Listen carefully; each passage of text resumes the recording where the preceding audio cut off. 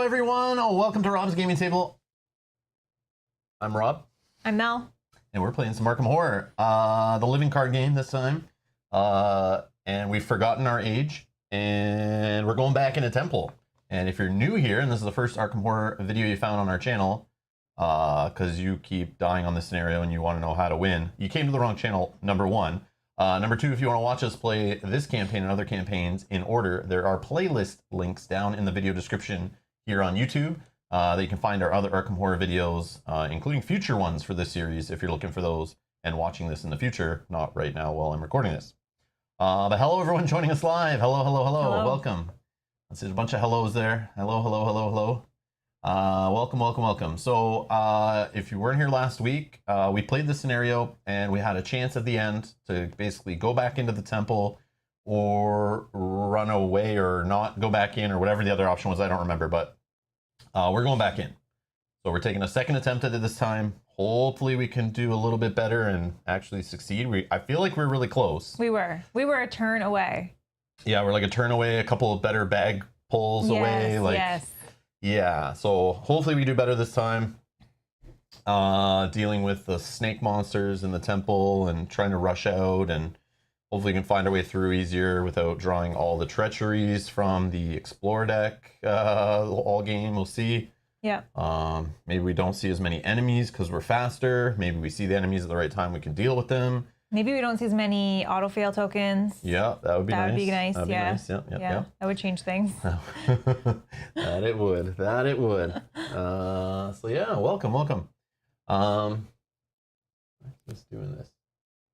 Oh, I see. Okay, just making sure we're good. Okay.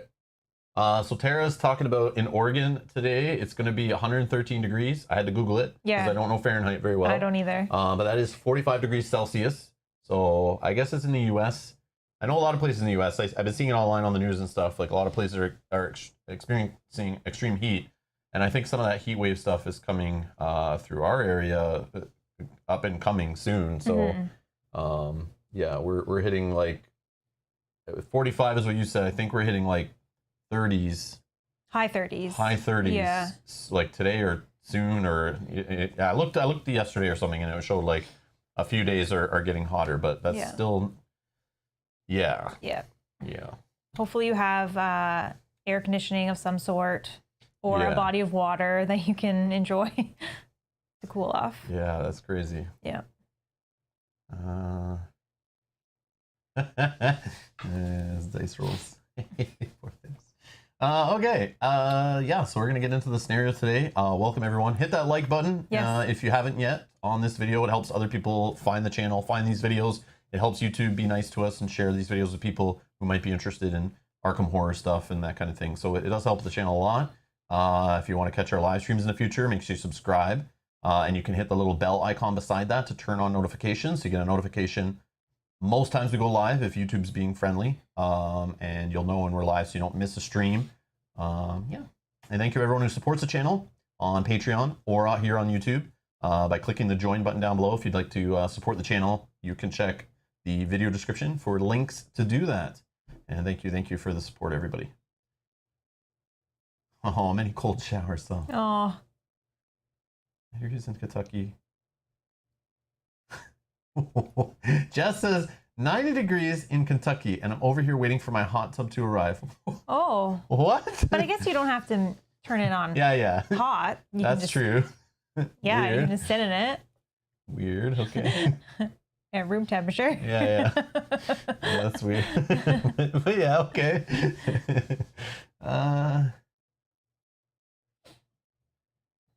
Bob says, just moved to Scotland. Never have to worry about sunstroke again. Just being weather beaten. Yeah, because it's never sunny there. Yeah, it's always like rainy and stuff, right? Or just like gloomy. Gloomy? Oh, yeah, okay. if it's not raining, it's just like overcast. Oh, that's cool, Jess. Oh, Jess, that's awesome. That's cool. Unlike Mel, you have a good husband. That's cool. Happy 50th anniversary. Yes, that's awesome. 50th anniversary. Congrats. That's awesome. So you get it installed, look at it for a while, wait for the weather to cool down. Maybe at nighttime it might not be as bad, but I don't know. Yeah, definitely won't be using it for a while. Yeah. Just make sure it works though first before you like install it. Leave it sitting there for months, and then find out it's something's wrong with it later, and then you're trying to get the warranty coverage or whatever on it, and they're like, "I'm sorry, you waited too long." So you definitely need to boot that thing up and make sure it works, and make sure the heat and everything works on it. So do that, but don't jump in. Don't jump in. But yeah, you definitely check that. Oh, and Edgar says, hope this time I can sit to the end. Last time extreme heat blew electricity transformers in our area. Oh, and you missed the ending. Oh, no. That's too bad. And I'm sorry that so many people are dealing with that. The heat. Oh, my God. Wow. Well, a bunch of people are complaining in the winter, saying they wish it was hot and wish it was summer. Someone heard you, and now you're getting punished. Yeah. Yep, so remember that next time you're sitting there in the winter and it's chilly out and you're putting on sweaters or you're out in the snow sometimes, like some people are. And yeah, don't complain. Don't complain. Just kidding. All right. Maybe put some ice in and turn jets on. Oh, that would work. Yeah, that would work. There you go. Okay, let's get down the table, I guess, and get set up. I guess we just gotta shuffle and draw some stuff, and then we can go through the scenario. Yeah, there's not really much to go over, right? Because we didn't have... Oh, there is one thing. I remember now. I was asked about it in yesterday's stream, I think, or the day before. Day before, Friday stream, solo stream. There was some news that was announced. Huge news for Fantasy Flight Games in the Arkham Horror universe. And we'll cover that first, actually. Just talk about it for a minute here. So if you go to fantasyflightgames.com, they announced some news here. Huge news in the Arkham universe. This article right here. They released wallpapers for your phone that have art from the Unfathomable Arkham Horror themed HP Lovecraft themed game coming out. Huge news, huge news. So if you have an iPhone or an Android, you can go to this website, click on this, and put this as your wallpaper background. Did you do that already? No, because like I'm still blown away. Like the work that they do for this series and the Arkham Horror universe and their fans, like it's amazing. It's amazing. So this is crazy. Huge news. Yeah, so that's awesome. Mm-hmm. Just kidding. Waste of my time. What are they doing That's over ugly there? background art. Also, we'll say. Yeah. I don't know. I clicked on it thinking it'd be some cool art piece, like, like the art on the box of that game, but it's just like a crappy, like, whatever. No. Doesn't even mean anything, so. Not a fan. Yeah. Thanks for that waste of my time. Anyways. Now, like the second picture here, I would put that as background art on my phone. Here's the real news. Here's the real news that came out this week since our last Arkham Horror, the card game stream. We're going to have an influx of new players, and I can feel, and you can feel much more confident recommending this game to a group of gamers because they have finally got with the effing times and have made a core set that they can actually call a core set, not a, what do you call that? Like a demo, a trial mode, 30-day trial, give you like just the cards you need kind of thing. So this core set, they revised the core set. The rumors were true. The leaked pictures were all accurate. Everything we knew over the last few months was all 100% correct. Even down to like the product number. People knew that they were announcing products that all had certain numbers and there was like a missing number in there and people just realized it was probably this revised core set based on the leaks. And it was accurate. And I feel like you actually mentioned this in the last stream or the stream before that. Yeah, because people was asked like... Well, like Janet is saying... what do I buy? And I said, well, you might want to wait because there's a rumored revised core set. And they did this for Netrunner. They've done this in the past. It's no surprise. And one of the big complaints, even I realized when I was buying into it, and I've had this complaint since like Lord of the Rings living card game. Maybe some other LCGs were like this too. I know Thrones, I own multiple core sets. Warhammer, I bought multiple core sets. All the LCGs I was buying multiple core sets until Marvel Champions. And we had enough out of there to play 4 players, not needing any extra cards. So I was kind of blown away by that. But then when I played Arkham, I went, oh, they're still doing the Lord of the Rings thing, and Arkham's still popular to this day. So when like the most asked question online is, how many core sets do I buy? And it's like, why is that a question being asked in 2020, 2021? Why are we still asking that? Why haven't they refined this game? And I was bitching how they should fix the core set, how they should release the cycles all in a single box. They did one even better. Now the cycles are going to come out in 2 boxes. I didn't even think of that. That's an even better idea. And now they have a core set that matches that. So this core set now has all the cards you need for 4 players. I don't know if it has a play set for 4 players, but I'm assuming it's a play set for 2 players at least. And they've also taken some notable cards, experience level up cards or whatever, and jammed a few more in the box from the earlier expansions. to have just more options for those 4 players to pick from when they're playing through the built-in campaigns and stuff and upgrading their cards. So yeah, so if you waited and you haven't gotten into this game yet, and you can hold off, again, there's no new cards in here. If you already own all the collection, just ignore it. Do not fall for the stupid marketing trick they put in here of alternate art. This is a bad. They should have never done this. No. This is a big FU. This is like scumbag move 101 in any industry where there's collectability by putting alt art on a product that you don't need to buy. So it just leads to extra waste and stuff like that. But yeah, they decided they shouldn't have changed this, but they changed the art on all the investigators. So if you're like your collection itch, like you need to have everything, they did that just in there so that some people will buy the core set again. Right. And I don't think they lost the rights to using the Magali art on there or something. Maybe they did. I don't think so. But maybe they just wanted to update it. But even so. But it was Magali art, so I know. She's like the best artist in the game. This art's not better than that. No. It's still good art. It's very good art. But like, why not just like have that artist go to work making art for the investigators you have to release in the future? Or why not make these promo items that you're giving away at the next Arkham Knights event or something? Yeah. But anyways, they decided to do the scumbag move, and I thought they were going to put new cards in there to make people, like, you know, that move they've done with X-Wing and stuff, you know, stick the best cards in like the crappiest expansion, so then people who play competitively want to buy that expansion, throw away everything and keep the one card. Super silly. But yeah, don't give into this. Don't buy this thing because you're like, oh, I want to have alternate art Roland and alternate art Daisy. But everything else in the box is 100% you own it already if you've been collecting all the cards. It's just there's some new cards in there, but the new cards are just from early expansions in the life of the game to help beef up the card pool in the core set to make a better experience for you know, the 3 to 4 players. Yeah. And speaking of this, Jess says, well, dang, bought this on Prime Day, supposed to arrive today, and now hearing about this. No, Jess, you're fine. But it's fine. You're fine. Jess, if you bought the current core set, don't worry about anything. You just should probably buy 2 of them. And if you got a good deal on them, don't even worry about it. Yep. But the cool part is, if you like the game, and later this year, start recommending to people, this is just like a better entry point. So you can now tell them, you know, if you can't find the Investigator starter sets, and they want to play with you, now they can buy a core set that's like a little more complete, and you can all play it together out of their collection with that first box. It's just a good starting point. It's a good look on the game. It feels dirty when you tell somebody like, yeah, you have to go buy 2 core sets, and they're like, I don't get it. Why? Like, yeah. Why do I have to do that? Why doesn't it just have everything I need in that base set? So, you know, you're fine. Yeah. So if you're already playing the game, you already have the cards, or you already bought the core set, or it's literally arriving today, or if it's on its way. If it's in the FedEx truck or whatever, don't worry. Just you're fine. None of this matters to you at all. No. But this matters for those who want to see this game grow and who want the game to be supported for longer. This is a very good sign that they revised the core set. That means they're taking it serious. That means Asmodee hasn't cut this product from the future pipeline.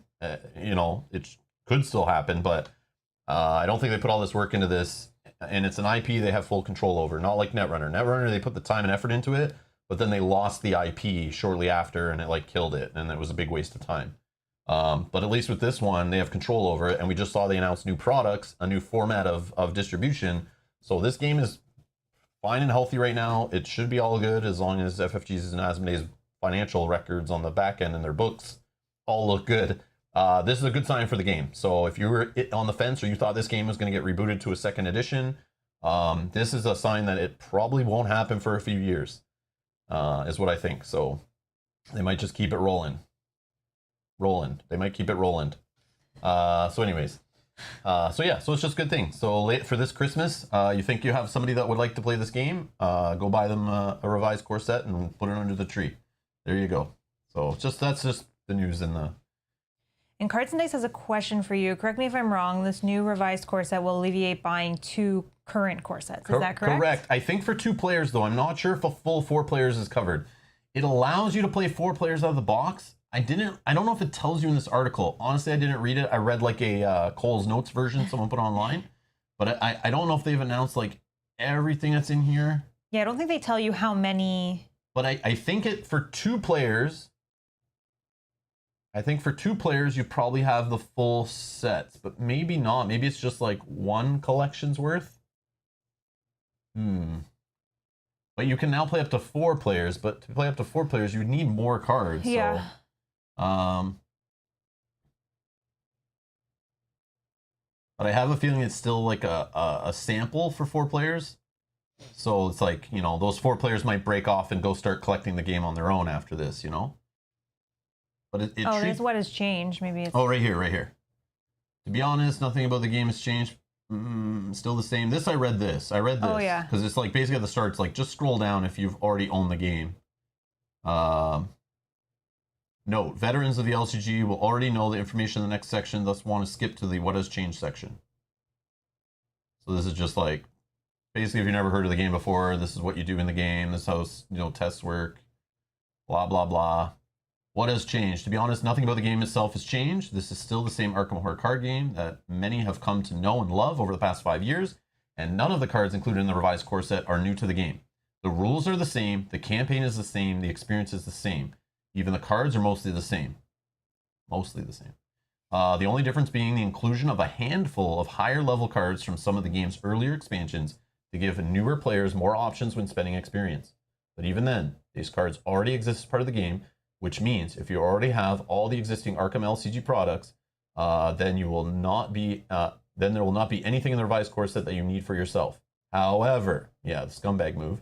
This is the perfect opportunity to introduce a friend or family member to the game. A revised core set comes with everything a newcomer needs to get their Arkham LCG collection started, including a full playset of cards and components to support up to 4 players for the initial campaign. So to me, that tells me there is like some of the cards, I'm assuming they made it more like the Investigator starter decks. And I forgot about that. I did read more. There is, your full deck is together in the box. So that whole thing of not finding Lita in the box, that joke that we were told before, we didn't experience that. But suppose I looked online and a lot of the response on this was like, oh, they fixed the Lita. Everyone will be able to find Lita. So I guess like Lita was put in the wrong order in the original box.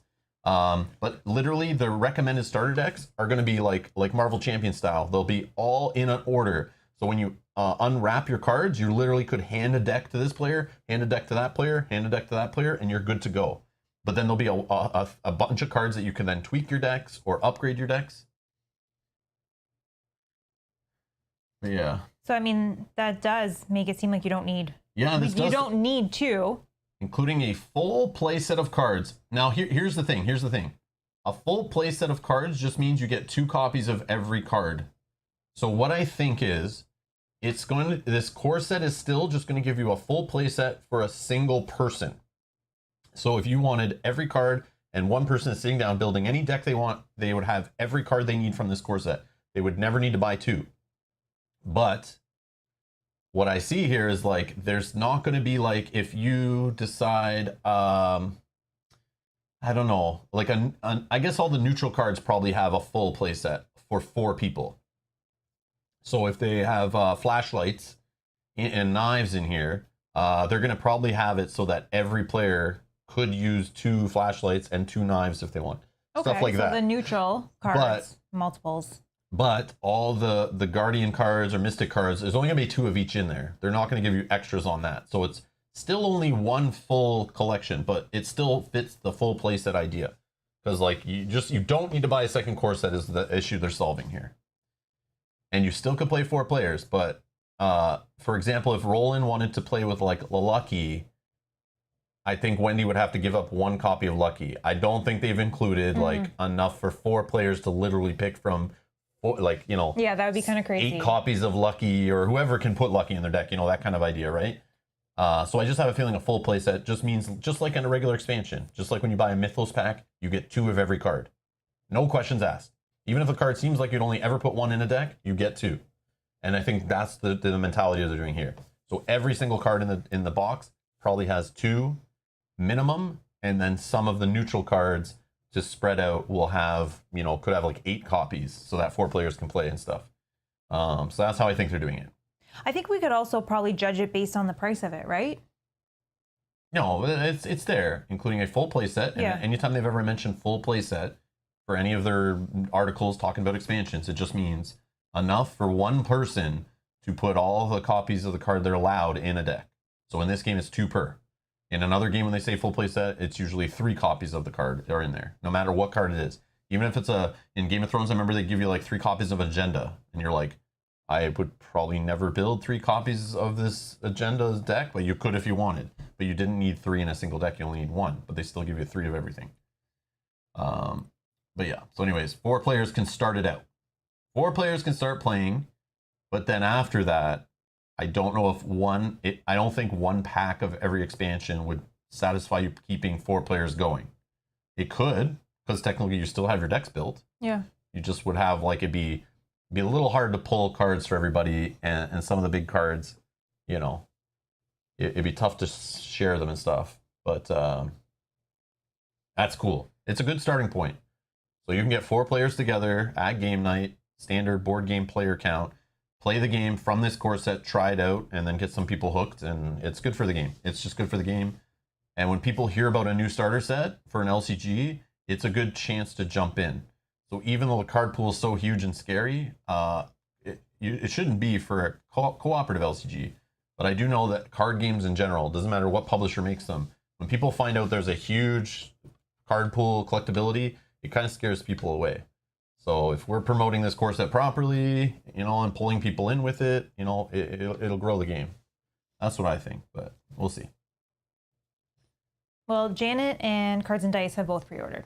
So that's awesome. So the contents of the box have received an organizational upgrade, meaning it's much easier to find specific cards than it was before. Each investigator's packaged right alongside all the cards in their suggested starting deck, and each scenario has all of its cards packaged separately from the others, which is, it makes it so you can literally buy this at a game store on game night and literally go, hey, who wants to play? And like, you can figure it out and set it up. Like, if you know what you're doing, I mean, you might sit and read the rules for an hour, but you know, and figure out the game, but you could have people join you and just hand out the decks, like less setup. You're not sitting there sorting cards in piles before you play, really, which is cool. On top of that, some additional quality of life improvements have been made, such as a new numbered resource and clue threat tokens, and even a lead investigator token. Oh, now we gotta buy it. So not only do you have alternate art, now everybody in the whole game has to buy it for this cardboard lead investigator token, and to have 3s on Doom and clues. That would be helpful. I know. It's like third parties will cover that. Oh, there's 5 resources there. Oh, okay. So instead of having 5 individual resource tokens, you could just have 1 bigger token. Okay. Whatever. I mean, it's not needed. It's not needed, but they needed to do it for 4 players, though. To sell a board game product, you know, FFG, they just need to put just enough tokens in there to support you. Yeah. And then tell you have to get, you know, pennies and lint from your pocket to, you know, keep using the tokens because they're not limited. So this is just for them to support the 4 players. That's the quality of life. But yeah, if you are new to the game, it's good to have those, I guess. But I don't think it's necessary for anyone who's playing it already, because you probably already have more than enough tokens because you bought more core sets like a fool. Very true. So yeah, so there's no shortage of tokens for anyone who owns the game. And please don't buy this just for this lead investigator cardboard flashlight token. Come on, please don't. Oh man. Still no bag. Oh, no. Yes, Tara, yes. I was going to say that when we got to the end and go, wait a second. Where's that a quality of life improvement? Give me the damn bag, you bastards.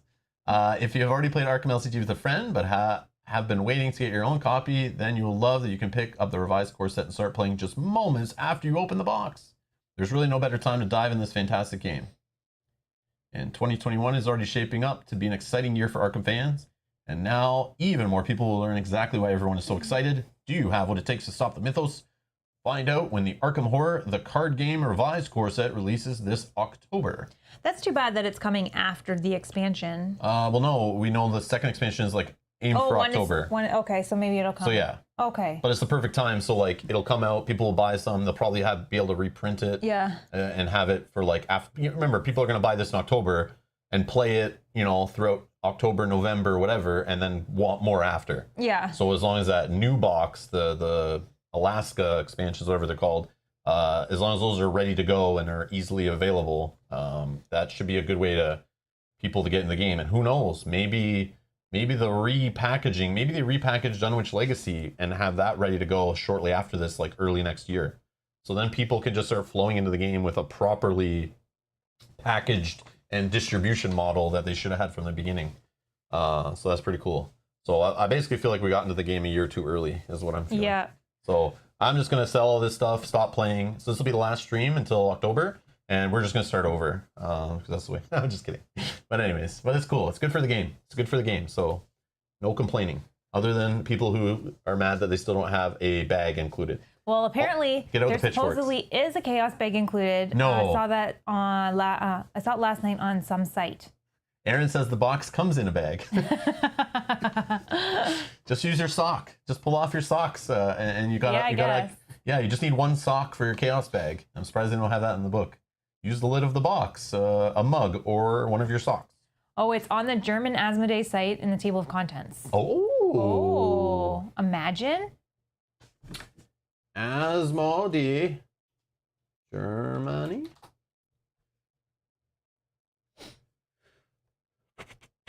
Can you imagine we open up a FFG game and there's a bag inside? What will Rob do?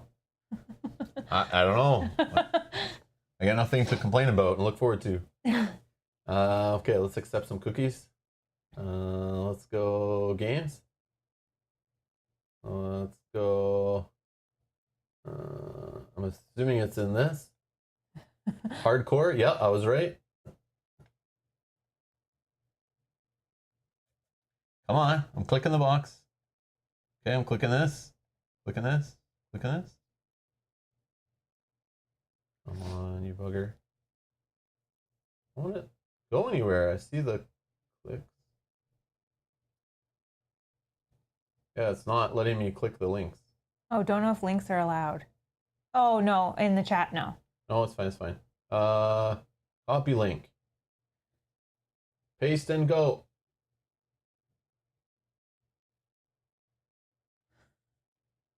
Everyone in the stream is rushing to the site and it's overloaded. No, I'm just kidding. The Germans detected our invasion on the internet from Canada and they've put up the firewall. Oh, there you go. There we go. Game contents. A chaos bag. Get the F out of here. Wow. Oh my god. I better get credit in the rule book for that one. That's definitely, they watch our playthroughs. They watch me bitching every single time I play one of their games. Oh my god. Wow. We might need to buy it just for the chaos bag. The world's changing, man. I thought COVID was crazy, but now FFG putting like neat, like, you know, components in their games to make them feel quality. The real reason that's included in there is because Kickstarter. Kickstarter has disrupted the industry so much, and all the upgraded components and crazy things you get with the game. Doesn't matter the price, but FFG was all about, like, you know, get away with just giving you just enough and selling you it in separate little trickles.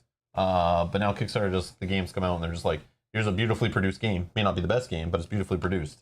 So they have to compete with that, right? They have to be like, no, you buy a game, you get what you need. So I assume that's why they're kind of treating things like that now. And you can see that with Descent. But that's cool. That's okay. Cool. Wow. I'm blown away. I'll believe it when I see it, though. I was gonna say, we have to see it first. And if I find out that Asmodee in, like, Europe or whatever is only including this, and in like Edgar's saying, what if it's only a German version? Edgar, I don't know. You're on the same page, Edgar. I think I'll be even more mad than when nobody has it. You know, like, I'll be like, what is going on there? Like, two parts of the company are not talking together or something, because that's a mess. But yeah, wow. That's awesome. Jerry also says, it's a misprint, errata coming soon. Yeah. Some intern put that in the list by accident, and they're like, no, take it out. We need to save that 3 cents every copy of the box. It adds up to a lot of money. So let's cut some costs where we can. Thank you, Trolls, for that information. That's awesome. Oh man. Yeah, that's cool. Okay, yeah. That's good. That's good to know. All right, we learned something there. Hopefully FFG puts that in the contents on their website for those in the U.S. and Canada, North America, wherever FFG is responsible for. So Janet or at Cards and Dice, you guys both mentioned that you pre-ordered it. Let us know when you open the box if there's a dice bag inside. We'll be very curious. Hopefully we know before then. Like, yeah, I'm sure they'll list that on the website. But they'll do it in another preview article, or they'll have like they'll play with it on an FFG stream or something, and see that. We'll see the components. They'll unbox it early. Oh, true. That's funny. Everybody will be waiting with bated breath for them to lift the lid. Yeah. Like then now do I buy that box just to get a bag? Like, is that another thing I should I be mad or happy? Well, it depends. If it's just a plain black bag, like, generic, no. But if it has some sort of Arkham art on it, then yes. Yeah, then I'm mad. Yeah, then we're mad and we need to buy. Because now they're like lead investigator token, alternate art, and a cool custom bag. Yeah. Yeah, then I'll be mad. Yeah. Then I'm like, they're definitely trying to get people to buy this who don't need it. Yeah. Anyways. Oh gosh. I knew it. All right. Oh man, Cards and Dice says, I'm going to laugh so loud if the Chaos Bag is a Ziploc baggie like most common board games include, including FFG. Including FFG. Of course you buy it just to get a bag. Agreed. Yeah. All right, let's start this scenario. Yeah. Let's start losing fast here. Let's get into it. No, let's have. I know we're gonna be careful. Be we're gonna take our time. right from the beginning. We got this. Yeah. I'm not gonna talk about the Chaos Bag. We have the knowledge going in. Hopefully, we know what we're doing. Okay, so we still had it pretty much all together from last time. I've set aside Poisoned, Relic of Ages, the Harbinger Snake, Crazy Queen, whatever. The Chamber of Times, all set aside. Our entryways in play. I've put the 5 ancient cards in here with the 5 different treacheries are in our Explore deck. The entryways in play, we're already at it. And what else did I need to do? I was doing this before the stream started. Set aside each poison, did that. And shuffle the remainder. Yeah, if you want to shuffle the encounter deck. I think that's pretty much all we need to do for this one. And we know you are lead investigator. Mm-hmm. I don't think the story gave us anything as a bonus, just story fluff. I feel like it didn't. No, it looks like just that whichever one it was, just proceed to set up, I think. Yeah. So we're at setup. I did the entryway, just making sure I did everything.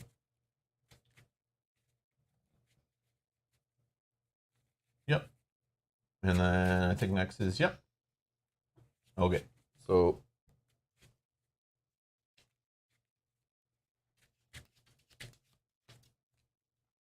I need to shuffle my deck too.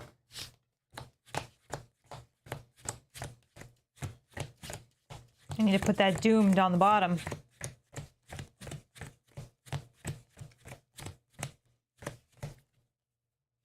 Russia Publisher had bags with Arkham art from the beginning, not included in though.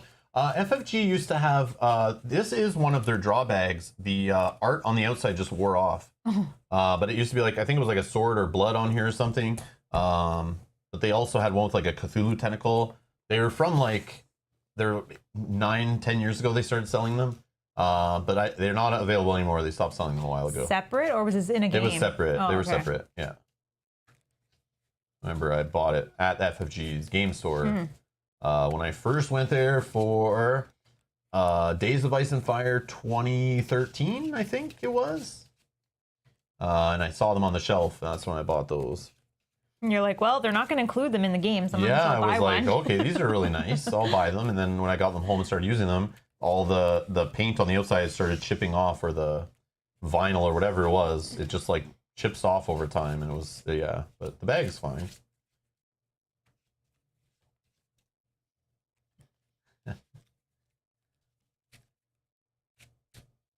So Trolls is saying he might buy it even though he has 2 core sets, which is fine. I thought about it too. What you do is you buy it, you take out the alternate art investigators, and because you bought 2 core sets, you have another set of investigators you don't need anymore that have been sitting there doing nothing anyway. You put those ones in, so now you have 2 versions, and then you put the other ones back in the box, the regular ones, and then you take the lead investigator token, because they didn't have that originally anyway. Then you take the bag, and if the bag is cool, if it's not, leave it in. But you take out the bag, and then you, in the rule book, just write a note that they need to use a mug or the lid of the box, or find an opaque container, and then you seal it back up and you give it to a friend. And then you go, there you go. And now you got all the goodies out of it. And oh yeah, and you put the spare tokens from your spare core set you bought, you put those in there, and you take out all the new tokens that have 3s on them and 5s and whatever, and you keep those. and then you just throw all your extra tokens in.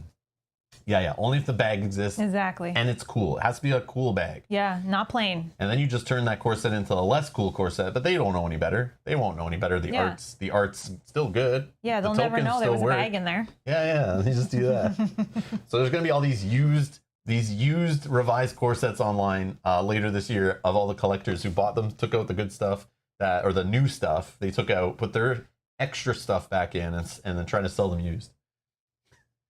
Sean comes in and says, Rob's hatching a scheme.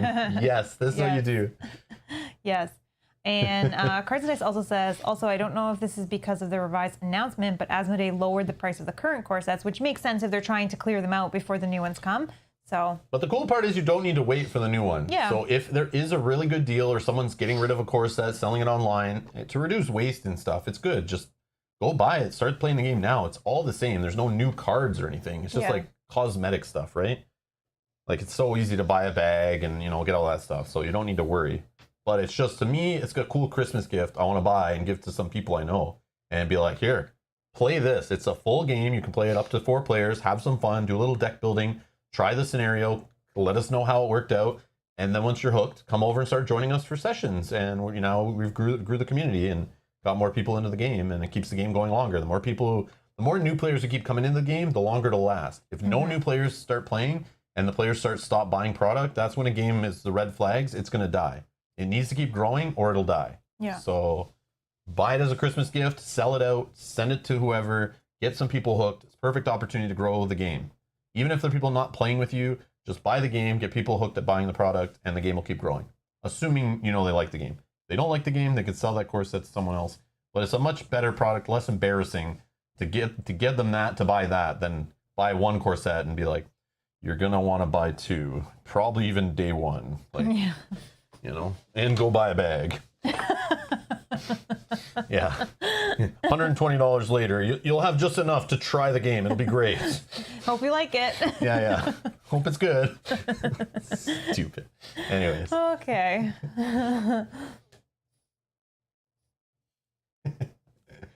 All right. So let's shuffle. And we can draw our starting cards, and I don't know. I'm not really going to read the story stuff. I'll read the cards that are in play and that stuff, but get us set up. But I don't think we need to go back into the story this time. I don't think so. Because it was literally just set it back up and play again. We know we're back in the temple. All right. So I got Perception, Manual Dexterity. Okay. We got the Tooth of Eztli. I like this one because it does give me the plus willpower and agility when resolving treachery cards, which is great. We got a backpack, which we're going to definitely keep the backpack. Shortcut. Okay. While you're doing that, I'm definitely going to keep the backpack. I don't need the skill cards right now. I mean, this is not bad, but I mean, no, I don't want that. I don't even think we want the tooth right now. Do I take my chances? So after last time, I would hope you see the bow earlier than the very end of the game. Yeah. Because if we can deal with enemies and clear them out so they're not sitting there, when the whole temple straightens out into a line, the less enemies we have at that point, the better chance we have of getting out. Exactly. So I feel like we need to deal with enemies up front, literally kill them if we can, so that they don't show up later. This will also help when doing tests. I think I'm going to keep the 2 of these and get rid of these 3. This is huge card, I feel like, especially letting me draw cards, hit and miss, and because of the Doom that's in there, kind of scares me, but I don't need to do it. Yeah, I'm going to keep those 2, I think, unless we can... keep Tooth and Backpack. Yeah, unless there's some other options. All right, so then we're going to get a Pathfinder. Oh, this will help me too. During your turn, if you're not engaged with an enemy, I can exhaust it to move to a current connecting location. That's good. We got a weakness, so we're just going to put that here and draw another one. We got Witten. And we got the bow. We got the bow. Okay. Okay, things are looking good. We'll shuffle these back. Let's see what you got. I got a Guts. I got a Prescient. So I don't need that now. That's pull a spell back from the discard pile. Don't care about that right now. Premonition. Help us pull a token out of the bag, kind of predict what's going to happen on a test, which is good, but not something I care to keep right now. I do want to see these agility icons later in the game when we're trying to run out of the temple. So yeah, I don't care about them right now. I need to see my spell, that's the shriveling or whatever, so I can start fighting some baddies. I got Codex of Ages, which is nice. It's cool, but I don't think I'm keeping it. I really need to see something to fight monsters, and I have Olive.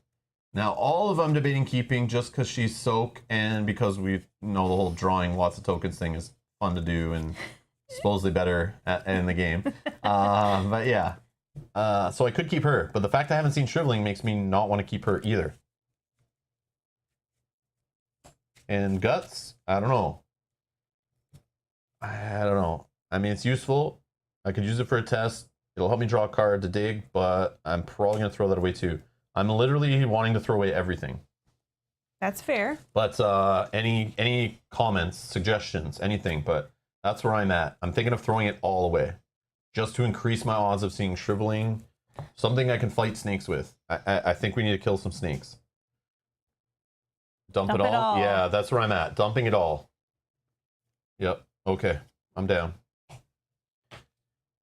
Oh, Olive wants to play anyway, yep. So she's here no matter what. I'm gonna lose my mind. I'm literally drawing this. Oh, okay, Robes of Endless Night. Okay. Okay. Okay, get that spell. Get that spell. Last card. Last card. Shriveling. Come on. Nope. No. Drawn to the Flame. Draw the top two, then counter deck, then discover 2 clues at your location. Oh, not terrible. But you get enough clues this one. I remember last time we needed 6 clues on the first thing, but yeah, I'm gonna peek. Yeah, because we didn't. No, the second one went away. Oh, one went away. We didn't even do it. Do we need more clues? Yes. We needed clues in the room to get the relic or something. Yes. So which was like 4. So we need a total of 10. 10 clues total. But we needed to be in that room to use them, and I didn't need to go all the way into the room because it makes it harder for me to get out. Yeah, is what I remember. So the next 4, it could be important for me to get clues at the beginning in the first set, yeah. For this first act, but it didn't matter after that. It was just you needed 4 clues, and go get the relic. Yeah, and that's how it went, kind of thing. But we don't want to be splitting up those second 4 clues because then we're tied to both needing to go into that room, and that's extra time. You're right. So yeah. So Drawn to the Flame is like fine, but it can help us. Worst case, you could just throw it in for the willpower. The other thing now that we know too was I believe doing the act was us getting that final room location that had the relic in it. So this time we don't need to rush for that because I think we choose when to do it, and I think we do it when we actually need that room and the deck is smaller. Yeah. I don't think it's smart to put a new card in the deck quicker because then it makes it harder to find the connected locations we need to find. But I could be wrong on that, but that's just my assumption. Yeah. So I'm thinking that to get the 6 clues, yes, get 6 clues as quick as you can, but do it smart. And I'll try to get some too if I can, but we don't need to pop the act off right away. As soon as we can. We know what it does now, right? Yeah. I'm pretty sure it was just getting that final room with the relic in play. Yeah. And then we know the agenda was bringing that like boss monster into play. The snake monster. Yeah, the Harbinger into play. So we try to get as many clues as we can before that happens, but I don't think there's a way we could get all the rooms explored, get the relic, and start running out before the snake Harbinger, whatever, shows up. So we're gonna have to deal with her anyway. But I think that's all that did. And it wasn't until we got the relic, which was I think the second objective, which then straightened the thing out. And we have to run out. And then we have to run out. Yeah. So I think we need to time it when it straightens out. We need to kind of pay attention to it was straightening it out, and I remember it was putting the least doom close to the room with the relic to the most doom on locations, and we break ties onto the entryway, which is the exit. So we can play games where we're like, before that fires off, where that monster is, where the other monsters are, where I am, where, you know, that kind of stuff. Yeah. And we can maybe mess around so that like I go to a place with lots of doom on purpose, and then when you fire it off and straighten it out, then I'm almost out. Yeah, because I'm not good at evading as much, and you have more evade stuff. So like you could possibly sneak by monsters, and if I'm close to the exit, I can maybe engage with some monsters and fight them or delay them or distract them, and then I can still get out if I'm close to death or something, you know, that kind of thing. Mm-hmm. Do you remember where the snake monster spawns? No, okay. No idea. Doesn't matter then. No idea. I don't either. Okay. It might be the entryway. I feel like it was the entryway, and it was kind of like it was behind us. I'm pretty sure, but maybe it wasn't. Maybe it was like right on us. Oh, I think shouldn't we put Doom on the entryway? Yes, 100%. The resolution we reached last time. 100%. Yes. I had the resolution up to remind myself of that, but then I scrolled up to set up the scenario. So we need one Doom. I'm so sorry. Yes, one Doom. Thank you. Yes, 100%. Thank you. I would remember that at some point during the playthrough because I had it on the screen to remind myself. But then we started talking about other things, and I scrolled up and totally ignored it. But yeah, 100%. Which means we have one less turn. Okay, so that's the plan. So these go to shuffle. If you can read that, what's going on there? Yes, something stirs. Despite Ichika's warning, you've entered the ruins of the temple to search for the ancient knowledge and artifacts. This agenda gets +1 Doom threshold per person. So it's normally at 6. Oh yeah, it's higher. Yeah. And we have +1 right? Doom. Yes. So +1 per character. Sorry. Yeah. So +2. So we're at 8. And then forced. When this agenda advances, do not remove Doom from each location in play. That was the annoying part. Is that we had too much location. But it's like a set clock the whole time. So there's nothing we can do to help that clock other than there was encounter cards that give you choices. Put a Doom on your location or do this. Or there was tests on locations that were like, if you don't win by 2, flip a clue, turn it to Doom. So we need to prevent Doom when we have the options, but there's no way to like remove Doom.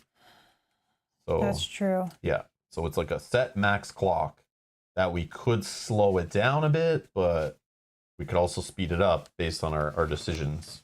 Yeah. And now it's reduced by 1. So like, yeah, we have less time now to do what we did last time. But we know more now, so maybe that will help. Yeah, that's true. Maybe that will help.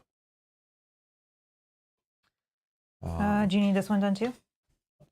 Into the ruins. You've played before, right?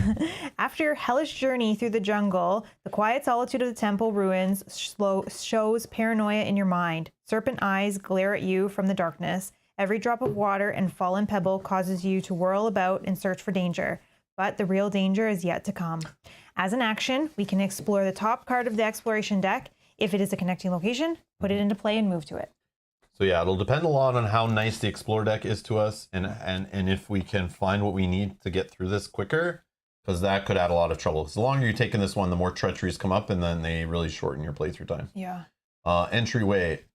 We're going to get 2 clues on here. It's got 2 Shroud. Resign. You've escaped for now. Another action on here is check your supplies. If you have torches, you can look at the top 2 cards of the deck. For each treachery you look at, discard them. Nice. And shuffle the exploration deck. But we do not have the torch. We don't have the torch. So we're just going to ignore that. Oh, I remember there's punishments if you're at a location where a Doom is. There were certain things like add +1 to a test if you're on a place of Doom and stuff like that. So yeah. And I guess we can look at this one as well, which is for the skull. We have -1. Oh, yeah. I don't even remember what we have. I don't either. We have 2 skulls. We have I think we don't have a tablet. Cultist. Yeah, no tablet, but we have an Elder Thing and a Cultist. Okay. So the skull -1, -3. Instead, if there's Doom on our location, the Cultist -X, the number of locations with Doom on them. This one was hard as we went through. And then the Elder Thing, reveal another Chaos token. If you fail, place 1 Doom on your location. Yeah, that's terrible. What? I dropped it. It rolled away, I swear. Oh, yes. Imagine. That'd be funny. Okay. Okay. Nothing else for setup, I don't think. I think we're just good to go, right? Sure. You want to go first, or do you want me to go first? I don't know. I don't have a shriveling. I don't feel good already. I need to figure that out.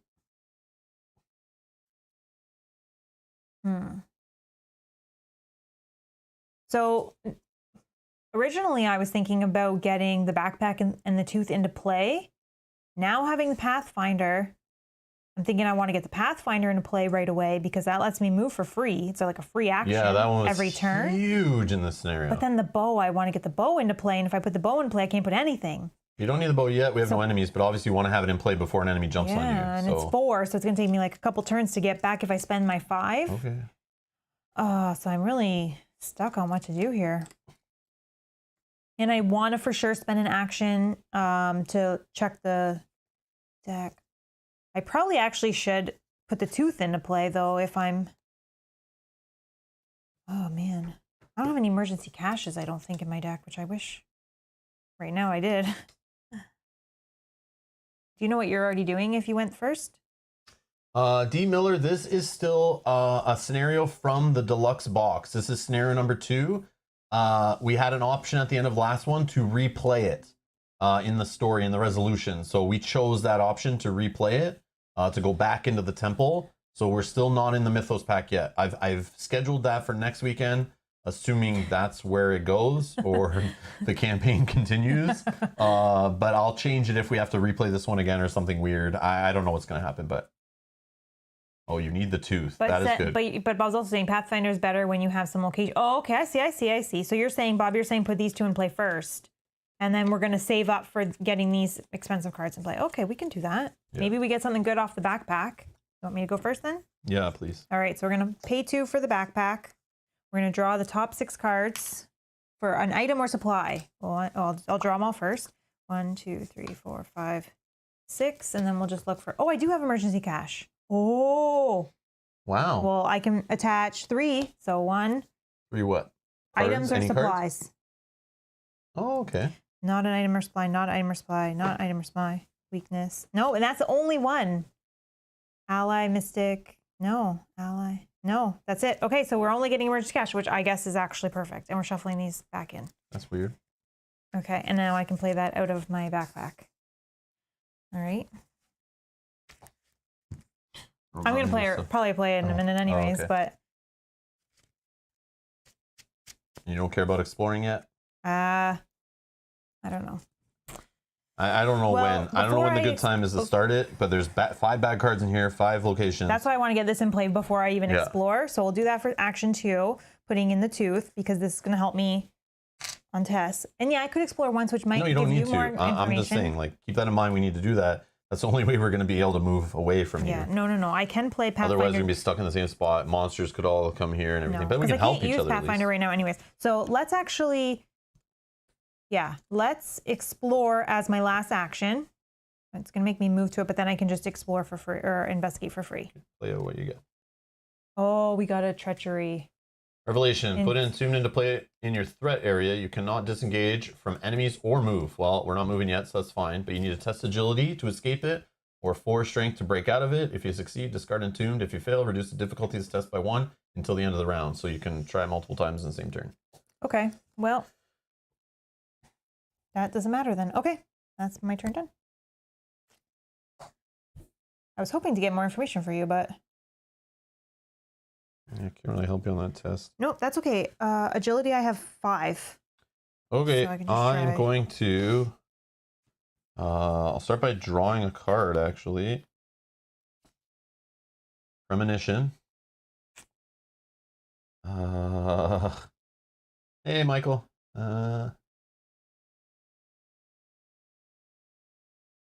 If all is good, next week's going to be number 4, the Doom of Eztli. It's Eztli. Yeah.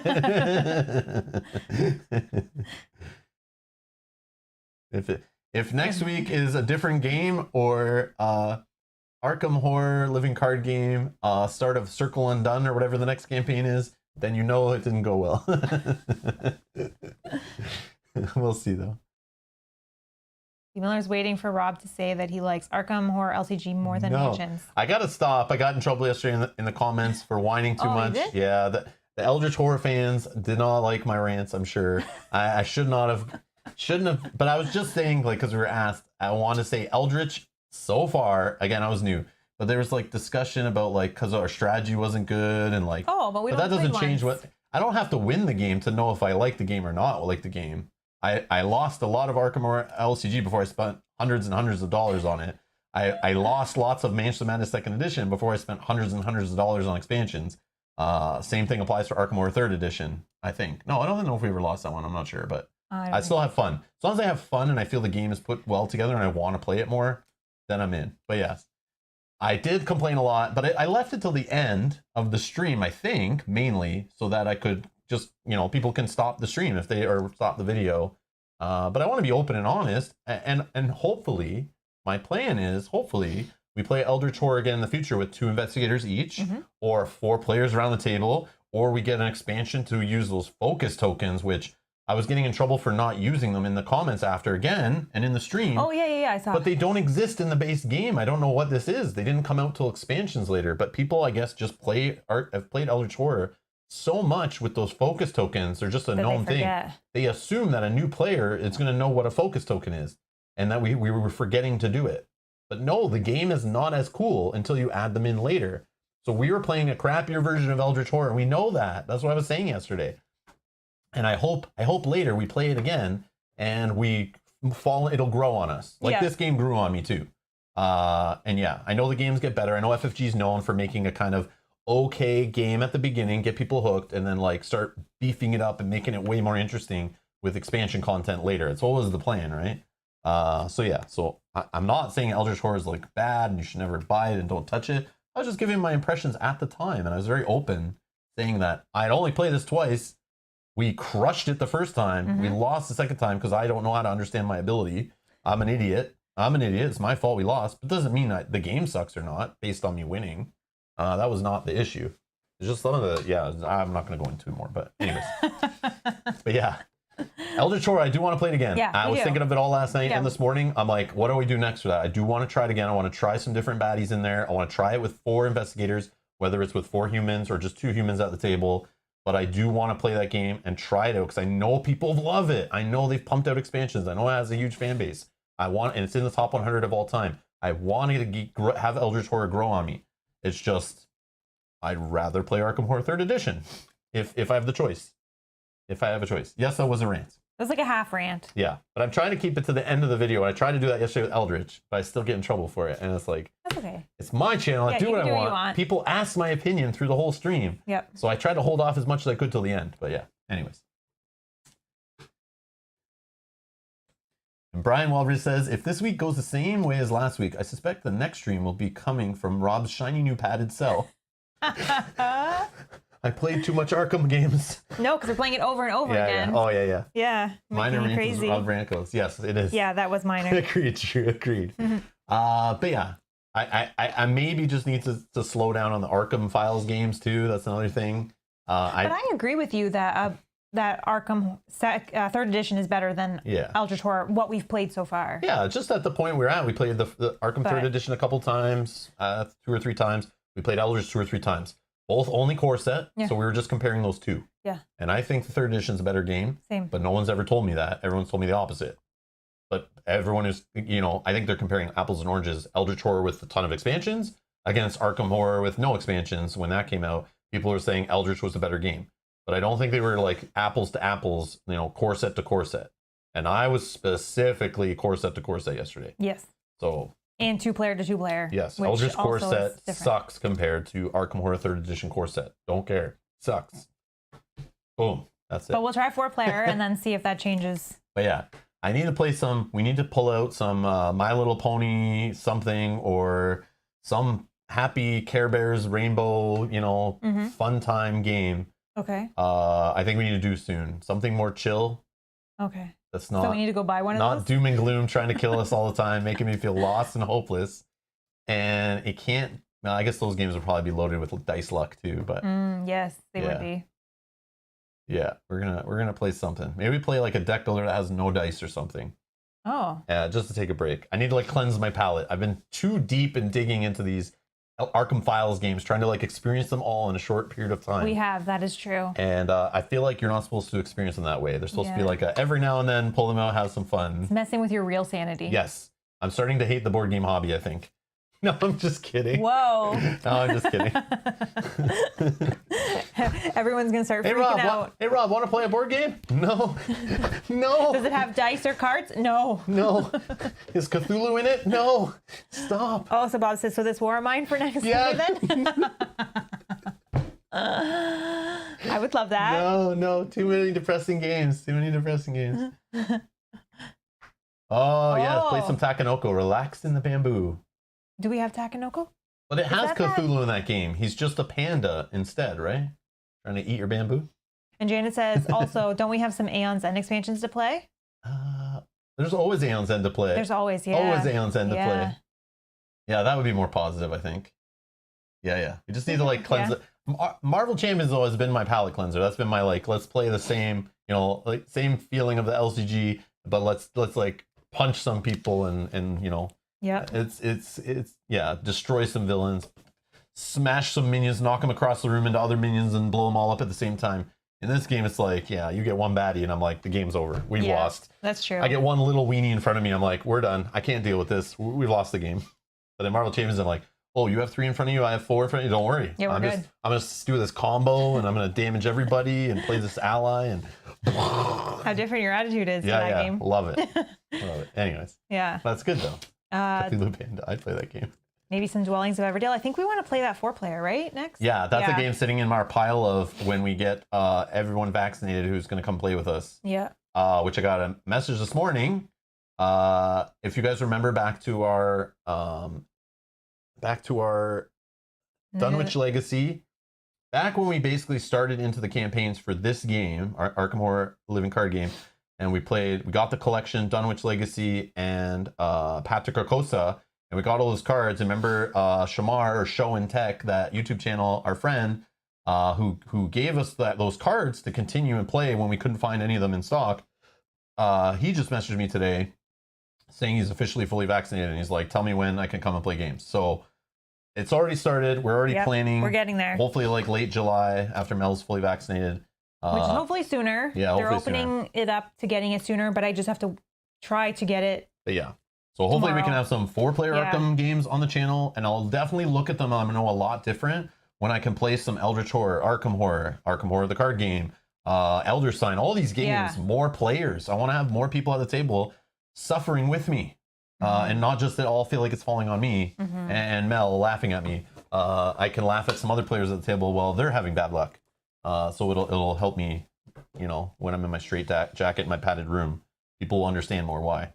But yeah, I'm looking forward to that. So anyways. Some of the games you guys are mentioning, we do not own, unfortunately. Clank in Space, we don't have that. No Clank in Space. I like my Clank in Fantasy. Yeah. I like my Clank in Dungeons. Yep. Candyland. Sorry, Tara. Nope, no Candyland. Burn that when my daughter got old enough and she started playing real games, which was when she was like 4. Proving Ground, you don't have that, right? But that's... What is it? Proving Ground? Yeah. Isn't that the solo one? Oh, that is, the solo one. We had that in our hand. Remember at the Gen Con or Origins? I had it in my hand. I was like, this is a solo-only game, but obviously asking you, should I buy the solo-only game? You're going to be like, do whatever you want. I don't care. Yeah. It's a solo-only game. I'm never going to play it with you. Yeah. But I chose, that's true. And I just kind of put it down. It's like, I can't play this with my wife or my daughter at least. I'll put it down. Yeah. But I should have got it. I'll play it eventually. Yeah, so those we don't have, unfortunately, but Anyways, we'll get some fun stuff on the channel. Back to our regular scheduled programming. A role player staring at me from the shelf. Yes. I have that in our pile. I do want to play that. I do want to play that again. I missed that game. Yeah. Role player would fit. Okay. I drew a card. All right. I don't know if I should keep drawing cards because I want a shriveling. I'm going to draw one more. Okay. Holy Rosary. I think I'm going to play that Holy Rosary to get +1 willpower and 2 places to put horror for 2 as my third action. And I'm going to stop right there. Enemies. No. Reset. Draw. Got grotesque statue. Oh my god, this card is in my deck. Holy crap, I do have one. Maybe I even have 2 in there. Who knows? The way you freaked out, I thought you had shriveling. No, I'm not going to see it this game because now I see the statue. But working hunch, perfect. I don't. Hey, get a resource. I got it in my hand. Sorry. All right, Doom on the agenda. Craptastic agenda over there. I am lead. Yep. All right, we have a tear in time. We're going to test a willpower of 3 for each point you fail by. You must either lose an action or take a horror. Okay, so this is a treachery, so I do get +1 willpower. So my willpower is 4 on 3. 4 on 3. I have nothing in my hand, so 4 on 3 it is.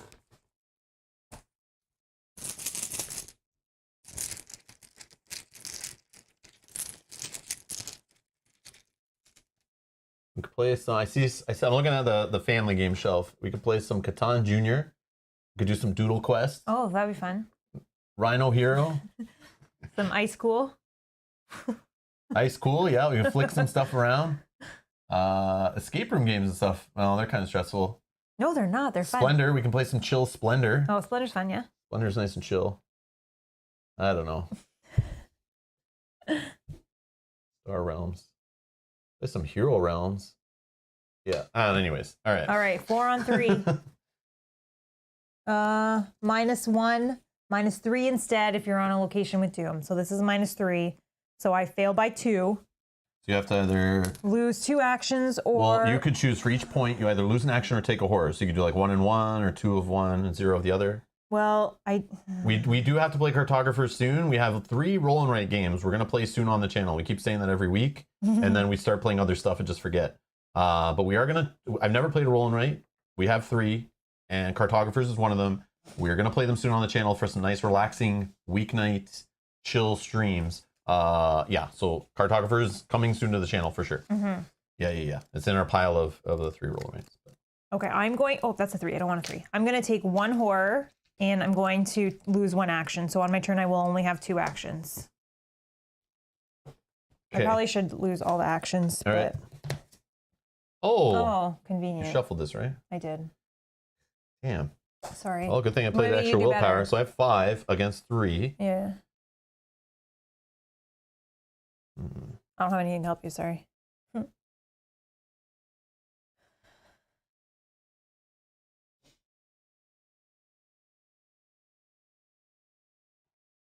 Kind of think I just play this to get cards out of hand. After you commit this to a skill test, so I'm at 6. Name even, odd, or symbol, and I can return a spell from. Oh, it doesn't matter at all. Yeah. I'll say symbol. So 6 on 3. +1. Oh. That's not a symbol. Damn. I'm just kidding. All right. So that's gone. So I'm good. Get out of here, Terran time. I don't know how many copies there are in there, but if there's only 2, that's good to see them gone out of the way. But I bet there's at least 3, if not 4. Sweet. Oh, there's probably one in here. There's probably one in there, yeah. Yeah. There's probably one in there still. Okay, well. Anyways, no our turn. Our turn. I don't. You gotta deal with this. Yeah. And you can't move. We're in trouble. Yeah. I don't know if I can help you. Well, I can do it probably. I have 5 on 4. But again, those skulls, and we had 3 skulls in there? Or 2. just a 2? Two, okay. I think. 2. Yeah, I only have 2 actions. I mean, I can try. And then I could...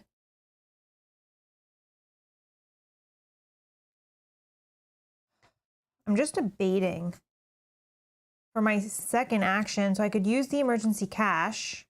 Oh, that would be my action. Yeah. Brian, we don't even have a copy of a game with that M word on it. No. That would not be allowed in this house. No. It's against my religion. Do you want me to go first? I guess. Yeah, I'm just going to be digging for shrivelings, maybe. I might get an encounter card to get these clues off here, maybe. Okay, so then I'll just test. I'll test agility first. My fight is only 1, so we're testing agility to escape. How much are you testing in here? I am testing for 5 on 4. Oh, that's not a very good odds. You should be like +3 or something. Yeah, but I don't want to put the Pathfinder or the bow in. That's all I have. Okay. Or I don't do anything. I'll put 1 in. Are you sure? Yeah, this needs to go away. If you can't move, we're gonna get stuck here, and enemies are gonna all be sitting here, and we'll, like, what do we do? Okay. And we can't waste time. Doom is coming. Yeah. Okay. So we gotta keep pushing forward. 6 on 4. We haven't even got the next location yet. That might take another few turns. So +1. There you go. We got it. Okay. Oh, and I forgot it. I should have probably played Premonition at the start of our turn, actually, to see what the token was. Then we would know if you... I totally forgot. Bad That's place. okay. Maybe do that on bad place, but at least we got rid of it. Either way led to you getting rid of it. It's in my discard pile. I'm down. Okay, so then I will explore as my second and last action. I will explore. Oh my God! I'll get all these for you. Okay, so test. Oh, this is good. Test agility of 2. The test gets +1 difficulty for each doom. So this is a 3 if I fail, take 2 damage. So 3. But I am testing 5 on 3. All right. +1. Yes. Wow. We pass. Drawing all those +1s now. Okay. I'm not going to say anymore. Stay where I am. Bite my tongue. All right. Done, because I only got 2 actions. Okay. I'm going to start by drawing a card. Guts. Okay. Okay, I'll get a chance to play that. It'll help me draw more cards. You have willpower for days. Yeah, no, but I need to play some I know, cards. I know. If I can draw spells, it'd be great.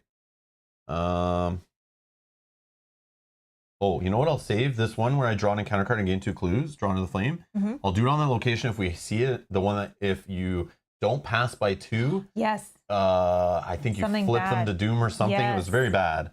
But maybe I can just get an encounter card to do that. Yeah, that's good. That seems like a good play.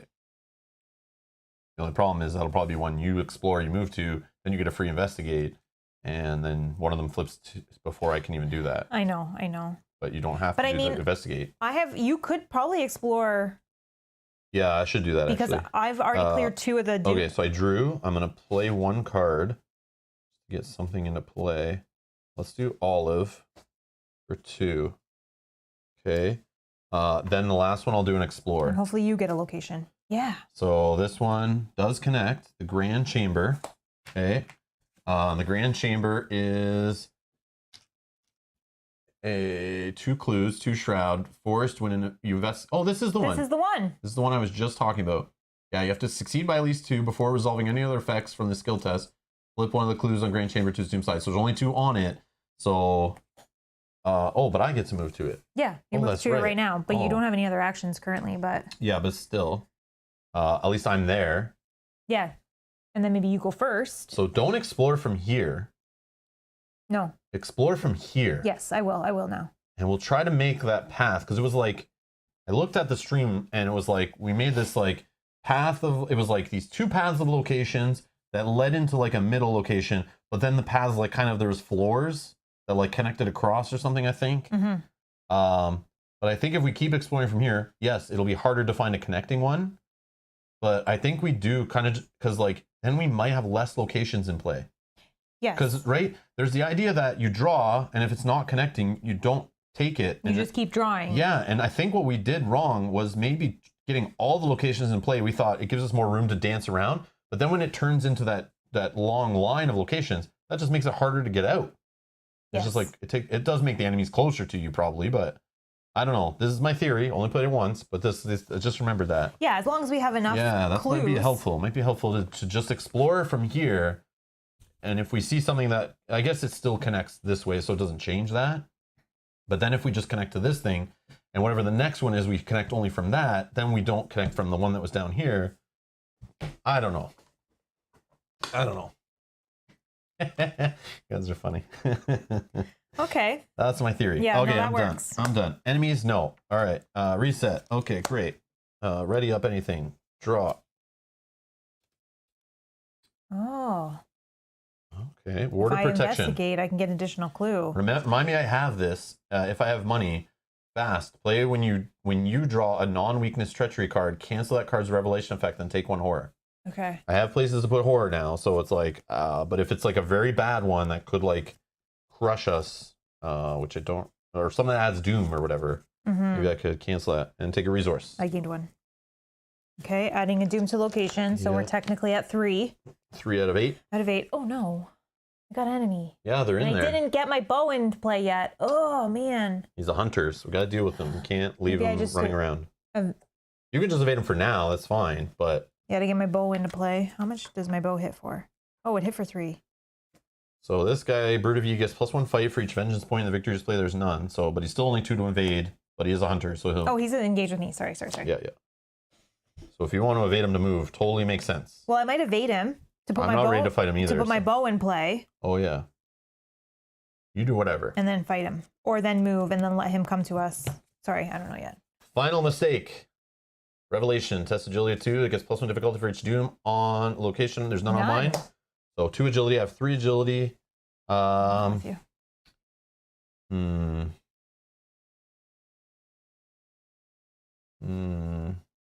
Taking 2 damage is not good. Do I cancel this one? Take 1 horror instead? Which you could put on your rosary. Or do I use Robes of Endless Night in the test? My only... I do have... oh, I could draw 3. I think, should I pitch cards already to it? I don't really want to throw Grotesque Statue in. I want to get into play. This one, a canceling in effect. I don't want to use it on the test. I'd rather cancel. But it costs 1 to cancel this. I don't know if this is the one. Yeah, I don't know if that is the one. But I do only have 7 room for damage total. And I haven't even been surrounded by enemies yet. Yeah, that's true. So I know I'm going to take some hits from attacks of opportunity, I'm sure. Or just regular fights or retaliates and stuff. So I kind of don't want to be taking it off the deck. Yeah, that's unfortunate. Agility is not my jam. The one good thing is there's less bad things because you don't have Doom. The skulls are only -1, which you'd still pass. Yeah, I think you might be okay. Yeah, I'll just do it. Take it to the face. 3 tokens. -1. Okay. Skull. Oh, you got it. So I choose not this one, but these 2, right? Yeah, it doesn't matter. And then I even out, or I don't even out, I am +1. You're +1, yeah. Okay, cool. I thought, though, if you got another negative, you might be in trouble, but okay. Okay. Thanks, Olive. But the first one I drew was what, -1? Yeah, and you so still it would have been fine anyway. Yeah, it would have been fine. Maybe, we'll see. All right. Okay. Our turn? Yes. Do you want to go first and do that, Sure. or do you want me to? Okay. Yeah.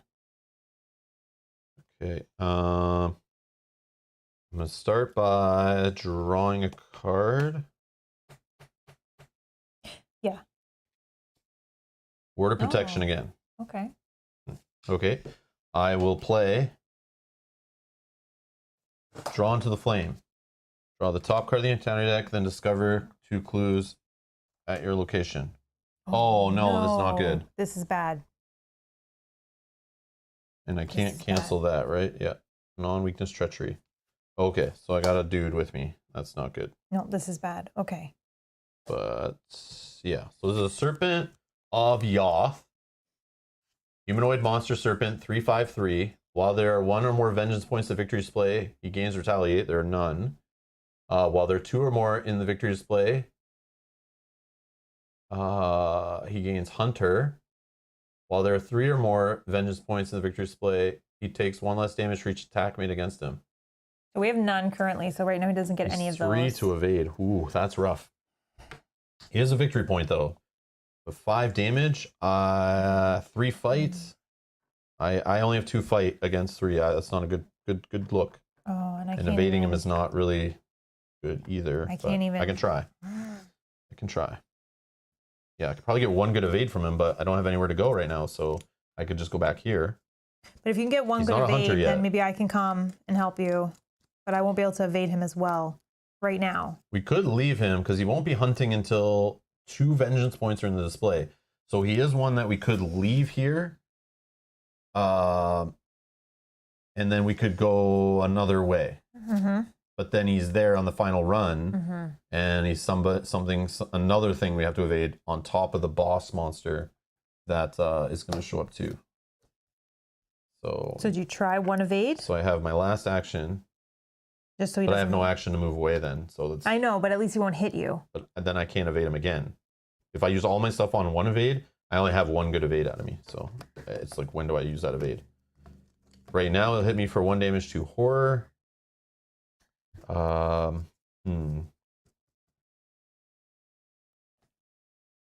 Yeah, I just thought it would be a treachery card that I would be able to cancel. I was thinking worst case. I didn't even think it could be like a kind of mini boss enemy here. Yeah, I guess it's an evade.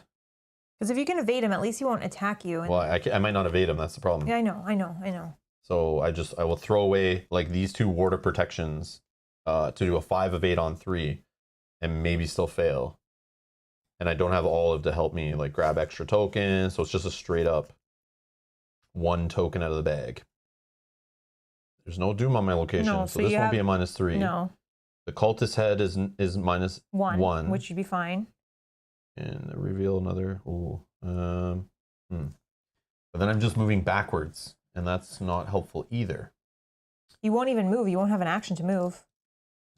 Oh yeah, I can't move. Yeah. So but he's not going to attack you. Yeah, true. Interesting. You still have a guy engaged with you. Yeah. Take a straight evade, a 3 on 3. Does he do 3 on 3, or does he? I was thinking put 1 ward of protection to make it so you're +1 in case you do get any of those minuses. Because I think -1 is the most. Yeah. I only have 1 action left. So if I don't evade him properly, then You haven't gone yet? No, but I can't because I have. Yeah, because you wouldn't be able to reload the bow. Move. I don't have. Oh, you don't even have it in play. I don't have it in play. Oh, never mind. But even to evade, move, and then engage, I wouldn't be able to do that to then evade him myself.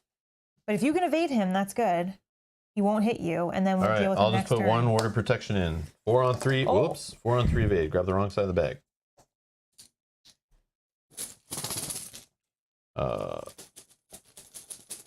Okay. 4 on 3. I'm gonna need a +2. You'll see. No, I'm just joking. Hopefully not. Cultist is a 0. Okay, perfect. No, it's -1. Oh yeah, -1. Yeah. So that was perfect. You needed the ward. I did need the ward. Okay, cool. Okay.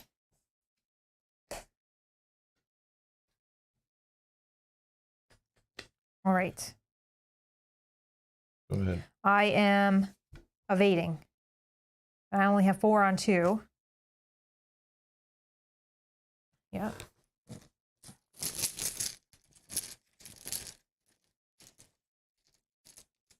+1. We did it. Okay. So then in this case, in this case,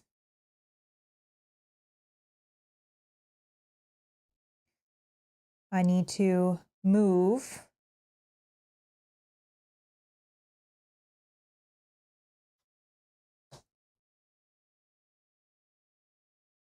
I still don't have enough to get the bow in. I don't want to stay here because... Yeah.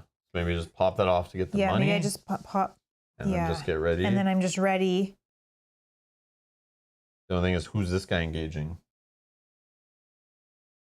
You have no way of putting the bow in ahead of time. I have nothing changing either. Unless I stayed here, but then I have to worry about that guy again. Don't stay. Come there. I'm just saying, who's taking this guy and prepare for that. If you have anything else, like putting in extra agility or something that can get you ready to run or... No. Yeah. No. Okay, let's pop this off as my 3rd action to gain the 3 resources. So then I have enough for the bow. 1, 2, 3. Yeah, because I could engage him, and then you can play the bow, and then fire the bow, but it only does 3 damage. It does 3 damage. Yeah. Play the bow, fire the bow, and you can reload the bow, but you can't hit him a 2nd time. So we still have to deal with him again. I'm not sure. Or he engages me. I try to agility him. Evade him. Put the bow in. If we can explore and just keep moving, but I get worried we'll see treacheries and get stuck there. Yeah, I guess we'll see what happens. Okay. Enemies, nope. Reset. So who's he engaging? That's the question. Me, I guess? Okay. I don't know. Is that a good idea? Well, how are you putting the bow in? You want attack of opportunity? At least you can still fight him when he's with me. But then who has a better chance of evading? Yeah, if you're going to evade him, then you take him and evade him. Because I could try to evade him. I'm 4 on 3. If you want to try to evade him, then you take him. I think I have a better shot. If you're going to try to fight him, then I'll take him. No, I think I have a better shot of evading him than you do. just because I'm up one already. Okay. Hold on. I don't think I drew or anything. Yeah, we haven't got that far yet because we just readied. Now we draw and gain a token. Oh, okay. So that we needed to decide that first before we saw any more information. Oh.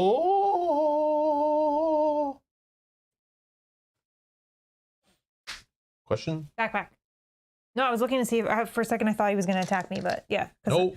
Yeah. We already passed enemy phase. We're in player reset phase, whatever it's called. Upkeep phase. Okay, just making sure. Yep. Okay. Doom on the thingy. Yes. Draw a card off the deck of fun. Oh, man. Curse of Yeeg. Put Curse of Yeeg in planar threat area. I get -1 fight and -1 health. Good thing you're talking about evading right now because your fight is not as good. I don't use fight though with the bow. I use agility. So that's is it? good. Yeah. Awesome. And I get +2. Okay. Oh, that's so cool. Someone said in the comments last time the bow sucked. Well, I mean, in that playthrough it did. But I love the bow. It came out at the end. No, but they just said in general the bow's sucky card. Well, I mean, if it can do 3 but damage. I think it's awesome. We'll I think see. it's fun. It's expensive. It's like the shotgun or the chainsaw. It's like a fun weapon. It's like high risk, high expensive, but it's like, it's just fun. Yeah. It's fun that it's in the game. We'll see. But yes, it probably does suck. It probably does. Efficiency and all that stuff. But yeah, it's in our deck. It was voted on. That's how it is. I think it's awesome. And hopefully we can get in play and use it here to smoke some snakes. So I believe in the last playthrough, we almost went through this whole entire deck. I did not see we're not anything. taking that long this time. I know. I don't think I saw anything that was like, if you're a serpent, gain poison. If you're a serpent, gain X. So I don't think I need to... we didn't see all this stuff. I know, but I don't think I need to worry about this. It could be end of the scenario if somebody had this or something in place. So I'm thinking, I don't need to get rid of this. Like, we always get rid of it right away. I think I could wait a turn or two to deal with some other things. As long as your health looks good. Yeah. It's not the greatest, but it's okay. Oh no, there's the third one. Man, so many tears in time today. Test willpower of 3. Oh, we're together though. Do I have any willpower? No. I do have 5 on 3. I do not. 5 on 3. Maybe I'll guts it. I need to draw a card? Well, I did get shriveling. Oh, you did? So now I'm scared I'm just going to draw into weaknesses. But drawing a card is drawing a card. We could possibly take this guy I don't want to lose out action. with the shriveling and the... That's what I'm saying. And the bow. Yeah, now we can... But you need to get the bow in play, and you know... If he was engaged with me, it would have been better. Because then you play the bow. Oh, no, because I still couldn't play my shriveling without getting hit. All right, anyways. 4, 5, 6, 7. All right. 7 on 3. Hey, Brian. Hello. And Quip joined in too. I don't know. Oh, hey, Quip. Hello.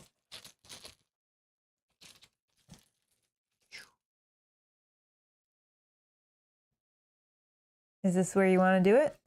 It'll give you an extra action. When an investigator reveals a chaos token, cancel that token, treat it as an elder sign token. I don't want to lose like my whole turn or take 3 horror. No. So and this will let you still draw a card. And I'll still get to draw a card, yeah. I so think it's... I'll use my one-time ability, cover it up with this little token here to remind myself later when I forget.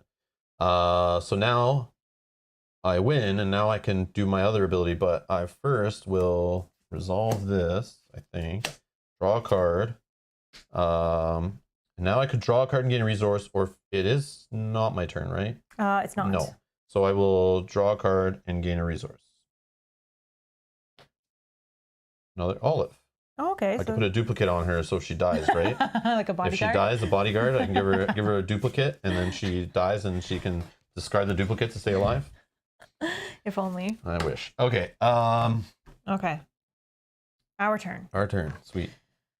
Our turn. Okay. So don't pull that red token anymore because I don't have my ability. Just FYI. I know, right? Okay. I need to get the grotesque statue in place so I don't have to worry about it as much for a bit.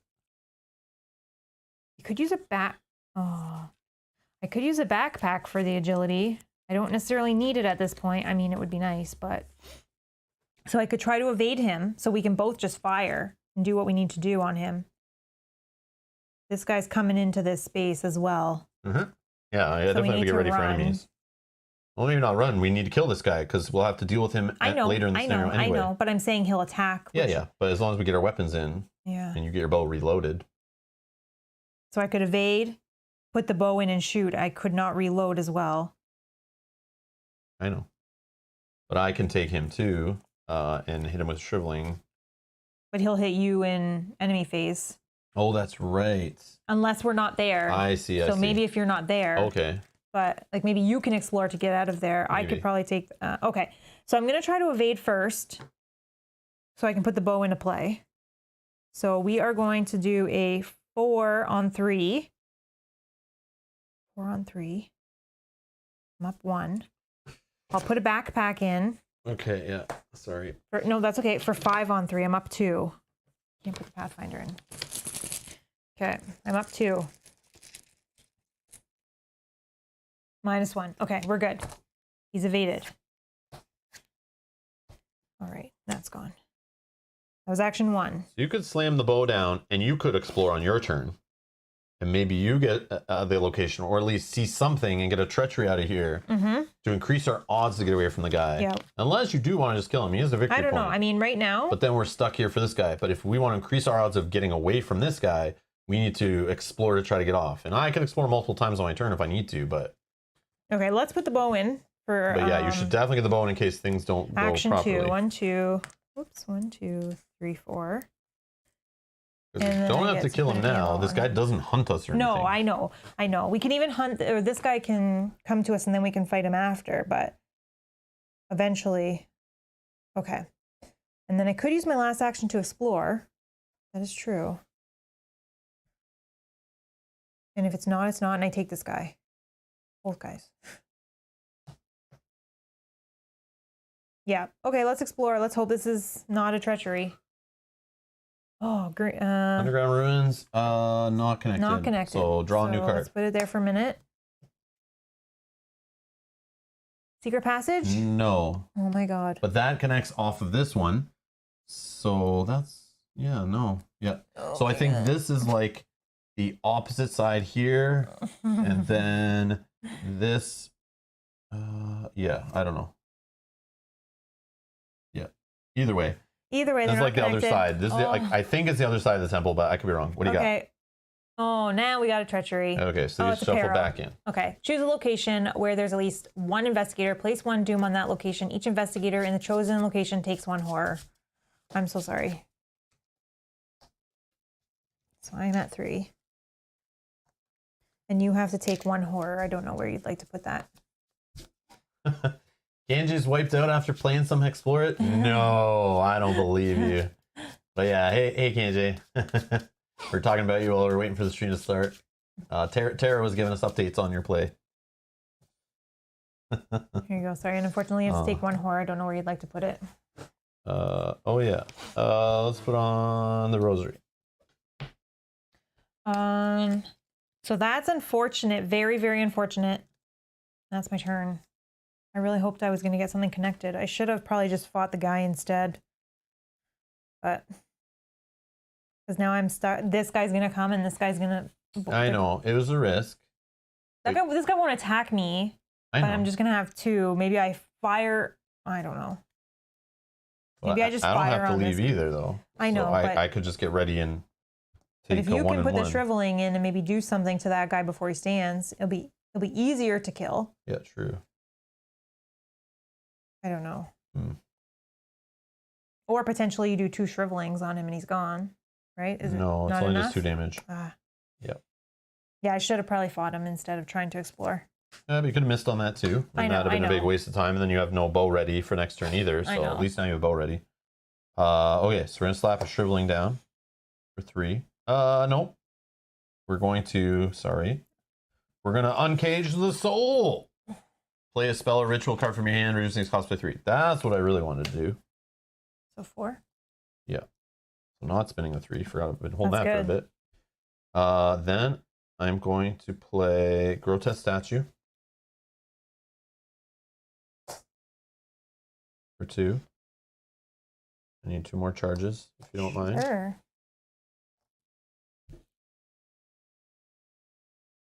Now,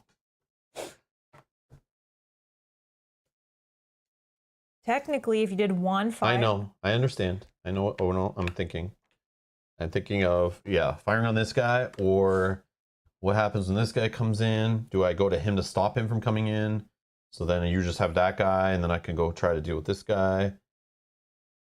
But either way, I'm taking a hit, I think. I could just play this, and then when just let him come to me, and then I can just put the damage on this and not lose Olive, or put it on myself, and then I just have soak. I'm just like all ready for soak. Bring on the enemy soak and let him come in. He hits me, no problem. I fire on this guy, fire on this guy, you know, fire on this guy again next turn. I just do 3 attacks in a row. Then, I don't know. After that, it's like, I don't know. I have no more shriveling, and it's all used up in one. You might not even need the shriveling, though, if I can... Yeah, but there is, like, 1 or 2 more of these guys. There were 2 guys at least that weren't hunters. There is this boss monster still showing up, which I'm not going to fight that, I don't think. We'll just try to evade it, but there are many enemies in here we saw. So there's at least 1, 2, 3 more in the deck, maybe more, probably more. I don't remember.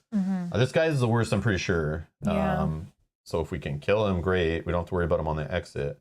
So I'll just fire on him. And then the damage from this, if I take him, I'll just put it on me. I don't want to kill Olive yet. Even though I have her in hand, I don't think that's smart. I want to put some horror there first. Okay, so let's just try it. I could miss. It's a 3. So shriveling, I'm going to spend 1. We're going to attack this guy. Spend 1 charge. I use my willpower instead of fight. I get +2 willpower and deal +1 damage. So I have a +1 here. So I'm at 4, 5, 6, 7 on 3. You want to use Olive so that potentially don't draw a symbol? Let's use Olive.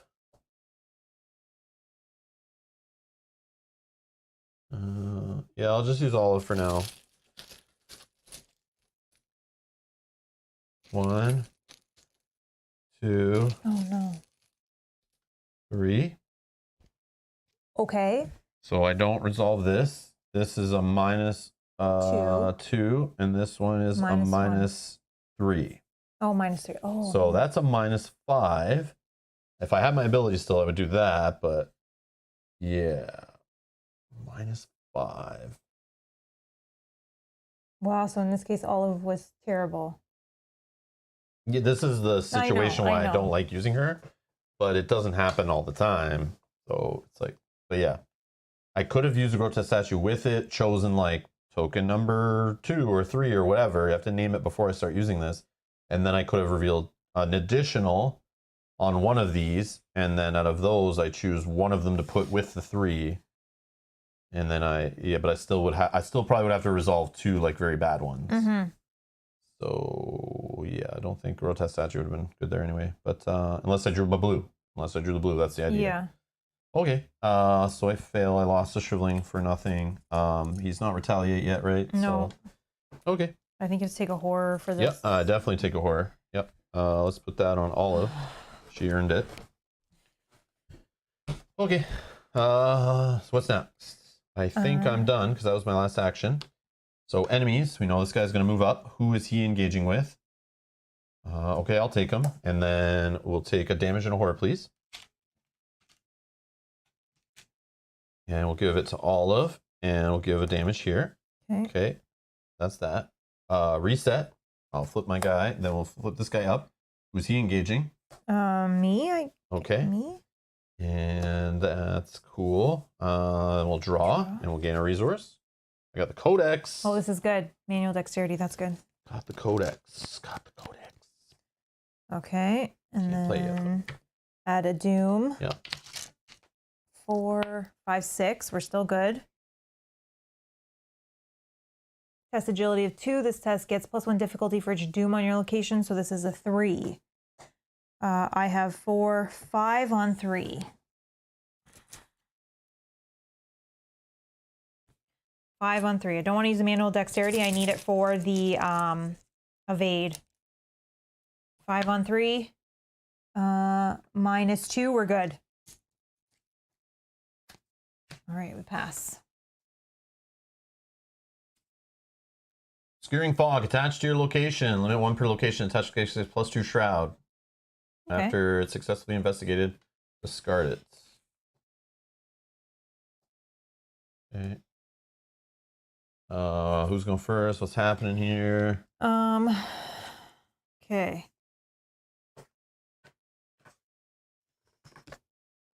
I can just fire 1 on him.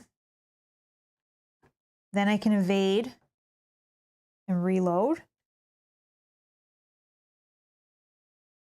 I know it's silly. Yeah. Or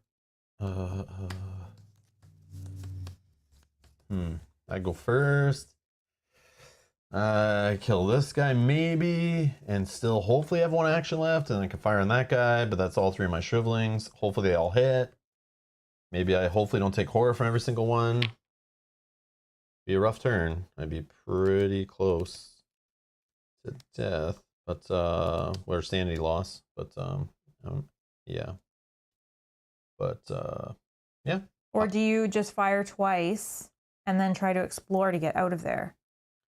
I don't know. I'm not sure. Because if that guy's dead, and then if I can kill this guy in the next turn, then I can join you, or go back and get these clues. Yeah, if you can evade him, that buys. I can evade him. All right. Well, I'll go first then and try to kill this guy and see what happens. So shriveling. So it's 2, 6, 7. Grotesque statue? Not olive? I don't know. Yeah, sure. I don't know. It's all like, yeah, picking based on luck of the draw. I don't know, sure. So I'm going to spend a charge, reveal 2 instead of 1. Choose 1 to resolve, ignore the other. I guess I'm going to resolve the 0. Sure. So that I'm not taking horror. And you need 2? 2 damage on this guy. Okay. Okay. I wish I could just regular fight for 1 damage, but I can't. What are you, 2 on 2? 2 on 2. Let me check my hand. I could be 4 on 2 by throwing away the codex, which is pretty bad. I wish I had the codex in play already, because then I could do stuff like that and know I'm going to succeed. I mean, but I like wasting shriveling. I know. When we know there's lots of, like, there's more guys that are like 3. Yeah, you don't need the extra damage at this point. I mean, you can try. But that's like, I'm throwing away really amazing cards. I don't know if that's worth it.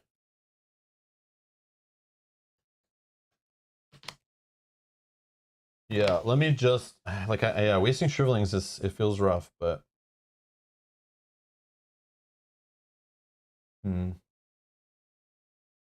I'm going to just, yeah, I'll use 2 actions on him, whatever. 2 on 2. Grotesque statue. I don't know. I don't know.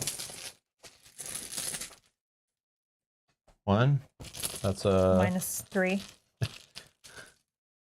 Yeah, yes, you got it. You got it. All right, so I'll choose the 0. Oh my god. And he's dead. Okay.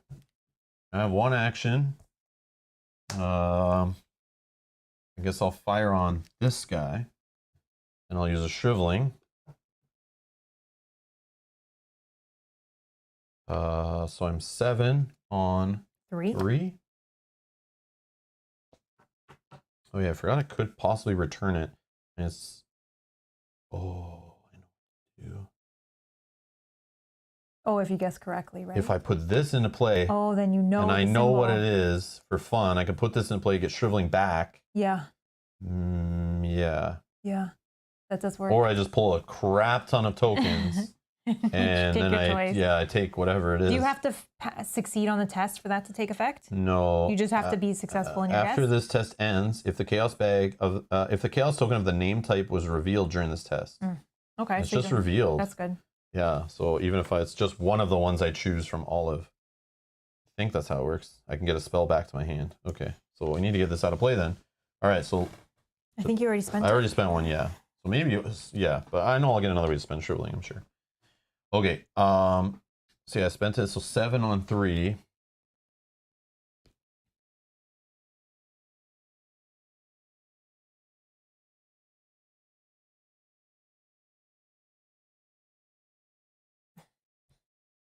Seven on 3 with Olive.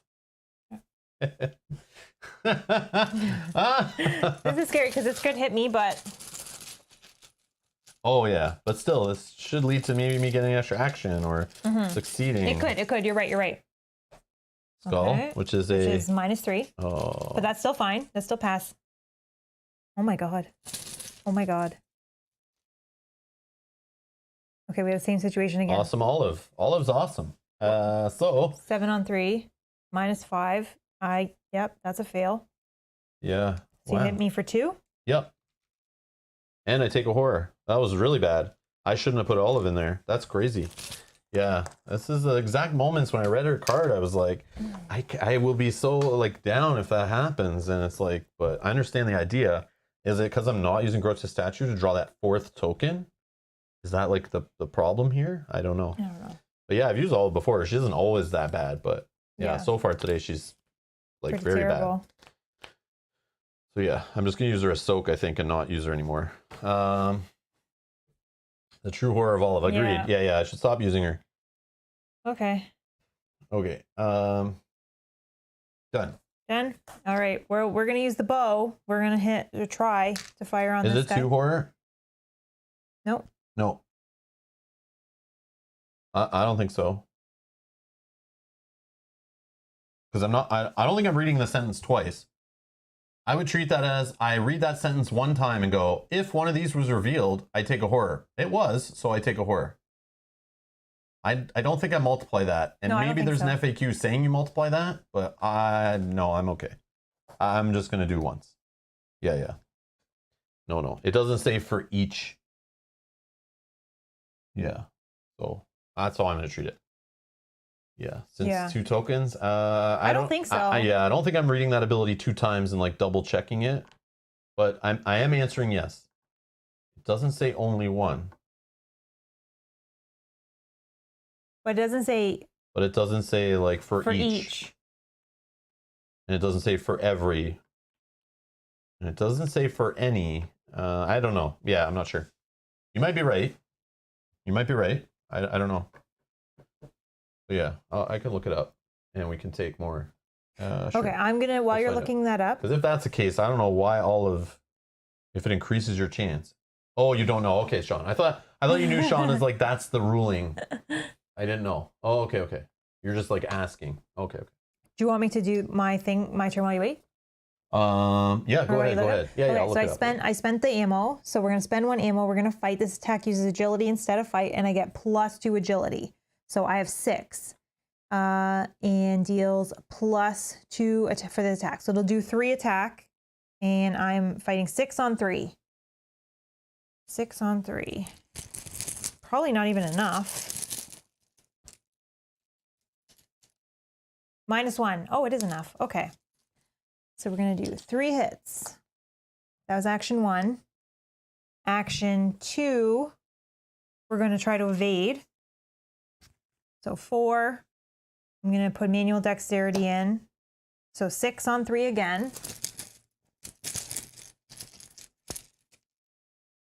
+1. We successfully evaded. Okay. Now, what to do with my last... Oh, I get to also draw a card. Dr. Ellie. Okay. Let me look for a minute. I think I need to play her. Because then I can put relic assets attached to her. After she enters play, search the top 9 cards of your deck for a relic and attach it to her. Shuffle your deck. Each relic attached to her does not take up a slot. I think I need to do that as my last action. Yeah, so I can get more things in play. Okay, we're going to do that for 3. Yeah, I looked it up. There's no FAQ entry on it that I could see on the Arkham DB page for the base version of Shriveling, because it's like worded the same. So I just figured I'd look there. But yeah. Or I could put her into play, search the top 9 cards for a relic, or do I take an ammo? Take an ammo, that's an action you won't get an attack of opportunity for if you engage this guy. Yeah, I might have to take the ammo actually so that we can. Yep. Yeah. We'll wait for. Makes sense. Be prepared. Oh, this one. Might have another enemy drop in on us too, you know? I know. Maybe 2. You're right. Maybe 2. Well, I don't know. You're right. Okay. You might be able to one-shot one of those little ones though, which would be nice. Yeah. All right. Before continuing though, I just need to take a quick break and we'll be back in like 2 minutes.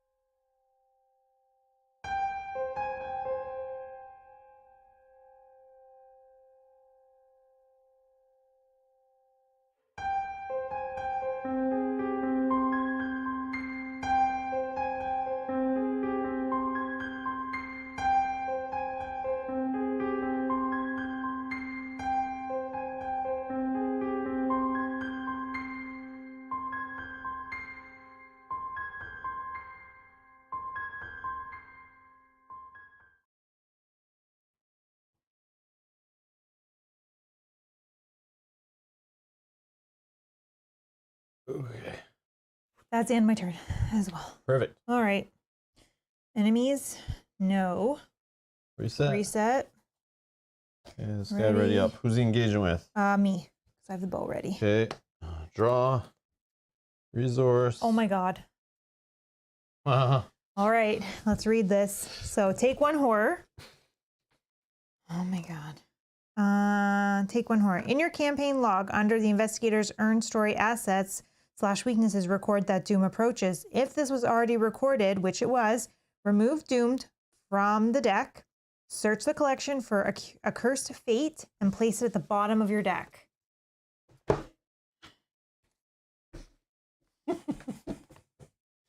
I think Cursed Fate. Okay. I don't know if you want to read it. Do I want to read it, or do we want to wait until it? Oh, this goes back to the basic weaknesses. Yeah. I don't know. I guess Jack can tell me. What did it say to do with this? It says discard, like take it out of your deck. Remove it from your deck. I think. I'm assuming it goes back to a weakness pool while we play this campaign. So I'll just put it with the other basic weaknesses in case we get them again. I guess. I don't know. I guess. Is there another one? Okay. Okay, so maybe I don't look at it at all. I don't know what it says and put it on the bottom of my deck. It's up to you. You do whatever. No, let's not. I don't want to know what my cursed fate is. Okay, it's on the bottom. I'm sure we're not gonna have Ursula much longer. Is what's happening. And I'm gaining my resource because I didn't gain a resource yet. Oh my god.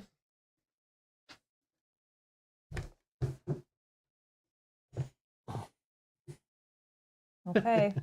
Well. Did you draw something good, hopefully? All right. So we can't draw out my deck. But at least I can now draw with this. So, Sean, okay. Let me see. The way you're ruling it for yourself, I want to understand, because I'm confused still on the shriveling. And if anyone's watching this later, leave down in the comments below, timestamp it, mention the shriveling. If you know there's some kind of ruling somewhere, how it would work or how you play it, I'm curious to know, because I'm sure I'll be using this card more often. I don't want to use Olive with shriveling if Olive makes shriveling like way worse, which I feel like it wouldn't, because that's why are they in the deck together? And yeah, I don't know. But anyways, so if we go here, so if we just look at shriveling, we can just look at the base one, right? It says the same thing, right? Mm-hmm. The sentence is, if one of these symbols is revealed during this check, take one horror. So when I'm reading this card and I read it once, right? There's no loop. So I just go into it, I spend a charge, I fight. This attack uses this instead of this, I deal a damage. Okay, so if I use Olive and I reveal 2 of these tokens, the question here is, or the sentence says, if one of these tokens is revealed, and if I reveal 2, 3, 5, 10, the answer is yes. A token of one of these was revealed. Mm-hmm. Take a horror. But it doesn't say like for every one of these taken. But again, this card maybe didn't know that the other card was coming out and that kind of thing, wasn't designed yet. But either way, it's just saying if a token, and it was.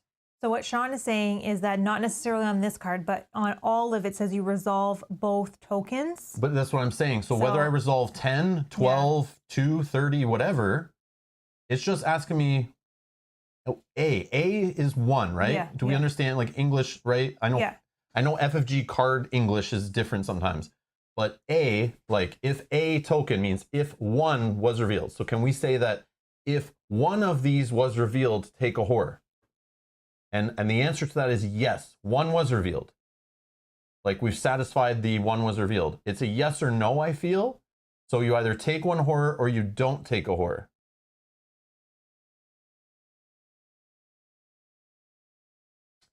Yeah, I feel like there's no loop though. There's a condition, but it's not like we're looping through the condition multiple times.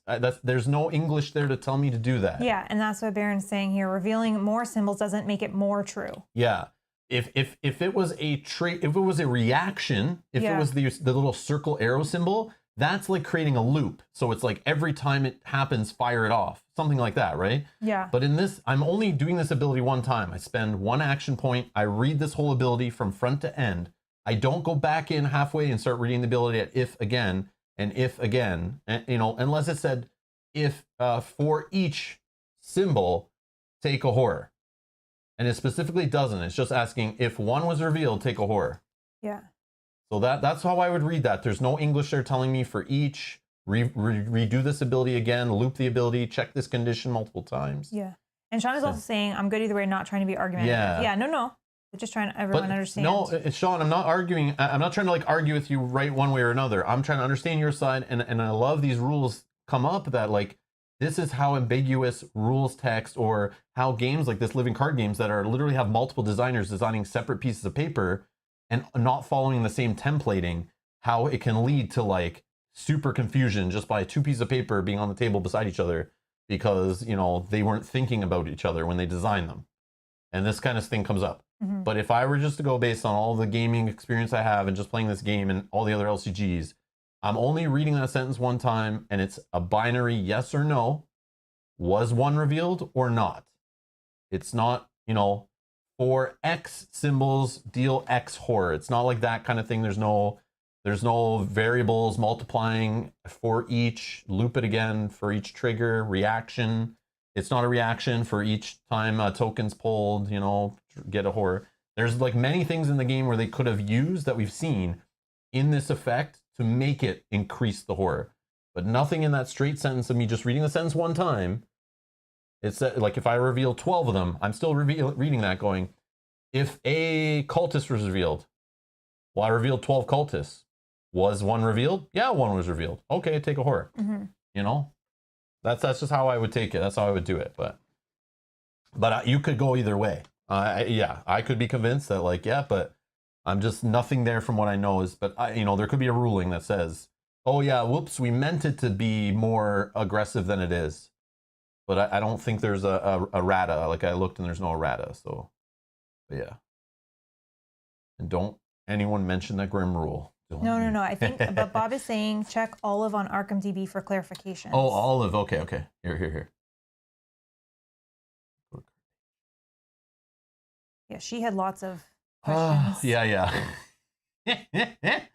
Okay. Is there something here in Olive that just like says flat out? If any investigator is instructed to reveal multiple chaos tokens.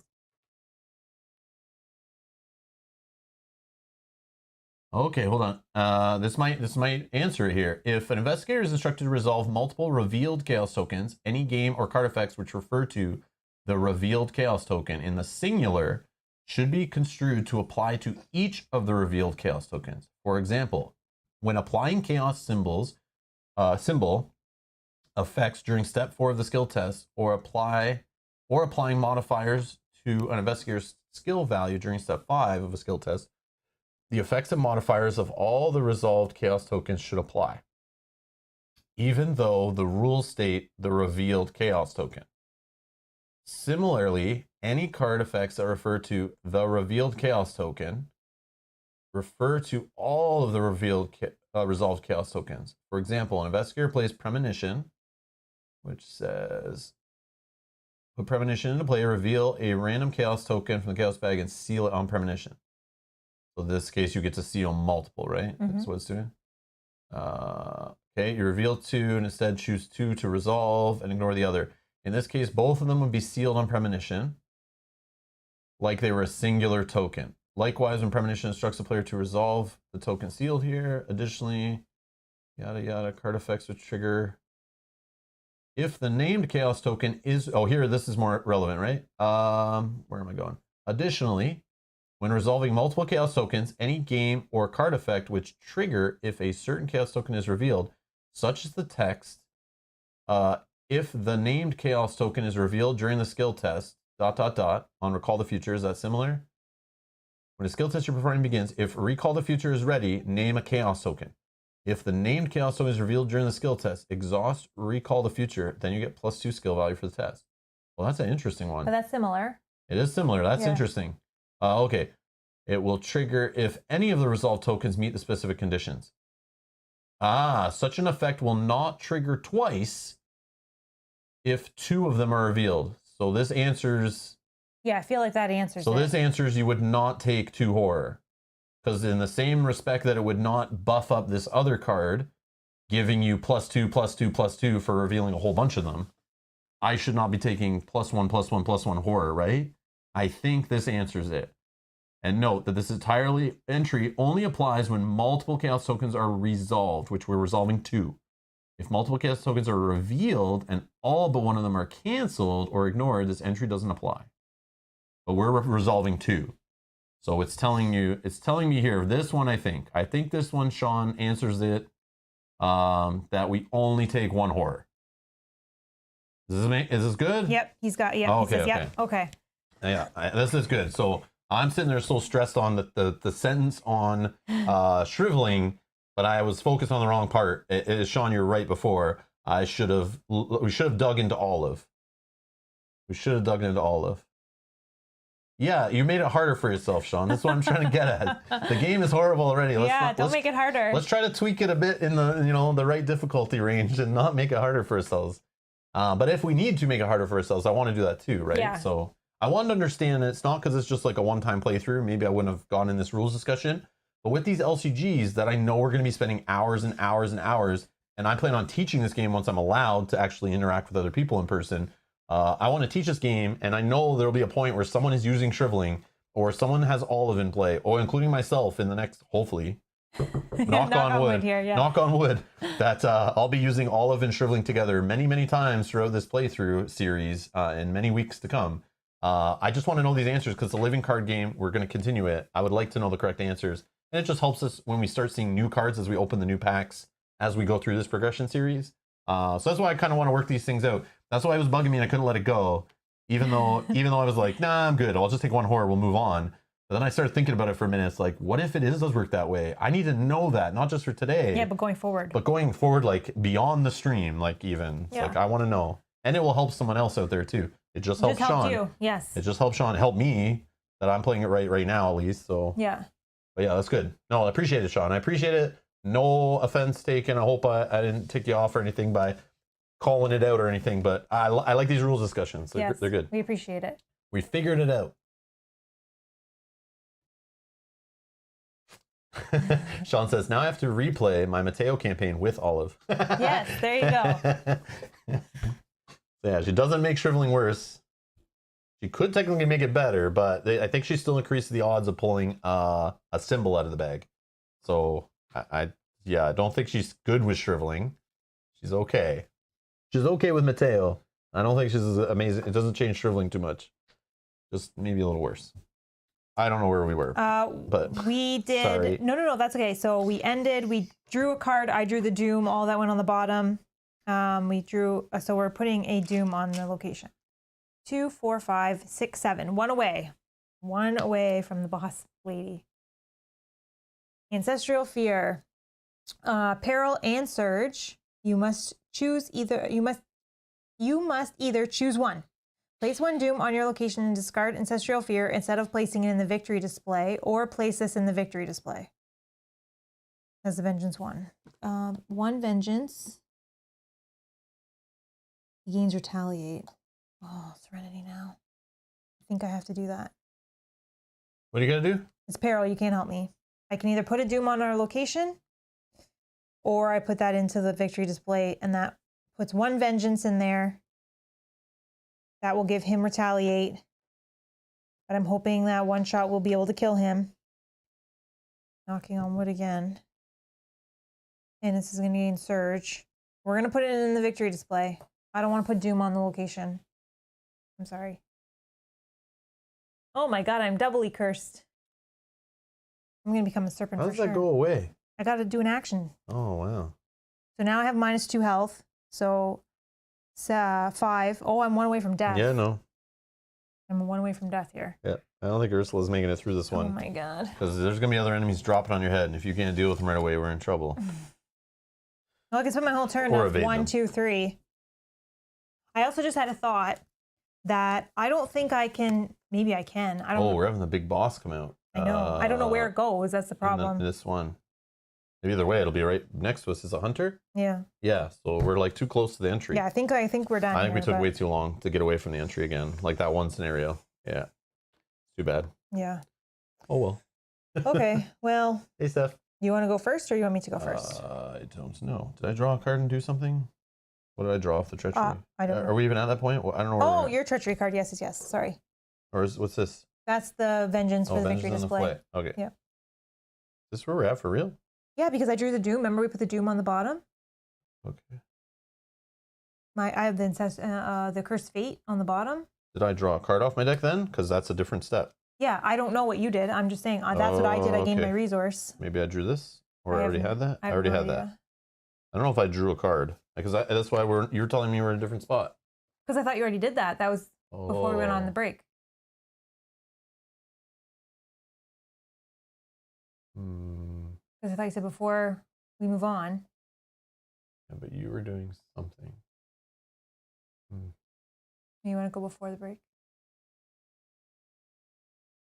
Before that? Well, that was you drawing a card. Yeah. And then you asked me for that. So I might not have drawn my card or gained my resource. I don't know if I did. Yeah, I don't know. It's like we stopped to do your thing, right?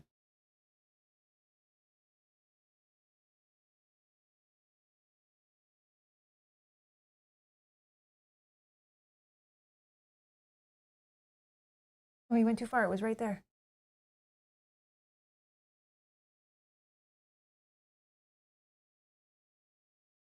I think I drew a card.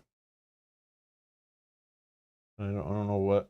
Oh, it was Azure Flame, maybe. I don't think I had that. Yeah, we'll just say I drew a card, took a resource.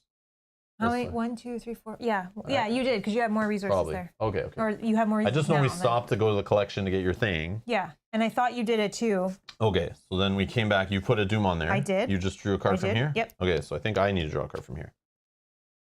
I think we need. To yeah. Lucas says Azure. You drew. Okay, perfect. Okay. Lost in time. Shuffle a non-story asset you control into your deck, moving all damage. Non-story assets. If I do one of these, I'd kick the horror. That can't be that. It's gotta be grotesque statue. I don't see non-story asset. I don't want it to be shriveling. I think. Yeah. It has to be grotesque statue. So I shuffle this. I mean, putting a shriveling back into my deck might be smart, but I also would like it in my discard pile because I actually have ways of getting it back. Yeah. So and it's got a use on it. So I feel like, yeah, and I'm not guaranteed to see it. So I'm okay. I have another grotesque in there too. That's fine. And it only cost me 2. Oh, I also just made these harder for myself. Oh my god. This test gets +1 for each vengeance point in the victory display. What is the test? Just a willpower? So I can do those, right? Yeah. Yeah, so I should just be getting rid of those for you. Oh, yeah. If I can. If you can. Even one of them, because then I'll have 2 buffer of health.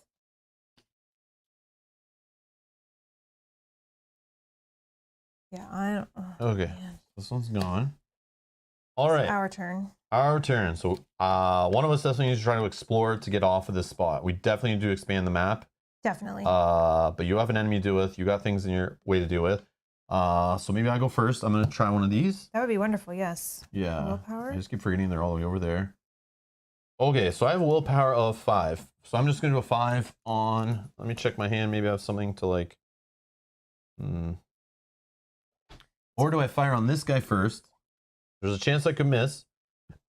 Definitely a chance I could miss. But if I kill him, shriveling is gone. Then I do one of your things. Then I could play Prescient or whatever on that. Maybe be able to get shriveling back out of the deck. I could do all that now. And then explore. But it's the risk of I hit you. And he has retaliate now too. But it's up to you. I mean, we could take the risk. I think I'm going to die either way. The same thing could happen with me when I try to hit him. I could make the hit for sure by putting this into play, getting the blue token out. That will give you an extra action as well, right? Oh, then I can do these tests and I have +1 willpower first. And then I fire on this jerk face. Or I have +1 willpower.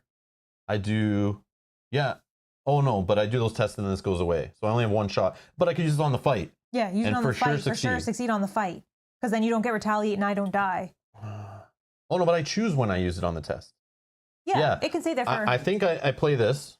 First action, let me just walk through it. I'll spend the 2 resources. If I'm doing this right, let me think. Where's this blue token that's stuck in the bag somewhere? It really is in there. Okay, it's really in there. Okay, nice. Okay. So let's say the blue token, right? I seal it here. I play this. Then I have +1 willpower. So now I'm like rocking 6 or something? 4, 5, 6? Yeah, I'm at 6. 6 on 3. So I could do these tests. Well, you can only do one of them. Why? Because you'll only have, if you do, that'll be your second action. If you do the other one, that's your third action. Oh, that's right, But only one of them is fine because you'll for sure get rid of him. I'll do one of them. Yeah, okay. I'll try to get rid of one of these. Yeah. Okay. 6 on 3. Yeah, 6 on 3. I can't put anything in. Olive? No, because I wouldn't be finding my blue. It's already in play. No. Yeah. Okay. Olive. Or not olive, sorry. It's gone. Willpower test, what I'm trying to say. Gone. Okay. Okay. Now I do this one. Now I'm going to fight with a shriveling. Okay. And then I'll use this as my revealed chaos token instead. It is my turn, so I get an extra action. Now you would. Okay, that does 2 damage, so he's dead. This is going to go into our victory display. He's not going back in. So I'll use the gain an extra action on my turn. Now, do you want to explore? I'm going to try and explore. Yeah. Oh, this stays here? Yep. Oh, how do I get in my discard pile then? Oh. I got to play this one. Well, you can have 2. Oh, I got to play another one? Can you discard just because? I should have maybe discarded on purpose. No, but then I wouldn't have it for the snake monster. Yeah, when I had that chance to get rid of a non-story asset, I should have taken it on this. That one in. But then I wouldn't have been able to kill the snake man. So next time that comes up, I need to just... Yeah. I'll take it as a good thing. Because I only have one other spell. I don't have another one to like purposely get it out of play. Unless there's... Yeah, you can't just discard just because? I don't think so. You can. It's a bonus of it staying in play that I can discard it when I'm told to get rid of an asset. But it's also a boon or a negative that works against trying to get it out of my discard pile. Do I have another spell hiding in there? I never thought of that. I know, it's not as cool as I thought it was going to be. Yeah, I forgot about that too. Okay. I feel like... Exploring, yes. That's what I said. Okay, yeah. So explore. Deep Dark. Put Deep Dark into play next to the agenda. No more than 1 clue may be discovered from each location in this round. At the end of the round, get rid of it. That's fine. Oh. A new pledge, John W. Curtis III. Thank you so much. Thank you. Pledging $3. We appreciate it. Thank you so much. Thank you. Oh, also, Tara Davis is not here, right? I got a notification this morning when I set up the stream that she has been a member on YouTube for 4 months now. So thank you, Tara. If you're watching this later, Tara Davis, for continuing to be a producer by clicking the join button down below for 4 months now. Awesome. So appreciate it. Thank you. Cool. Awesome. All right. Next. You still have one. I have a free action, yeah. Yeah. I have one more from this. So technically, I know. Only one of these is not a location. I know. We were in this situation before. So we've been unlucky off this too. Like this has been punishing us. So I'll just explore again. Ancient Hall is red, so we're good. This also comes off here. So this is not the one we wanted to go to. We want it to be higher, something else. Yeah. So it is a connecting, unfortunately, but not getting us further to the end game. And it's making it worse on the run out. Yeah. So that sucks. 4 clues. Oh, we still haven't even got the 6 clues we need. No. Oh my God, wow. I don't have any clues yet. Yeah, I have 2. I do have wow. I do have deduction, so I can get 2 clues instead of 1 and I have working hunch. So I can get clues. I just need to I'm surrounded by enemies. I move here automatically, right? That's what happens. Yeah. At the end of the round, flip one of these clues to its doom side. Any investigator, Ancient Hall may spend 3 resources to cancel the effect. I think I'm spending 3 resources to cancel that effect. I don't know. I might be able to go and get 3 of them. Okay. But. All right. I'm done. All right. Oh, you have resources too. Yeah, so I think I'm gonna. It says, any investigator at the Ancient Hall can cancel. But if I move for 1, I can investigate for free with my ability. Yeah. Well, can you get them all off there by the end of the turn? Maybe. That'd be amazing. So 4, we'll put. Save me 3 money. I get my fight spell in play. We'll put deduction in for 5. 5. Brian, I don't have a clue. I'm sorry. I have no clue. 5 on 3. Do we think that's okay? We have no doom there, so I feel okay. -2 is still okay if we get that one. Okay, we're going to try that. This can get 2 clues. Where do I put Witten in? Just in case. Then I'm at 4, 5, 6 on 3. Yeah, maybe that's better. 6 on 3.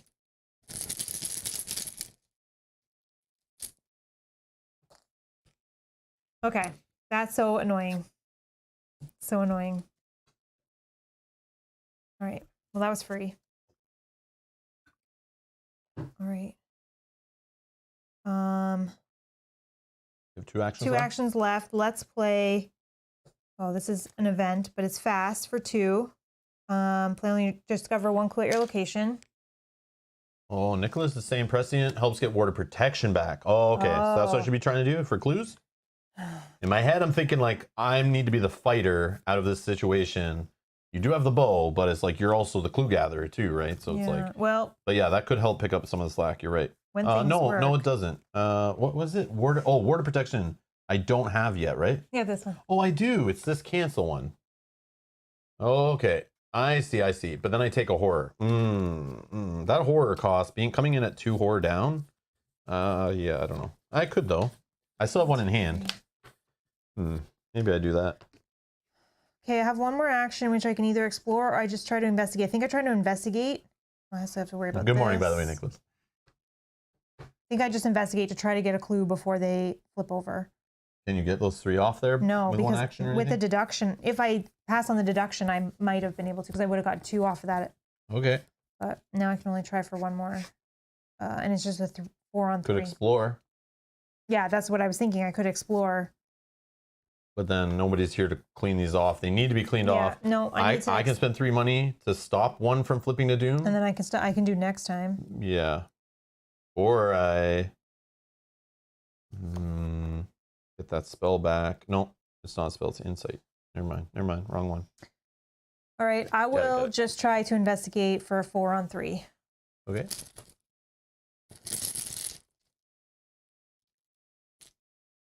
Got it. So that sucks because had that deduction work, I would have gotten them all. Oh, wow. But that's too bad. Okay. That's my turn done. And you've been remembering to draw cards off this when that happens, right? Oh, On treachery cards when you're doing willpower or agility tests? I have, yeah, since I put the doomed under there, I purposely wasn't before, but now that I haven't done it since. Because I didn't want to draw it, and now Okay. I was scared. But now that it's on the bottom. Yeah, I would be drawing. Now I will, but you did the other treachery for me and. Okay. Enemies? Enemies. No. Reset. Oh, I couldn't even do that. You could. Oh yeah, you can only get 1 clue From each location. Oh, I can only get 1. But so how did you get them off there? investigate both times. What's it say? No more than 1 clue. Oh, it can be discovered. Yeah. So then, sorry. Then my 3rd action, I would have explored. Okay. So let me explore that. Yeah. Burial pit, which is nope. a blue triangle not connected. See, we needed that from here. That's okay. Okay. Next, crypt chill. Okay. So test willpower 4. If you fail, choose and discard 1 asset you control. If you cannot, take 2 damage instead. That's fine. I can discard my backpack. Yeah. Okay. So I have 3 on 4. That'll be shuffled in with the 3 remaining locations. I think they're all. +1. I got it. There's no treacheries left. Yeah. I got it. That's so funny. All right. Now, yeah, I put that clue back. That's unfortunate. Now this gets discarded at the end. Okay. Everything's ready. Doom, and that'll resolves, right? Yeah, that'll trigger. All right, flip it over and tell us what's happening. You don't have to read the story. All right. We already been there. Already done that. know. Just tell us the game text. Spawn the set aside harbinger at the location with the most doom. So we choose entryway, which is 1 away from us, or grand chamber, which is 1 away with us. Maybe just entryway. Sure. Unless you think you're going back there for clues for some reason. I don't think we need to. I think we can keep moving forward, but. Oh yeah, and end of the round, I'll spend 3 resources so we don't flip a token. Oh, thank you. I can do that next time, I think. But yeah, then I can't play my weapon. That's you. Okay, and then are we reading story or no? No, just tell us what's happening. The agenda gets +1 doom threshold per investigator. So 14 is the limit. And we have 2. Okay, so 12 more doom and we're done. Okay. All Perfect. right. So did you draw one? I did not. Snake Scourge, Revelation, put this into play in your threat area. If you are poisoned, again, search I'm not. Treat each of your non-weakness item assets as if they were blank. Item. Okay, that's fine. At the end of the round, discard it. So I just don't do anything with those. That's fine. Non-weakness items. Obscuring Fog.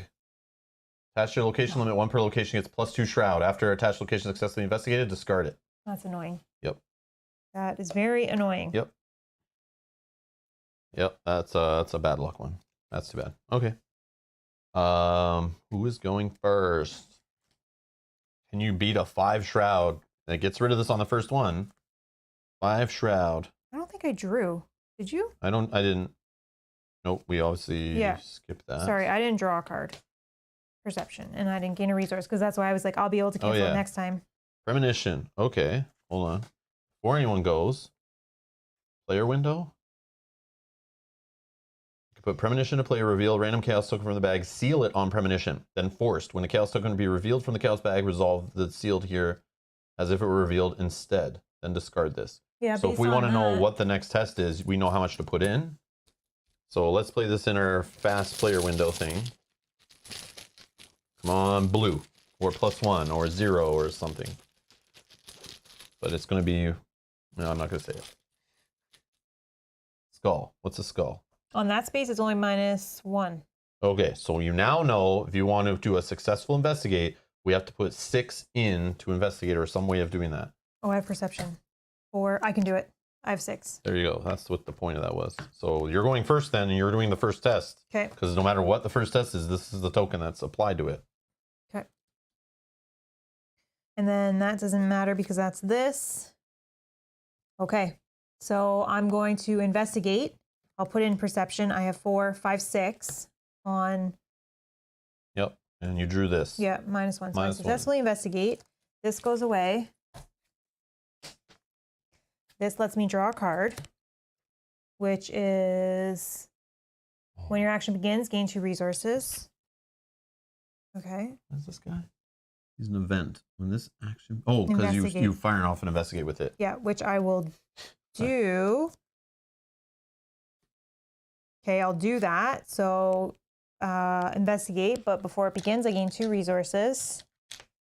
1, 2. Also, an explorer will be 100% successful, FYI. So if you want to set up your move and free investigate too, that can happen. You should probably be the one to do that. Okay. So then, sorry, I am 4 on 3 because everything's blank. 4 on 3. Hold on. What is this? Yep. Book? Yep. No, I'm sorry. -2. Oh, this is unsuccessful. Okay. Yeah, but if I'm not there, then I can't spend the resources. Oh, but this guy, we also have to get away from this guy. I know. So I just don't know what to tell you. And then you'll just like these are gonna become Doom. That's the problem. And then that's... But we do have a buffer. Maybe we can just. But we haven't even gotten to the final room yet. Like I know. I know. Okay, I'm gonna explore. I don't know. Green. The underground ruins. Okay. So yeah, I'd rather explore there actually because it has. Which is good.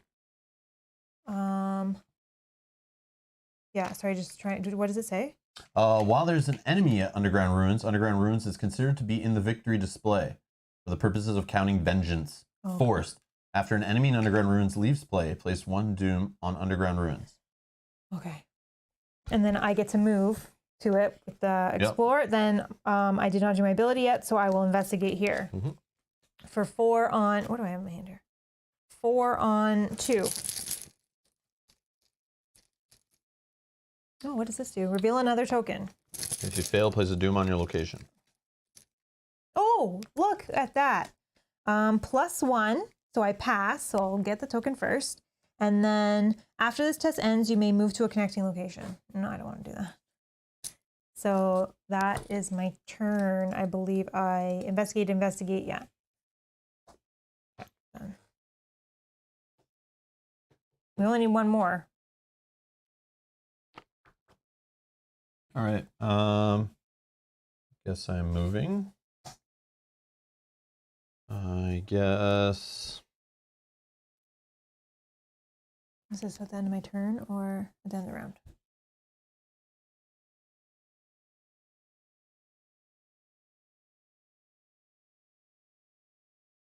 I don't know. I feel like we might need to rush. Do we? Money. We need to rush like from the start of the scenario. Like, I know. There's no changing our speed. We're already rushing, quote unquote. But it's not like we could have just taken those monsters with us and kept running. So yeah. Obviously, you need to rush because we're getting 2 extra Doom here in the next 2 rounds, plus others. Just trying to think here. Okay. I guess I will. If there's something, I have this test. If you did want to do it to bring something back. Remember, you were talking about potentially. Yeah, you're right. If you want, but you don't have to. But let me just check my discard pile. Warder protection. It's only 1. But if you don't want wards because of the Doom. Yeah. What I need is the money that I wasted on this location back, so I could play it another way of fighting for the enemy I'm about to draw off this deck next time. Because we've been kind of had a buffer and they're going to come back. We still have at least 3 enemies in there, I believe. So, yeah. But if we hurry and maybe we get lucky and they're all stuck at the bottom of this deck, it's a whole different game. Yeah. But, yeah, 3 on 2. Yeah, intellect's not my thing. Definitely not. Yeah, I'll just 3 on 2 investigate.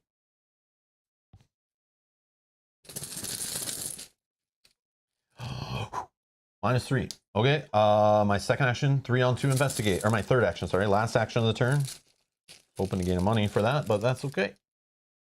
Wait, if we're going to be there anyway, why would I be trying to get it off there? Yeah, why did I even do that? I'm not supposed to be touching clues. Okay, so my last action, I'm just going to gain a resource. Okay, done. Yeah, why would I even try that in the first place? This guy You're already there. Here. It should have been exploring, gaining money. This goes away. Whoops. Draw a card. Unexpected courage. That's helpful. Gain a resource. Grotesque statue, gain a resource. Okay. Okay. Doom or something. Here, one of these flips. Oh yeah, I forgot about that. And then... So when is that? At the end of the round after I've gained my money? Oh, but I'm not there anymore. Yeah, never mind, never mind. Oh, I got another one of these. Just replace Is it Surge? Nope. Okay. So I got this Peril Omen thingy. Choose a location where there's at least 1 investigator. Place 1 Doom on the location. And each investigator in the... Oh, that's... Yeah. Okay, so I'm going to spend 1. And I'm going to cancel that, unfortunately. Okay. Done. All right. All right. What's happening? I can try to get that clue. Mm-hmm. I have unexpected courage, or do I save the unexpected courage when I have to evade him? Probably that's more likely. Not if we reveal another location, we just keep moving. Remember, we're rushing, so... Yeah. But we need to get... Do we want to get that other location in here? I don't remember where that's from. Oh, you're right. We will still need 4 more clues after that. Okay, so then I will try to get this clue. I have 4 on 2. So in here, what? Do we still need to see 1 more place that connects to the secret place? The secret place is Hourglass. So yeah, we don't even have the place that connects to the secret place. So we need to explore one more time. So we do need to explore 1 more time, and then from there we can explore. So I wouldn't do the clue advancement until we've gotten a card out. I guess it doesn't matter because all the treacheries, we got unlucky and we've seen all the treacheries, so it doesn't matter, I don't think. But we definitely need to find a connecting location. The only problem is that connecting location, they're both connecting locations because one of them I think is the same floor, which doesn't help us. And then one of them is the place that we want to attach into the secret room. So we're still probably going to get like the worst luck where we get this room we don't need and then this room, but maybe we find the room that is next. Okay, so I probably then should explore first because I have the free investigate on my explore. I should probably try that. Hope it's not a... Yeah, I think you should be the explorer also. Clue gathering and exploring is your thing. For a second, because we only need 1 more. You also had to fight in this one. Hey, Layla. Burial pit. Layla, is everything okay? Oh, you're back again. Oh, I know what she's doing. She's coming this month twice, So she's not going to show up next month. I get it. Oh, I see. Hello, hello. Hey, Layla. Okay, so Burial Pit, which does connect. I don't know if this is the one that we want. I think it is. No, it's not. It's not. Absolutely not. Okay. After you put Burial Pit into play sorry. I feel like the one we want is called Secret Passage or something because it leads to that the chamber. Yeah, Oh, okay. It's called Secret Passage. I'm pretty sure, or Secret Tunnel or something. After you put Burial Pit into play by successfully exploring, you must either draw 2 cards from the top of the encounter deck or place 2 Doom on this. Oh gosh. Oh gosh. Oh gosh. Yeah, I need the horror. I forgot the Ward of Protection horror. Yes. You need a 3? Thank you for catching that, Edward. Thank you. I forgot about that one. I'm moving here. I got excited canceling a card. Felt so good. Now it only feels slightly as good. Oh, this goes here. Yeah, you're right. We're doing this whole circle thing. This connects to here. Yeah. So this is its own floor. So this is like, we're going deeper in. So this is like the entryway. We've gone down 1 floor, down 2 floors, and then it's like down a 3rd floor, and then on that 3rd floor is like our secret entrance thing, whatever. I think this is like the worst. We didn't want to see all these locations because now getting out is harder. I know. So annoying. I know. So I'm still going to do my ability, but I'm just doing this forced. We can either put 2 Doom on here, which would put us to 7. 1, 2, 3, 4, 5, 6, and then when another one goes on there, it'd be 7.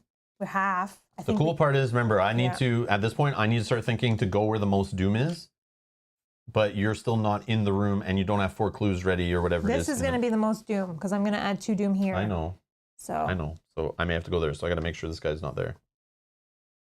This actually has Vengeance 1. Maybe you didn't get that clue? No, because I want to do my free ability here instead of wasting it there. Okay. We only need 1 right now. Okay.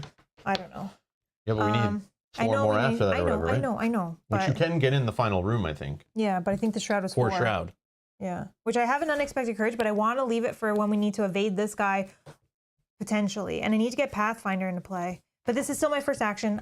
You still have Pathfinder. Yeah, but right now it's blank. And actually, no, item. It's not an item, so I could use it. Didn't that go away at the end of the turn? Or you got That's another one. It just came back. Hey, Darren. It came back. Hello. So now I'm going to use my ability to investigate 4 on 3. Layla says, to be fair, it's your own fault. If you didn't make me buy all the games, I would have far more time on my hands to catch live streams.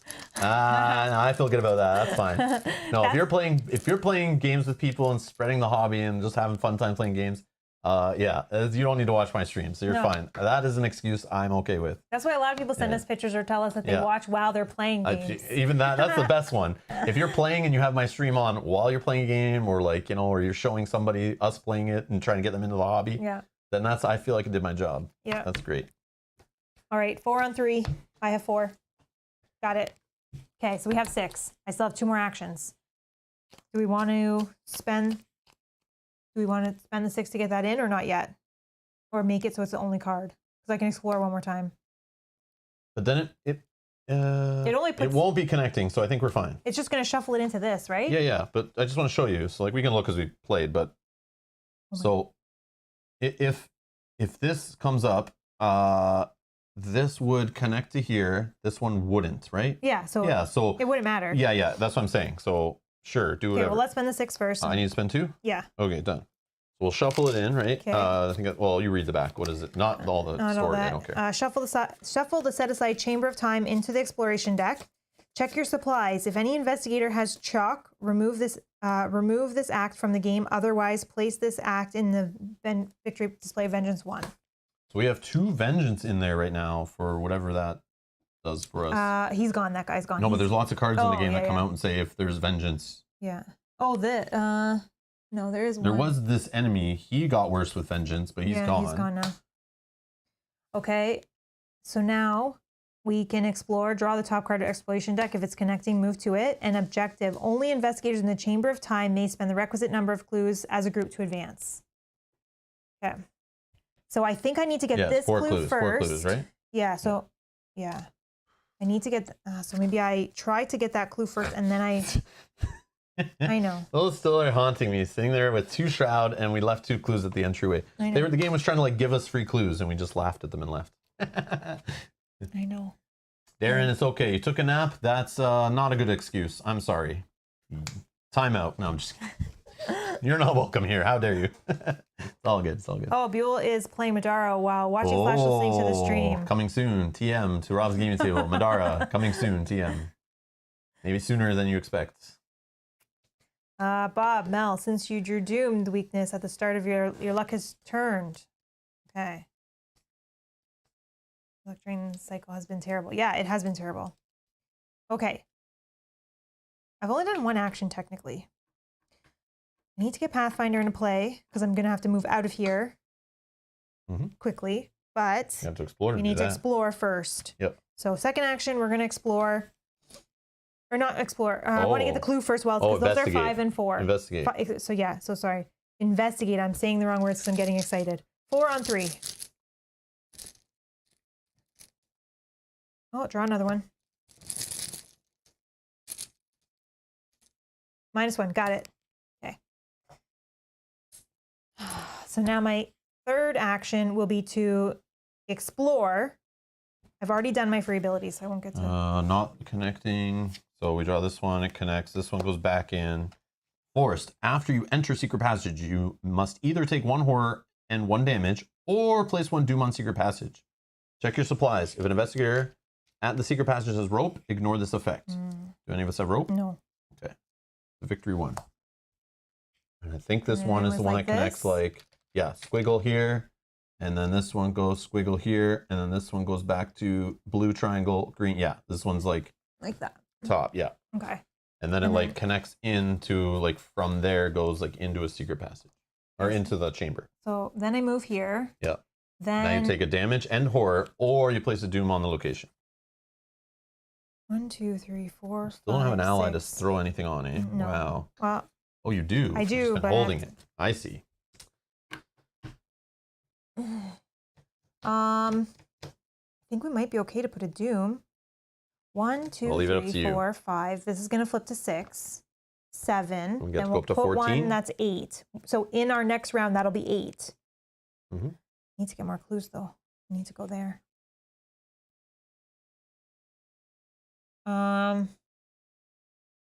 I think I'm going to put a doom.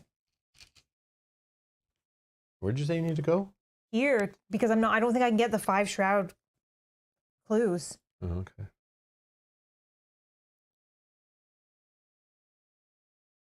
Okay. I don't know. So I'll need to move here then to get this guy to go this way. Yeah. To come to me, and then leave that one open. Okay, and now I have one more turn, one more action. You need to get clues. I don't think going backwards for clues. I'm not going to get a 5 shroud. No, but in the next room in the chamber, there's clues on there. But it's 4. Yeah, but if you're talking about spending turns moving away, going to get 1 clue, and then moving back to get, how many turns, how many doom is that? How many enemies, how many treachery cards? Okay, then I don't think you're talking about rushing it. That's not rushing. That's actually the opposite. Going backwards. I think there's only 2 clues on there, and I need 1 more. I could try to get clues too and try to meet you in the room. As just that's terrible for us both having to run out. I know. I could try with an unexpected courage, and I don't worry about that for evading.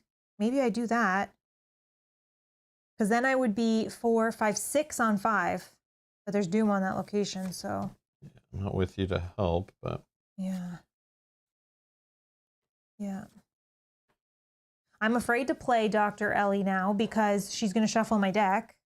And I don't know what that Accursed Fate's going to do if I draw. But if we lose this scenario, you might not need to worry about your deck at all. I don't know. Okay, so then maybe I... you know what I mean? You're saying, I want to tank this scenario because I don't want to draw a card. No, I'm not saying I want to tank it. I need to get both these into play. But it's on the bottom of your deck. Yeah, but this is going to shuffle my deck because I'm going to but if we're rushing, you're only going to draw a couple more cards before we're done. Yeah, I know.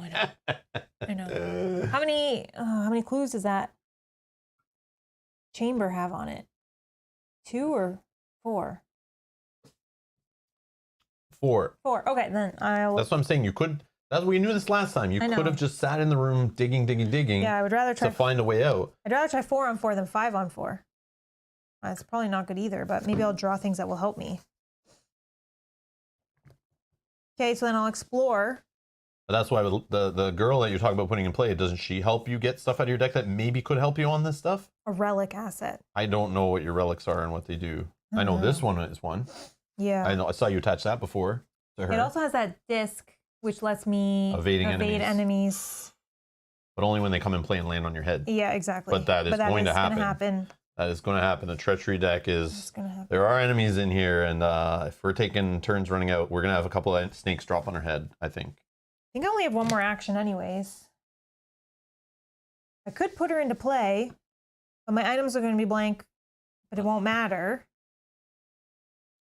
Or I explore, and then I do everything in the next room, and I just sit in the chamber. Yeah, maybe I do that. I'll explore it one last time, which is the chamber, which we know. So it does one way in, one way out, which we know is like, yeah, attached to this. I'll just put it attaching to it. Yeah, that's fine. This way. And this kind of like bypasses it. Attach the relic to it, but we could do whatever. The relic's right here. Okay. Okay, relic's attached. I go there. You're in. Oops, you can do a free investigate, or did you do that already? I did it already. Oh, okay. I think that's the end of my turn. I'll just do everything from here now. And hope that this You just need 3 of those clues. Yeah. And maybe you draw into a trick to help you get one off or something. Maybe. Like yeah. All in. Okay, my turn. Yep. This was a Doom, right? Yeah.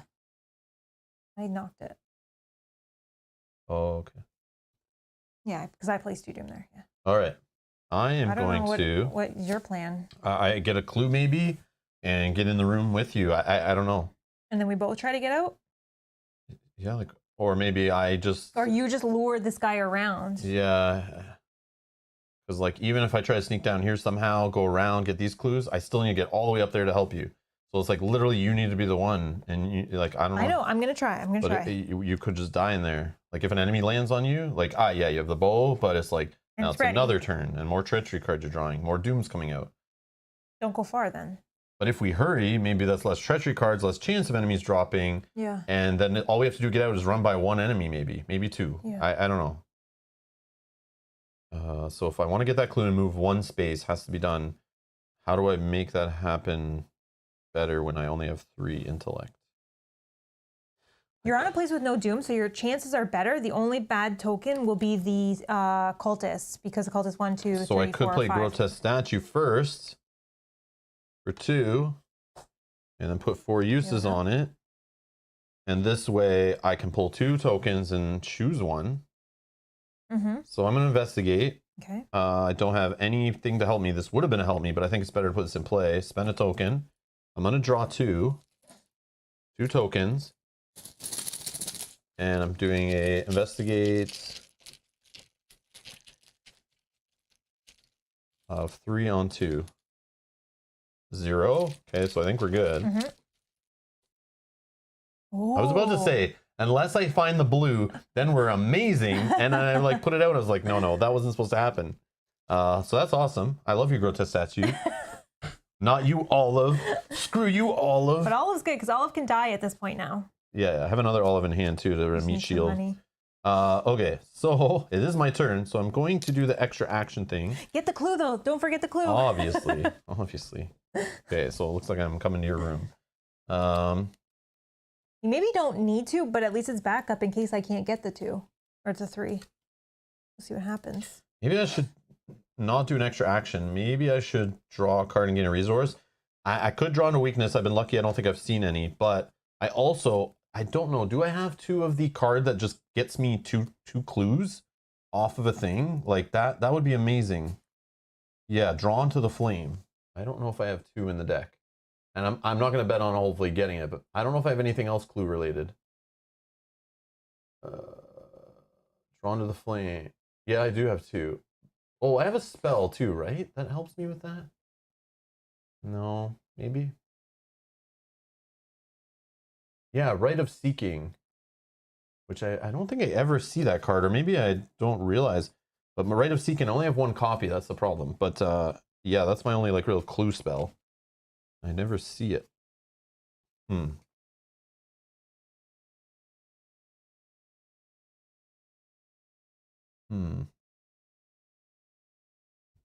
don't know. Tara has to go give her puppies a bath. Catch you later. Bye, Tara. Have fun with that. You have Rite of Seeking. Oh, yeah, you have Rite of Seeking, but at this point, I don't think...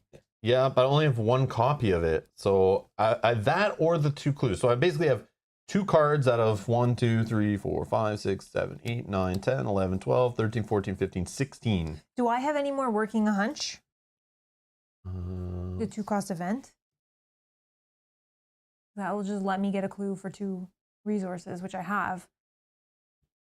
Yes, you have 2 in your deck. Okay, so I could draw another one, which will help me. Yeah. So I'm just debating, like, the extra action would deduction. be just me moving in closer. But, like... But you don't necessarily need to, because if I can get them... But you also want to be here, right? So maybe you just make your... No, but it could be anywhere. Yeah. Because this guy's just going to move up that side anyway.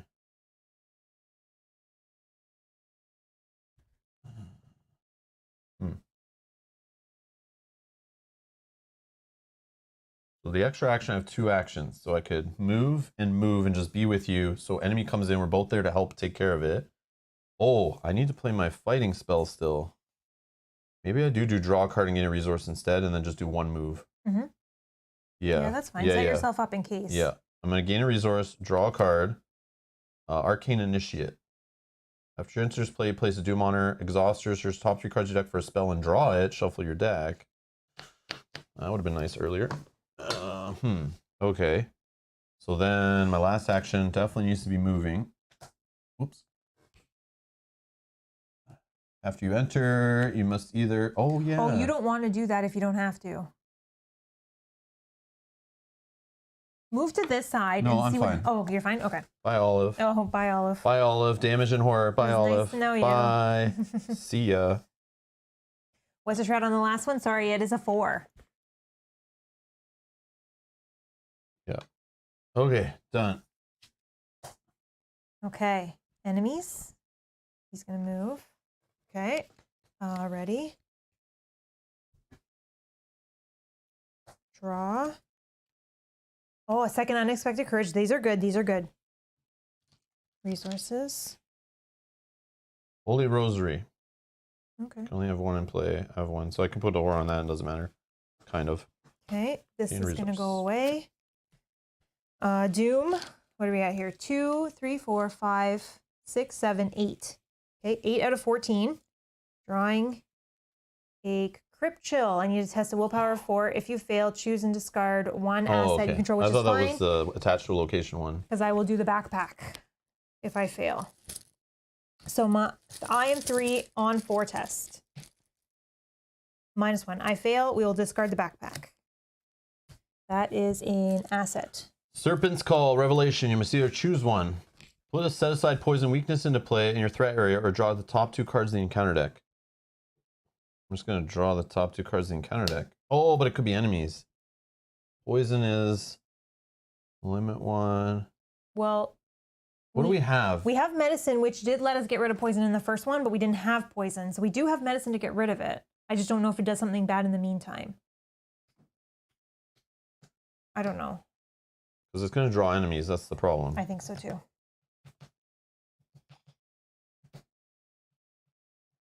But like, will that medicine is used up, right? Yeah. And then in the very next scenario, like, we'll get poisoned again, and like, I don't know.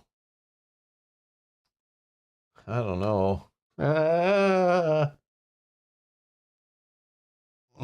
don't know if I should take poison. I don't know. Oh, Darren, you're right. If there are no cards attached to backpack, discard it. So that should have been discarded. So I'll have to get rid of the tooth. Okay. For that. Thank you. Guess I didn't realize that. I should have put that other backpack that I had in play.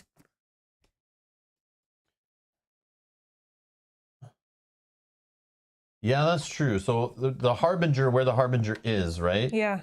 So if the Harbinger's here, but again, we still are far clues away from making it happen. But if the Harbinger was on a no Doom location, that means it would go right next to this room.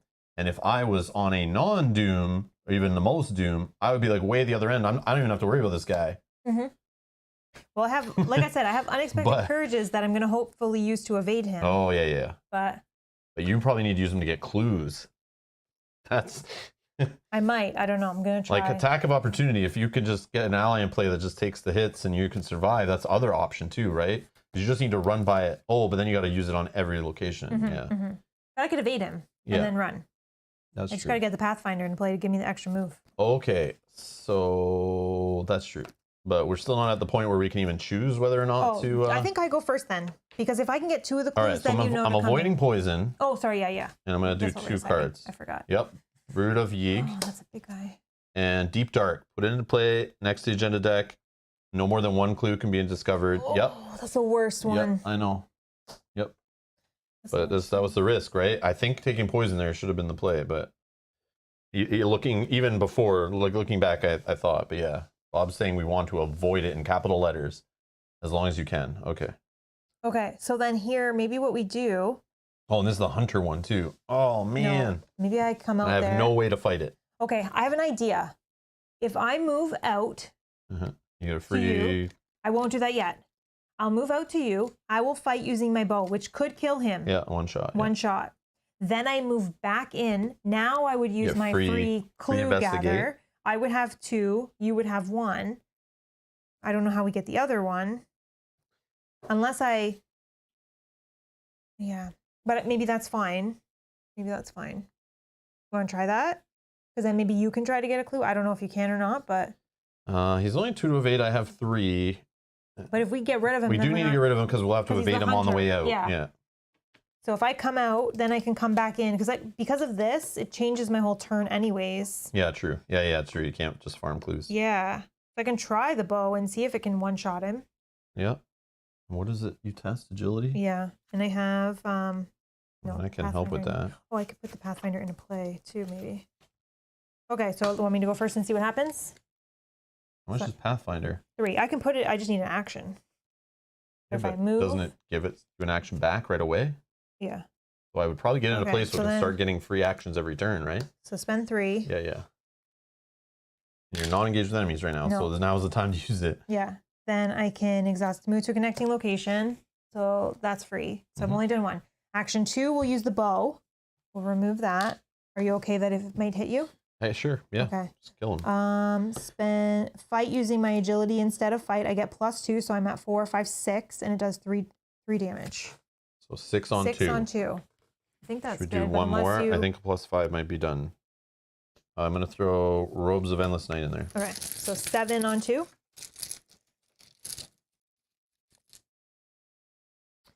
-3. So we're good. He is dead. Okay. Then I have 1 more action, which I'm going to use to move back here. Fire off and investigate. Then I'm going to fire off my free ability to investigate, which is a 4 on 4, but I will use 1 unexpected courage. 6 on 4. 6 on 4.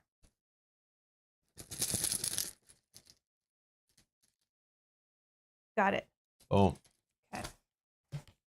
Okay, so we have 3. You don't have any cards in your hand that allow you to cheat other No. clues or anything weird? No. Okay. So it's mine. Okay. Your turn. Oh, sorry. Yes. Thank you. Okay. I got to be in there with you to spend a clue.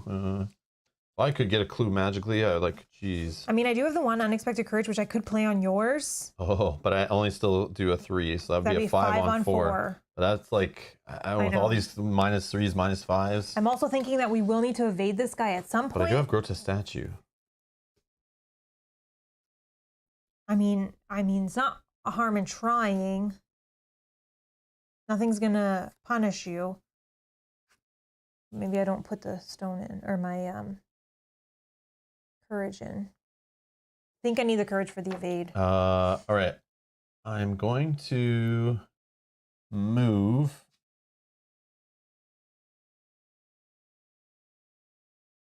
Oh yeah, but going through this again, it hurts us, right? Yeah. Every single damn time. How did I even come this far? I shouldn't have came this far. But you can't get clues for some reason. That 1 deduction turn really hurt me. Useless Ursula. I know. All right. So I'm going to move in there so I can be there for when we need to hopefully advance the game. But then I'll be stuck at the far end. I wish I could just like draw. Can I trade clues in this game? No, right? No. I wish I could trade clues. I'll just give you the clue and leave. Okay. Yeah, he's adding an extra vengeance. Yeah. Yep. I was just checking.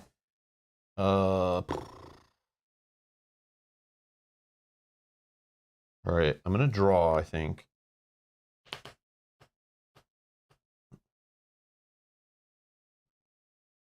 Azure Flame. Okay, and then I'm going to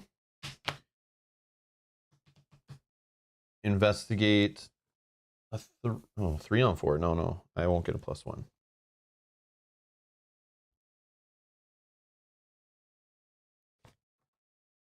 I am going to. Yeah, I shouldn't have done that. Oh yeah, you were talking about putting in stuff on this test, but I don't. I don't think that's smart. No, I think you just try with the statue one time. If you get it, you get it. If you don't, what? I hopefully get a +1 or 0. No, I'm only a 3. Oh, I have no pluses on my end. or you hope to get the blue or +1. the blue, yeah, blue or +1. If you don't, I mean, then you don't. But if you do, then we're one turn faster. We could. All right, sure. I don't know. Grotesque statue. I'm gonna try to do a 3-on-4. Because the skulls are not bad in this one. Oh, but they're minus. Oh, you got it. Wow. I'll choose this one. Wow. Wow. Okay. Okay. Sure. All right. I now have faith again. So we want to do this, right? Only investigators in the Chamber of Time may spend the requisite number of clues. Spend the clues. Flip it. Tell me what's done. Flip it. Choose an investigator at the Chamber of Time to take the control of the Relic of Ages. Will you get out? Me. Okay, you get out with it. I'm I'll taking protect it. you. I'm taking it, I think. But Yes. you could evade more, though. I can evade more, but you might die. But I might die. I can probably... Excuse me. Yes, you take it, and I'll try to protect you. Okay.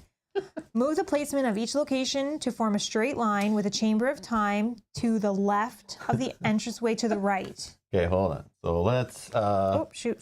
These are my This cards. can come back down here. This is going away at the end of the round or whatever, right? Yeah. So we can just get rid of that. Yeah. Okay, so we'll put these back down here where we normally have them. I'm dropping my whole hand of cards here. Yeah, let's put that all right, hold on. Let's put this here. So entryway... Nope. far right, Yeah, far right.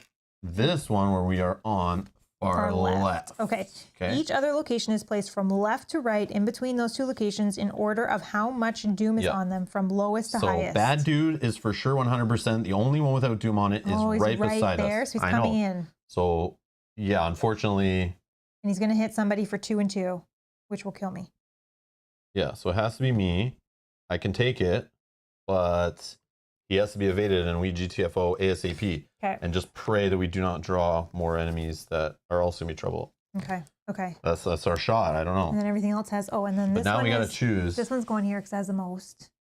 Okay. And then out of these 3, does it matter with, this one's just the investigation, making it hard, doesn't matter. After you enter, you either place a doom or take a damage in a horror.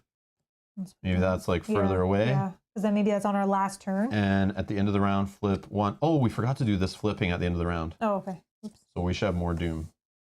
Okay. But either way, it doesn't matter. Yeah, I counted it before, yeah. Yeah, but how much do we have now? 1, 2, 3, 4, 5, 6, 7, 8, 9. 9 out of 14? Mm-hmm. 9, 10, 11, 12. Yeah. We have like 2 turns to get through this. Really? Yeah. That's it? Yeah. 1, 2, 3, 4, 5, 6, 7, 8, 9 out of 14. But then if we're gonna do 2 times doom on that one, no. We're gonna look at what's happening when we get there, and we may choose damage and horror. But I'm saying likely. But hopefully we're close enough to the exit, and there's no enemies involved with us. Okay. Yeah. Because you might have an ally you can throw it on or something, you know. Okay. You never know. Until the end of the scenario, ignore all location connections. Instead, each location is connected to left, right. Okay, that's okay. We're trying to GTFO. Okay. All right. Oh man, we should have cleared. Oh yeah, I guess we should have maybe positioned him in a different spot, but that's fine. We couldn't have. We took too long. Yeah. If we were faster at getting clues, this would have been like on a 1. We could have chosen. Oh, that means this would be like here. We can't place this that far away. Yeah, because this would add 2 on it, right? Yep. So this should look like this. Yep. Yep. But yeah. So if this was still on a 1 doom, if I played my job of leading it around, it just would have taken too long with doom and agenda deck or a counter deck. That I don't think that's the right play because more enemies would come. We would be losing more health. But yes, the play would be 1 investigator stays out, and hopefully it's a fighter. If we had the way it would properly, I wouldn't be having Father Mateo in the first place. I would have a fighter, and I would stay out, and I'd be, or an evader, someone to deal with enemies, right? And I could tease this thing and chase it around, and other enemies would, you know, come out, and I could deal with them and clear the path. And then you just clue gather, grab that thing, and you start running, right? Yeah, yeah. And then I could have it so I'm on one of these higher Doom locations, and then I'm just like, see ya, done. You just have to run out, but I think we're okay where we're at. If we can, just depend on luck. Yeah, lots luck of luck. Of this. Lots of luck here on the way out. Okay. Because yeah, luck's not been good to us so far. Strategy's been maybe okay. I don't know, but yeah, we're just hoping the bag and the deck are a little more gentle on the way out. And do you have any more actions? I don't remember even what. I don't was think happening. so, because I think you did that last clue as your last action. I think I moved in. I drew a card because I thought maybe I'd find something that helps me. Then you moved. And I wouldn't have to go in or something. Okay. I don't know. Okay. Okay, so let's boom, done. Enemies. 3, 4. This guy's coming in. Yeah. So I'll take him, and he's gonna hit me for 2. I know. I'm just counting it out because if I take him, then I can just evade him instead of having to grab him from you, then evade him, right? I'm just counting out if 2 damage, 2 horror. Yeah. So I would be. I'm at 4, You'd be 1 5, away 6, on the I'd be damage. at 6 and 6. 6 and 6, but then I don't have to spend. Remember, the when action. You fail on evading him, he hits you 2. I know. I mean, I have unexpected courage. We have 4, 5, 6. 6 on 3. It's up to the bag at that point. Okay. And what I draw in my hand. So yeah. So then I will take it. You can get an ally and play it too. I know it's too late now, but if you could. No, but I can also move farther too. So yeah, true. I spend the action to evade, and then I can still move for 3. Because I have a free move. Yeah. Okay. So we'll see. Okay, so I've taken the hit from him. We'll see what happens. So you're literally 1 and 1 away on both? I am. Ah. I am. Yeah, you're not seeing the allies in play. But also, this might help you get out with the relic, and maybe that just is enough to pass the scenario. Oh, yeah, I just need to get out. You just need to get out. Oh, yeah, true. So if I protect you, then that's still fine. Well, we still have other stuff to see before we think that's all that needs to happen. So let's flip these. Let's draw. Ready up, crap. Oh, I found another tooth. Too late for the tooth. Here's the weakness card that's going to tell me I'm not allowed to like move for the turn or something. Oh, uncage the soul. Okay, whatever. Will help me on a treachery test, hopefully. Okay. Doom. Let's double check. Oh, count my hand. 1, 2, 3, 4, 5, 6, 7. 10. Still good. 10. Right. 10 Doom. 3, 4. Father 5, Mateo 6, 7, is a 8, fighter, 9, just not for you, Rob. 10. This deck is not a Father Mateo fighting deck. There has to be a better fighting deck, or just a different class, I think. Rob, take a hint. You need to get out. Do I need to get out? Are you sure? To get out. Do I need to get out? Oh, I need to draw first. Yeah, sorry. I need to draw first. Yes, Sajad, I'm excited. I'm talking really fast because it's like down to the wire here. I want to win. What is this? Put Entombed into play in your threat area. You cannot disengage from enemies or move. This is the worst. The worst card I could draw. The worst card I could draw. I don't even know what to do. I have to test to escape, and I'll have to do an attack of opportunity. Unless I go first, I engage him away from you. Can I do that? Yeah. Well, draw yours and see what you get first. Oh, that's the worst card I could draw. But then you still can't move this turn. So like. No, I have to do that first. I have to test it. What? To escape. I have to do this. Oh, and then you can move after. Yeah, but I can't do that while engaged. Please don't be a monster. Creeping Poison, Surge, Revelation. Each investigated poison takes damage. Nope. Please don't be a monster. Shuffle a non-story asset. Oh, there you go. Now you can shuffle your shriveling. But now it's making it harder to find the good cards in my deck I want to get. Looks like we're in a, you don't have to run, outrun the Harbinger. You just need to run faster than Mel's situation. Yeah. Ursula, watch out for that banana peel. See ya. Oh, that's the worst card. I almost wish it was a monster because I can at least evade them. But it's okay. I'm now protected. You get out. Right? Yeah, we definitely made the right call, I think. But if I still get trapped over here somewhere. Is that the play? Like, I just die on the sword here? No. No? We need Ursula still to get clues. And if you ever do that in a scenario, be the clue gatherer, you need to, hopefully still can do that in the future. So you're going to take him? You're going to go first and take him? I don't know.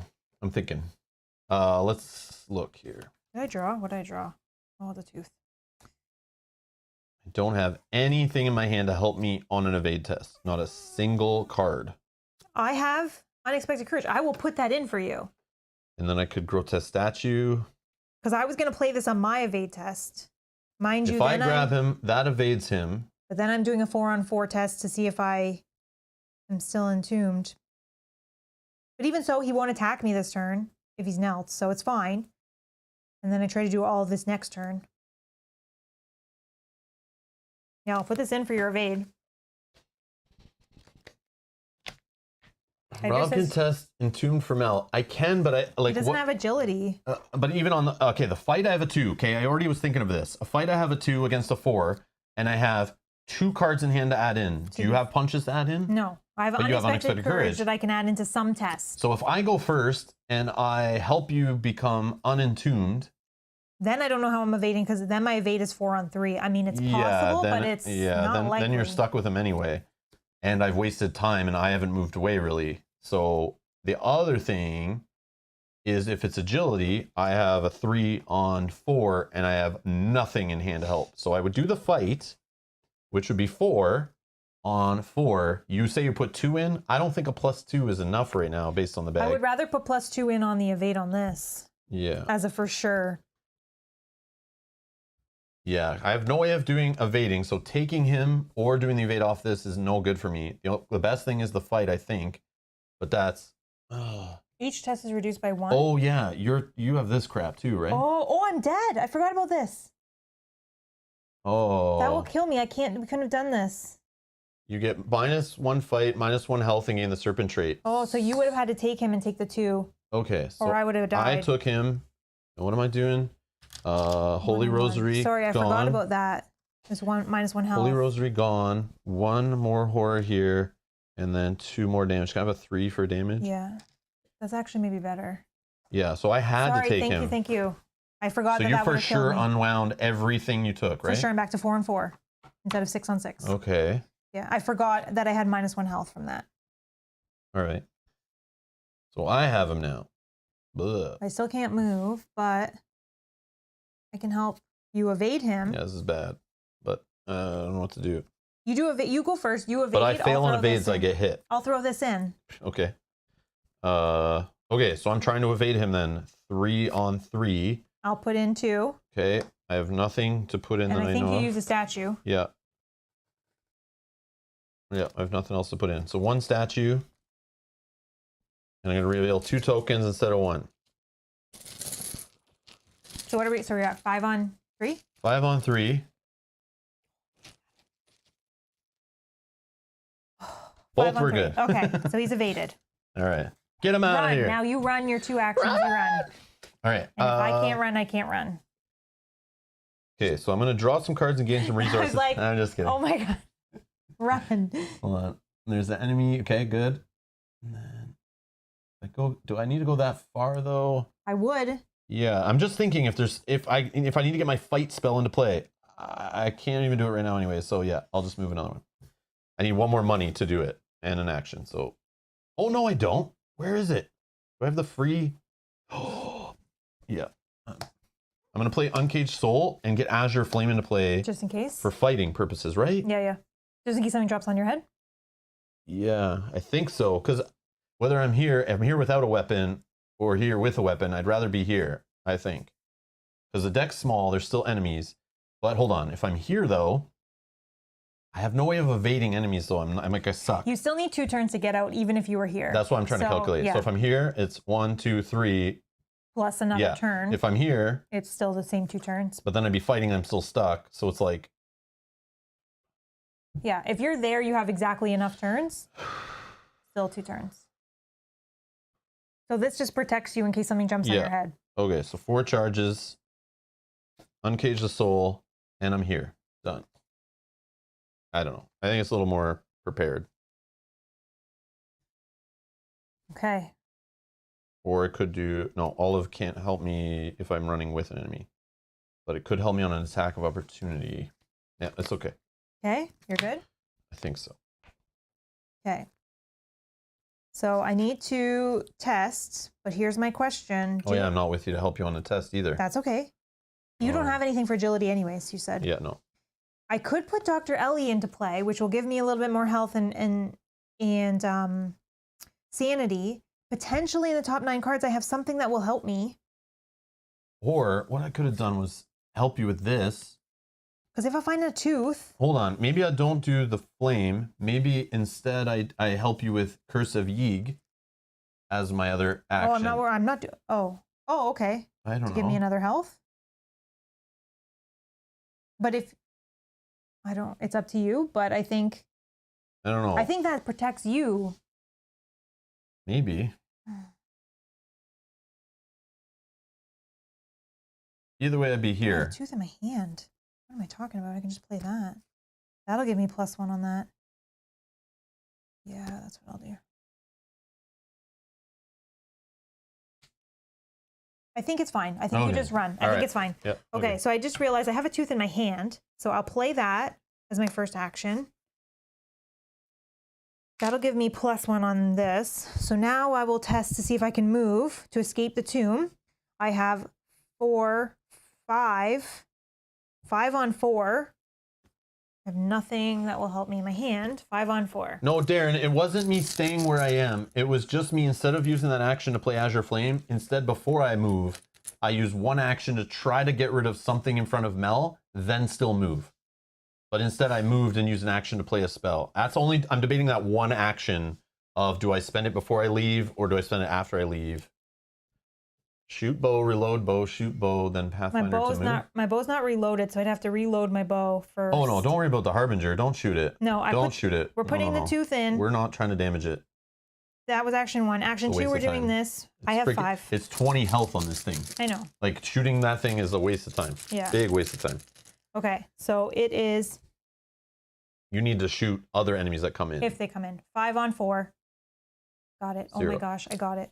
I can move. Yay. So then I will move. Free action move? Then I have a free action. No, what about Pathfinder? Yeah, now I have free action to move one more time. Okay. Okay. Right. Sure. And I want to be with you, but I don't in case... I know. Maybe I should, though. I don't know. Maybe I should.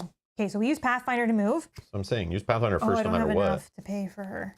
Okay, do we want to do this? You want to help me with this? Sure. 3. I have 3 on 2. If I fail, I fail anyways. But if you have something that you want. Yep. I'll put it's a willpower. Yeah. I'll put 1 in, and I'm gonna name Symbol. Symbol? Hold on. 3, 4. Oh, I can only put 1 in. Yeah. I'm gonna name Symbol. Okay, so 4 on 2. We got it, but it's not a symbol. Oh well. I'm no longer cursed, which gives me another health, which is possibly needed. Yeah. Okay. Now you're done? Now I'm done. Okay. Now I'm done. Yeah. So no enemies. Okay, ready. No enemies. So we're gonna flip. He's just reset, gonna ready cards. Draw. Drawn to the flame. Oh, now it shows up. Getting the 2 clues, drawn encounter card. Where were you before? Oh no, this is gonna kill me now. What? So the Call of the Unknown. Put the Call of the Unknown into play in your threat area. At the beginning of your turn, choose a location other than the location you're on. When the turn ends, if you do not successfully investigate the chosen location, take 2 horror and shuffle this back into your deck. 2 horror and you're 3 away? Yeah. But I can say, okay. I can say this one, do it, hope I just succeed and whatever. Okay. Yeah. Gain a resource. All right. Adding a doom, we'll just double check. We are at 4, 5, 6, 7, 8, 9, 10, 11 of 14. Okay. Oh my gosh. Okay. Sorry. Hunter? He gets +1 fight for each vengeance point in the victory display. So there's even more in there. Yeah. So he's going to engage with me. Deep Dark into play. Oh, we can't discover clues more than 1 on a turn. Oh no. That's fine. All right. So I'm just going to try to evade this guy, I think. I think you run. You do your turn because you're just moving, right? Unless, do you have anything to help with an evade? I can fight. But evading is like better. But that only deals +1 damage. We need like 3 damage on him. Yeah. So let me just... I probably should just go based on the doom count. Yeah. If you can't help with evade, yeah. Evade? Can you? No. Okay, then don't worry. I could draw a card. No. But then again, I've gone first and I'm still there. You need to get out and you have only 2 turns. All right. 1, a 2. When I enter, I either take a horror and a damage or replace a doom on secret passage. I don't think we can afford the doom. What did I say? 4, 5, 6, 7, 8, 9, 10, 11. 12 will be next time. Because I think I have to put a doom on there. I could, before moving in, just put olive into play, and then I'm there, but then 1, 2, 3, not resign. So no, I will choose damage and a horror, I guess. 5 horror, 4 damage. 2 away on the damage, and 3 away on the horror. Okay, then one more. 1. Oh, do I have another action? Well, yeah, the move was free, right? Pathfinder to move, and then did a test. I have one more action.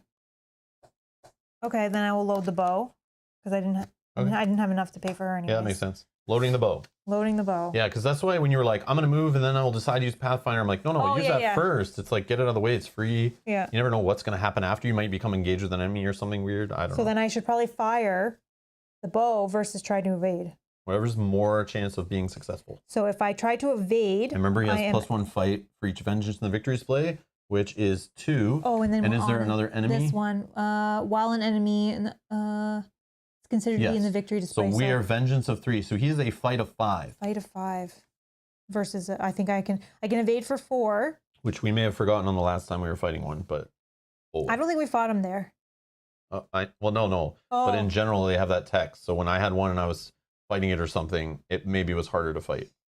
But I think I was okay. But maybe not. Fine. I'm not sure.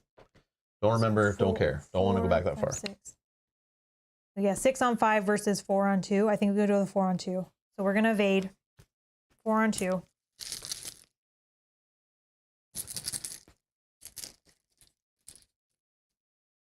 Oh, this is no good.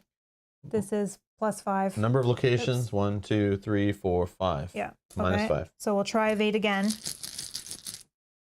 Because I also... How many actions do you have still? That was just That was just my first one. 0. We got it. Okay. So evade him. So evade him. So I'm no longer engaged with an enemy. So I will move. Oh, shoot. I'll say this one. Yeah. We'll move. This is free. I will use my ability, which is free, to attempt an investigate. On 2 shroud? Or is it extra shroud? It's 4 shroud. Oh, man. Well, 4 is still better than 5. And that's as far as I can get. So, okay. So 4 on 4.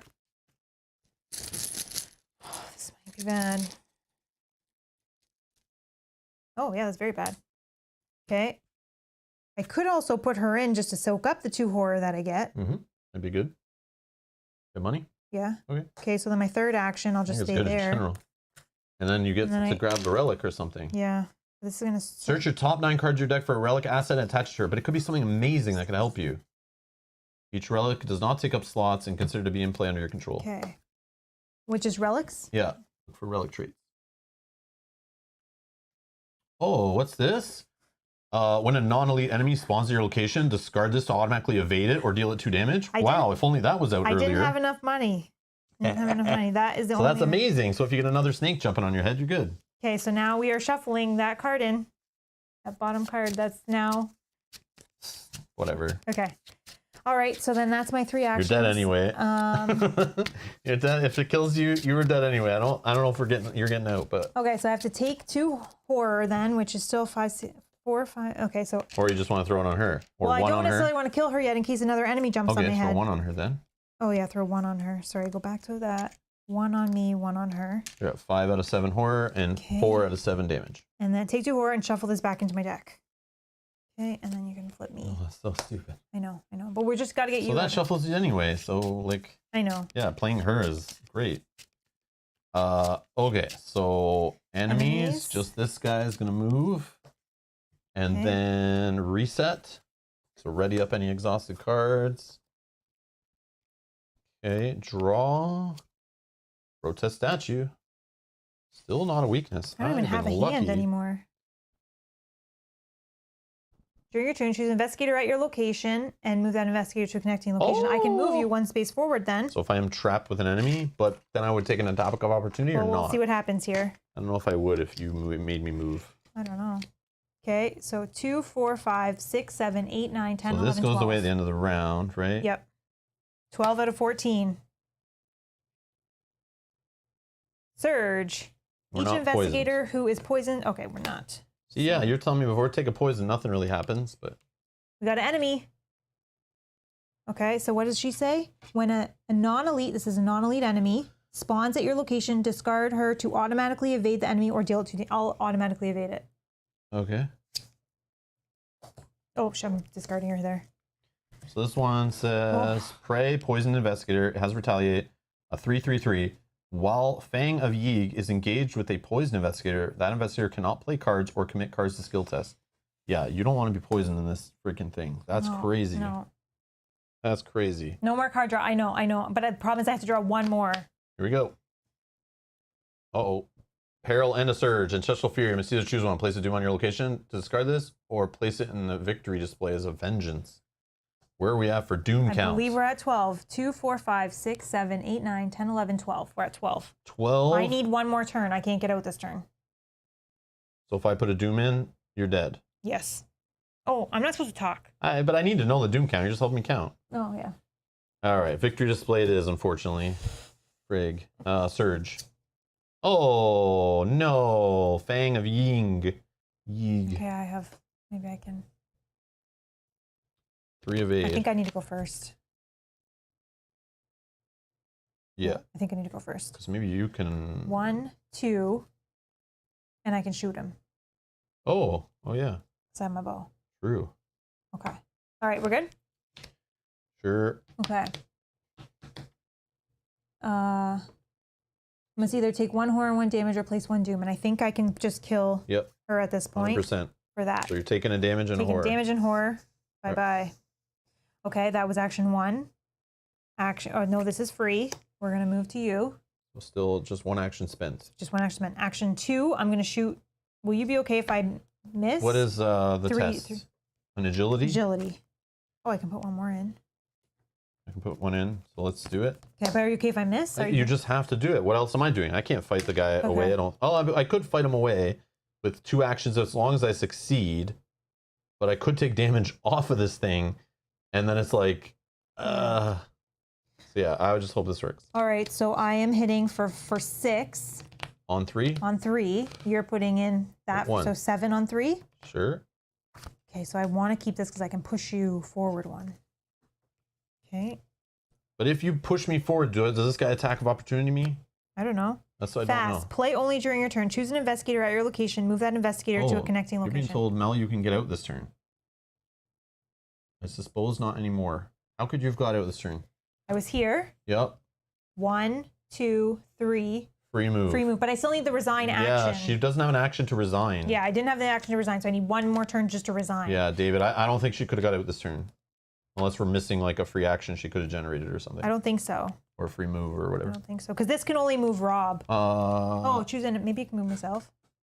Yeah, it says choose an investigator. You could have done yourself to get out. No, but I need to help you because you have the relic. Yeah, shortcut. Yeah, okay, David, we get it. We get it. Sorry, yeah. I thought I could only use it on him, but I can use it on myself. I'll keep it in my hand because right now we're 7 on 3. Hey, remember, I'm the one with the relic here, all right? Yeah, we need to save Rob. You can't let her just run out of here. You can't use a stone on me, right? No. When you would reveal a chaos token. Okay. Reveal another one. Oh my god.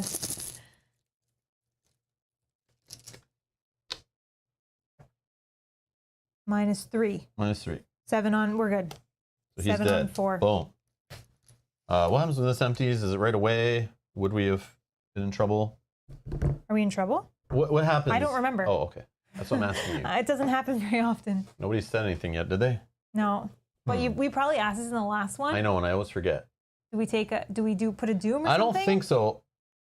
I think we get punished if our deck empties. I don't know about this one. I think this one just shuffles up. Counter deck. Yep, you just shuffle it. Just shuffle it. Okay. Yep, just shuffle. Okay. So then, in this case, because you're already going to get out, I'll use shortcut on myself. I still have 1 more action. That's fast. And then I'll use my last action to move here. Because if an enemy does drop on my head, I can still resign. All right. Thank you, Darren. Thank you. Yeah. Okay, we might actually do this. If an enemy drops on my head, I'm in place to resign. I use a shortcut on myself to get me there. Thank you, David. I wouldn't have even thought of that. None of them have quick strike, so. Yeah. Okay, now you get out with the relic. Because I don't want to play this scenario again. What did I draw for my treachery card? No, it was my turn. You just shuffled this. Oh, okay. I haven't gone? No, I just went. Oh, sorry, I'm done. Remember, I went and just killed the guy. You killed. Yes. I was like, where's my card? Resign. I'm out. See ya. Bye-bye. Okay. Enemies. Hunter. Ready. Okay. Doom. I think we're still fine. I think we're at 12. 2, 4, 6, 7, 8, 9, 10, 11, 12, 13. 13. 13 out of 14. 13 out of 14. I draw. Get rid of a story asset, a non-story asset you control. Bow. Oh, this is ready. Bow is gone. I will resign. Oh my God, we did it. Whoa, I really thought that was going south. All right, let's find out what happens though. I know. All right. Before resolving any other resolution, if at least one investigator is defeated, read investigator defeat. Not this time. Are we supposed to flip one of these though? Hold on. Oh yeah, hold on.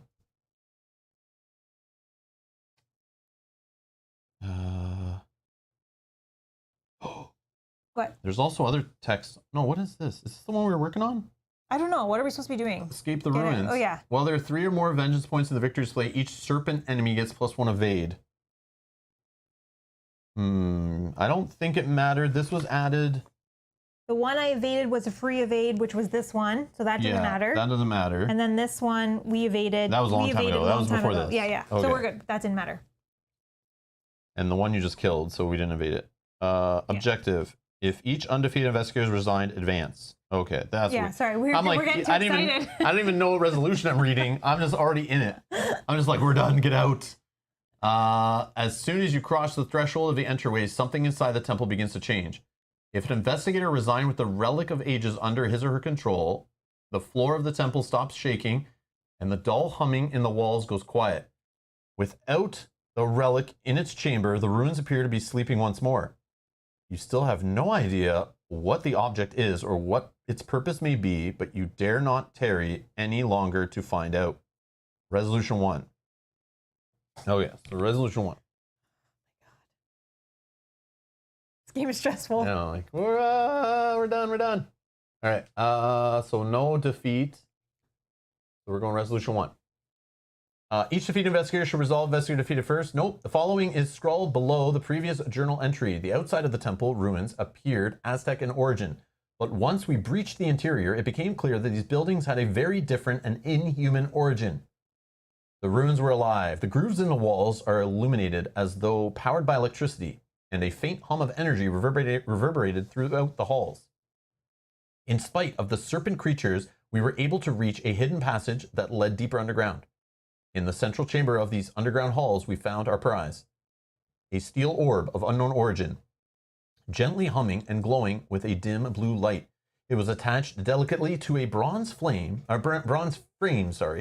appearing almost religious in its significance, and we knew it could not have been made by the Aztecs. With the artifact in tow, we fled the ruins. The building had started to crumble around us, and though the orb was the only thing keeping it standing, as though if the orb was the only thing keeping it standing. Had it been powering the ruins like a battery? What exactly was this device that the serpents guarded so fervently? Maria was waiting for us with the trucks when we finally reached the northern edge of the rainforest. We're getting the hell out of this serpent-infested jungle while we still can. In your campaign log, record that the investigators recovered the Relic of Ages. One investigator must add the Relic of Ages to his or her deck. This card does not count toward that investigator's deck size. And the Relic of Ages is like 3 wild symbols, and that's all it's doing. You can take it. But it's an asset, though. Yeah. Which is weird. So, like, you pay 2 to put it in play, but it does nothing that we know of. So most likely it's just a skill card until then, where we're playing. Unless something I don't know tells us that we need I feel like I earned it. I'm just kidding. I'm just kidding. Okay, so we'll add it to my deck, I guess. Yeah. Seems good. I don't know. We'll have to update too, because I have to remember to remove the doomed out of mine and put that new accursed feat in. Oh, yes. Okay, we'll do that in a second, yeah, please. So we'll remember to do all that. All right. If the Harbinger of Valusia is still in play or set aside, record in your campaign log, the Harbinger is still alive. Oh, no. She's coming back. Next to this, in parentheses, record how much damage is on the Harbor of Valusia.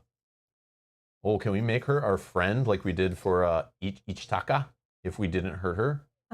She'll come back and she'll be like, you guys never hurt me. You just kept tripping me with banana peels. So there's 0 damage on her. 0 damage. Okay, you recorded little zeros beside her? I just put the Harbinger still alive and then 0. Okay, for each vengeance point in the victory display, record a tally mark under Yig's Fury in your campaign log. This is so bad. So hold on. 1, 2, and 3. I think there might be some on here too. Oh, this is a victory. No, not yet. We're not there. We're not there. This is vengeance. Oh, if it's clear? Yeah. Vengeance, that's not clear. Vengeance. All right, so 4. Do 4 checks. Yep. Oh my god, we're at 7. 8. Yeah, 1, 2, Mel's saying, so we have a cleared off location. That means it goes in the vengeance display, I think, right? So we have 4 total. 7. We have 7 vengeance, or 7 tallies. 7 tallies under Yig's Fury now? Yeah. Each investigator earns experience equal to the victory X value of each card in the victory display. I wasn't even caring about victory. So here's this time. a victory. Here's a victory. Yeah. Yeah, I wasn't even thinking about victory at all. 2, 3. This one's not. This one's not. Yeah. 3? So 3. All right, this is a. So we each get 3 victory points. I mean, it's not nothing. Banana peel is a dangerous weapon in Hitman. Okay, let's see what else happens. Oh, that's it. Resolution 2. Okay. And is there? This is the one I think. Yeah. An interlude. Yeah. All right. So first,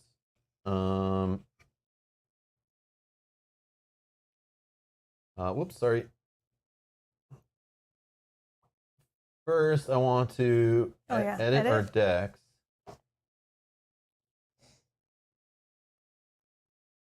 Oh, log in.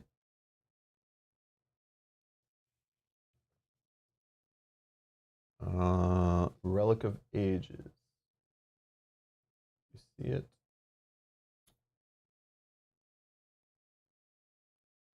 Relic of Oh, you can upgrade it. Oh no. No, it's just more there's copies. Multiple. Oh, maybe we have multiple spoilers. of them. Spoilers. Okay, so I put one in my deck.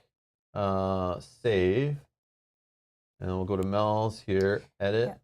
And remove the doomed treachery. We do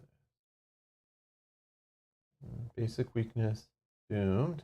And add in the accursed fate.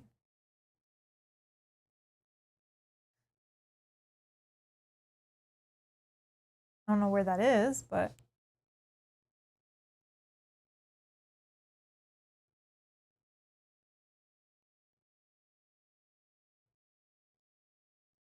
I don't think it's in the campaign though. Well, it is added only when you're playing a campaign. Oh, there it is. There it is. Second one. Second one.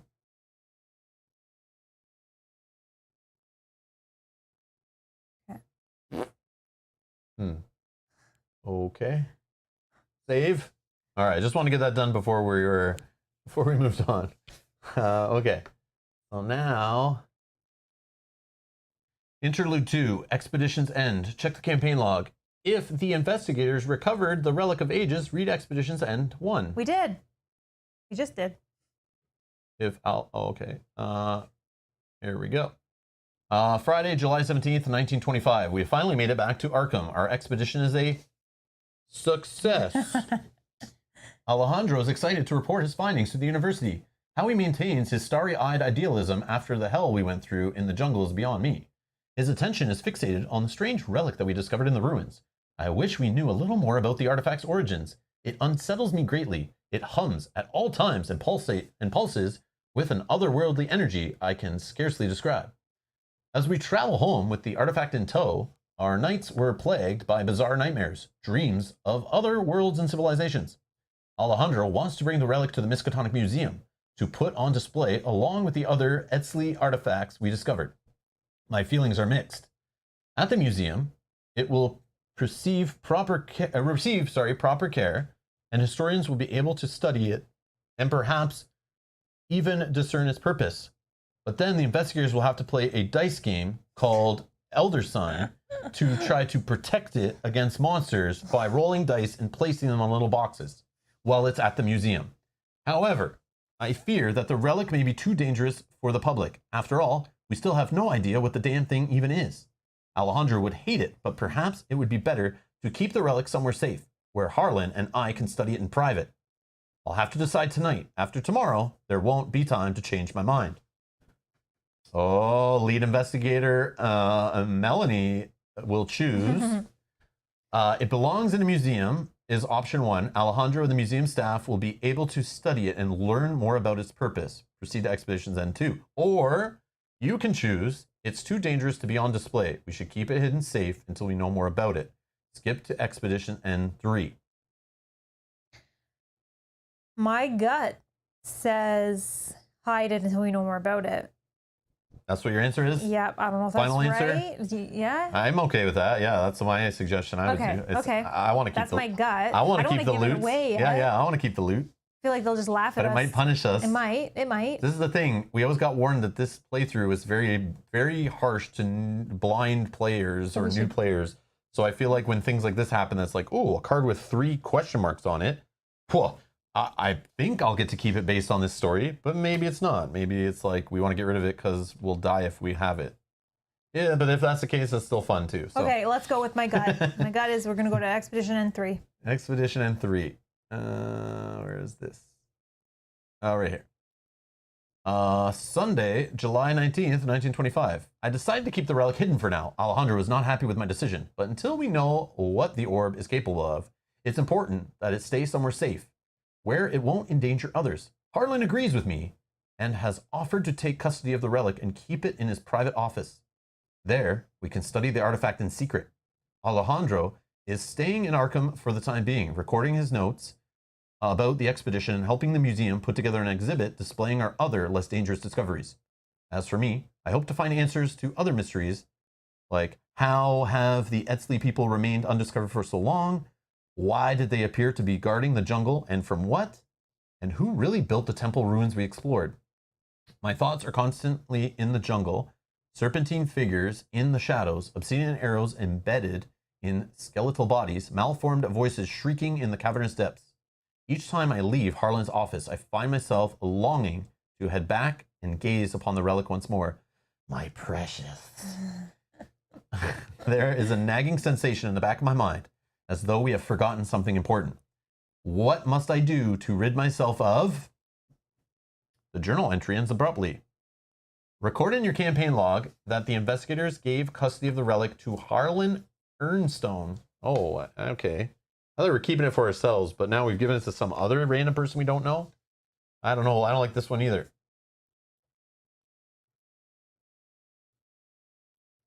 And also record in your campaign log that Alejandro is continuing his research on his own.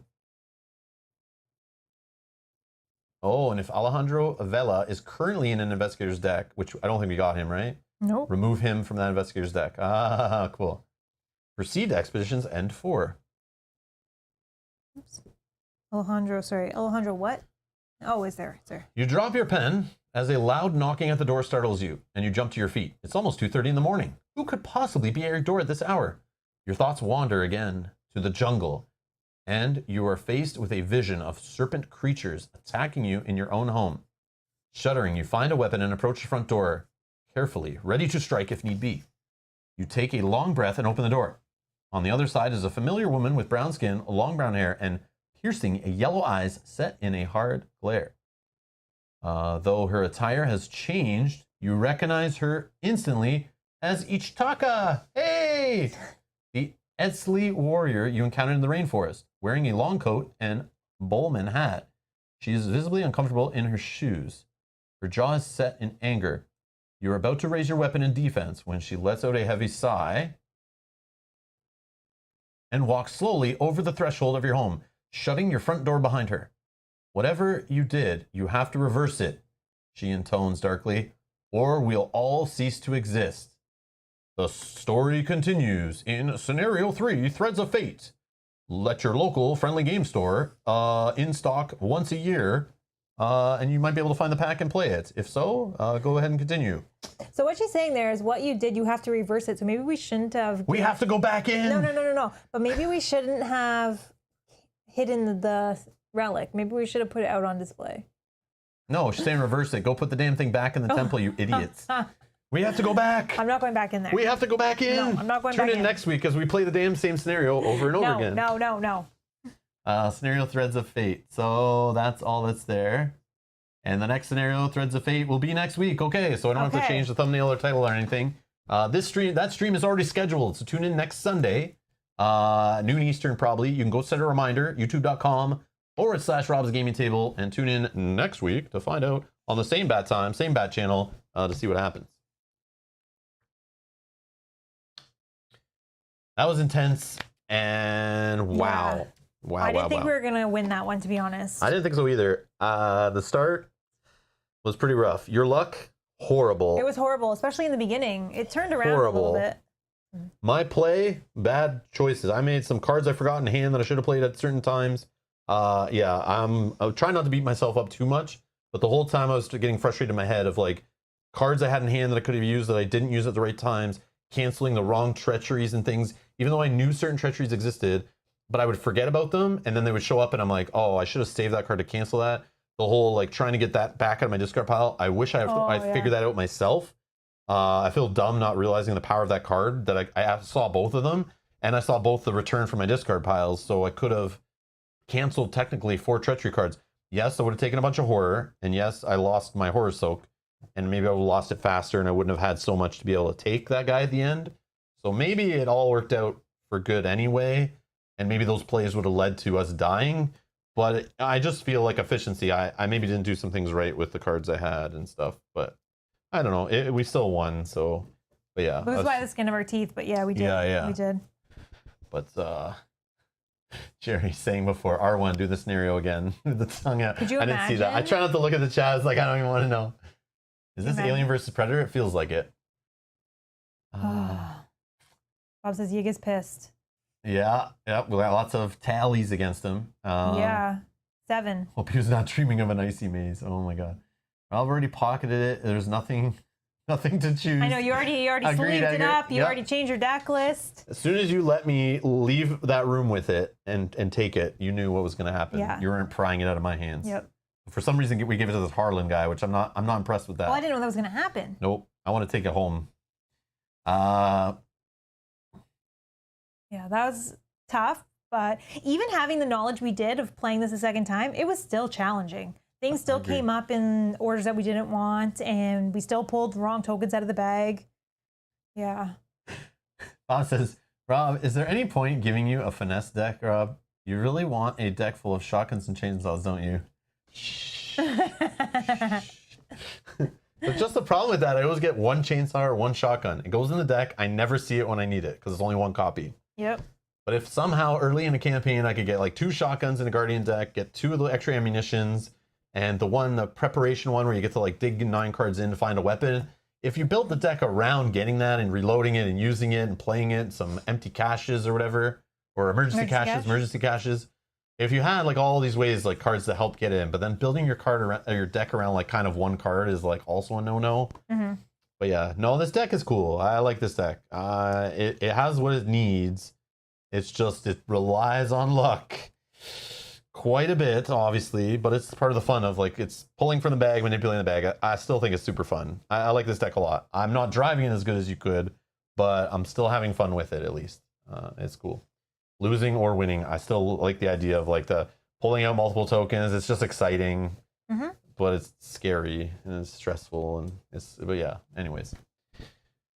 All right. Well, I think that's it, right? We did everything we need to do. We just got to clean this game up now. Yeah, I think that's going to be it for today's stream. Thank you, everyone, for watching. Again, we'll be back next week. It's already scheduled. You can find that video. You can set a reminder for it. Down in the video description, there's a playlist link with that already should be in there, and you can just set a reminder on it. Or subscribe, turn on your notifications by hitting the bell beside the subscribe button, and you'll get notified when we go live. Also, thank you to everyone who supports the channel on Patreon and or YouTube by clicking the join button down below. If you'd like to support the channel to help keep getting games like this and packs like this on the channel, keep us doing this stuff, increase our collection, have more stuff to play for you guys, and equipment to help improve the streams, and convention trips and stuff eventually. Yeah, you can donate. There is links down below in the video description if you'd like to find more information. Thank you everyone who spent the time today watching with us. And thank you everyone who puts up with my frustrations and my, I don't know, my, what is it? Where I swing from like wanting to end my life to like loving the games. Like, it's like your mood. I have like mad mood swings. Yeah. Thank you for watching through my mood swings in my games of Arkham Files games. But they're made to do that. I know. And I know some of you find that super entertaining. I don't think they would be here if they didn't. Yeah. Especially watching this playthrough a second time. True. Like this is They're hoping for us to lose. They want to see me just flip the table and break the equipment. Yeah. Which I would love to watch too. I think it'd be super funny. But yeah, watching me struggle with these games and like lose my mind, I think it's fun. That's what they're supposed to do. But I appreciate you guys. Yeah, Roller Coaster Rob. Yes. Yes, yes, exactly. Also, Bob is asking how much XP? 3 XP each. 3 XP each. Yes. Thank you, Bob. Thank you for reminding me. I was trying to remember there's more stuff, but of course, after the stream ends, check the comment section down below. I'll put a pinned post with instructions. But you can suggest how we spend our XP, and we will go with the winner. So drop your suggestions down below. Separate comment for each investigator or each suggestion. So you can put multiple suggestions if you want Father Mateo could upgrade his experience to this or that, or save it, or side quest, or whatever. Put all those suggestions down below, and then like the ones you guys are most interested in and you want us to see happen. We're going to vote too. And then next week, right before the stream, an hour before it goes live, or maybe an hour and a half, 2 hours, whatever, before it goes live, we will lock the voting kind of and just pick the winner. And then we will adjust our deck, or not adjust our deck, and save the experience. However you guys, whatever the voting goes. So if you're watching this about an hour after it was live, up until 7 days later, go down in the comment section, suggest how we spend our experience, and or vote on the suggestions, including your own if you want. Thumbs up, whatever ones you like. If you see one you don't like, suggest your own. And again, we're building only from the card pool of all of the Forgotten Age, one set, one full play set of everything. All the way back to 2 core sets, and we have all 5 investigator starter decks, 1 copy of each. So anything from an investigator starter deck and from 2 core sets, non-revised core sets, Dunwich Legacy, Pat Tucker Carcosa, Forgotten Age, all full play sets. We're building 2 decks from those. That's what you can pick from. So if you're building, if you want to set up a new account or change your collection on ArkhamDB, you can clone our decks, which are linked down in the video description. And you can see what's available for 3 XP and how you'd want to spend it. Yeah. So thank you everyone who takes the time to do that. I know it's not, if you're going in and you don't know the card pool well and you're trying to figure out what you could do. If you're spending the time to do that, I love it. If you're just going down to click a thumbs up, I appreciate that too. Thank you for spending the time to do that. It makes it fun that you guys are impacting the play, and I can complain and blame you guys when I draw bad cards or put bad cards in my deck. No, I'm just kidding. But without you guys, we might not be making cool decisions either. So I hope it just makes it more entertaining is the point. But yeah. Whenever he says corsets, I hear corset. Yeah. So make sure you put on your corset. And yeah. Tie it tight. Oh, the word you were looking for, Rob, is grumpy. Yeah. Well, no. I don't think that's a word because... No, but I mean putting up with the whole swing. So like, not just being grumpy, but also like the... going from grumpy to excited and back and forth, like over and over again, like frustrated to having good moments, bad moments. It's an emotional roller coaster. Yeah, emotional roller coaster. Thank you for putting up with me through all of that. Because, you know, some of you wanted to see me frustrated and losing, which I know based on comments in the past. Some people like to come in and go, you guys should have lost. This should have happened. You play this wrong. You suck. Or you shouldn't have won. You know, people want to see us lose. Yeah. But then there's also people who want to see us win. And there's people who just love watching me pull my hair out. It's all good. Yeah. It's all good. But yeah, as long as we're being honest and open, I'm down. And as long as it's entertaining, you're having fun, I'm sort of having fun too. They keep coming back, so I guess not as many, I don't think. They enjoy it. No, I'm just kidding. Yeah, more keep coming back. So. And new ones stay. I know new ones stay. Yeah. But we do appreciate it. We do appreciate you guys just hanging out anyway. Yeah. And yeah. So yeah, watch for more streams. I'm going to be playing, I'll schedule it probably today, a solo stream, another solo stream of Destinies. I think for Tuesday. I just got to check to make sure that's the day I can schedule it. And I'm going to play solo again on Destinies and try the Challenger mode with the Witch. We've not seen any of the Witch's stuff. We're going to just play it once or twice. Is it bipolar? Is that what I mean? Is that bipolar? Yeah, that's the same symptoms that someone with bipolar disorder has, yes. But it's, no. We'll say emotional roller coaster because... Yeah, maybe it is bipolar. I don't think I'm bipolar. Well, someone with bipolar syndrome does have mood swings, and they do go high, and low, but they go just because, like sometimes just randomly because. Yes, you have reason. I have reasoning why I'm ripping my hair out and going crazy, right? Yes, and that is. I think. Yes. I think it's a game. Yes. Yeah. Yes, bipolar. Exactly. It's a lot more complex than that. That's what I'm trying to get at. Yeah. That's why I didn't say that bipolar is something. That's why it's not the word. I don't think it's the right. No, right it's not situation. the right word. No. Yeah. Bipolar is different. I've known bipolar people. Yes. And they could be. We've worked with bipolar people. I know. Yeah. I know. Yeah. They could be having the best day in the world, and literally an hour later, they could be not alive. For example. Yeah. It's happened. So that's why I don't think. But I'm not bipolar, so I can't know, what goes on there. But yeah, I've seen firsthand, it could, So that's why it's a touchy subject. It's just why I would not say that's what I'm doing. But emotional roller coaster is exactly, I think, the correct thing. Yeah. Yeah. Yeah. But Jane is asking, Rob, I think this is recommended at 2, but have you played True Solo? No, and I keep thinking of doing that. So, Yogi was super cool and sent me a solo deck of Wendy to play against the Rougarou, and I was going to play it 1 week. It was planned, but then we decided to play Rougarou as a week off. Oh yes. And I was going to do it that week, and I was like, well, we're playing Rougarou next week. I'm not going to play Rougarou and then play it with you again the same week. So then I just decided not to do that. But Yeah. So I just don't want to play Rougarou again. But I mean, I could easily look up a solo deck, and I still remember Kate mentioning how Roland, like my first investigator I ever played, fond memories. He is one of the best solo guardians, so it wouldn't be too hard for me to net deck a Roland solo only deck and play a scenario to try it out. But I do want to play solo Arkham Horror, the card game. But I haven't yet. But from my understanding, it is a great solo game. It's very high up on solo lists, which is one of the reasons why I was like, let's get into it. It's time. I'm playing more solo games and that kind of stuff. People wanted to see it. So that was a point against it for me, or for it. That was a point for it. People saying how they love playing it solo. I don't know if it's better to play solo. I think it's best with 2 is what was the final recommendation. Yeah, that's what Jan is saying. I know that it's recommended at 2, but have you tried? But I haven't tried, no. But people have told me there's investigators that are in the game that are built for solo kind of, and there's cards that are available. I don't know if out of the core set, it's a fully, yeah. But then again, now the core set has more copies of cards in it and more options to build with. So maybe that also is a reason why they put some extra cards in.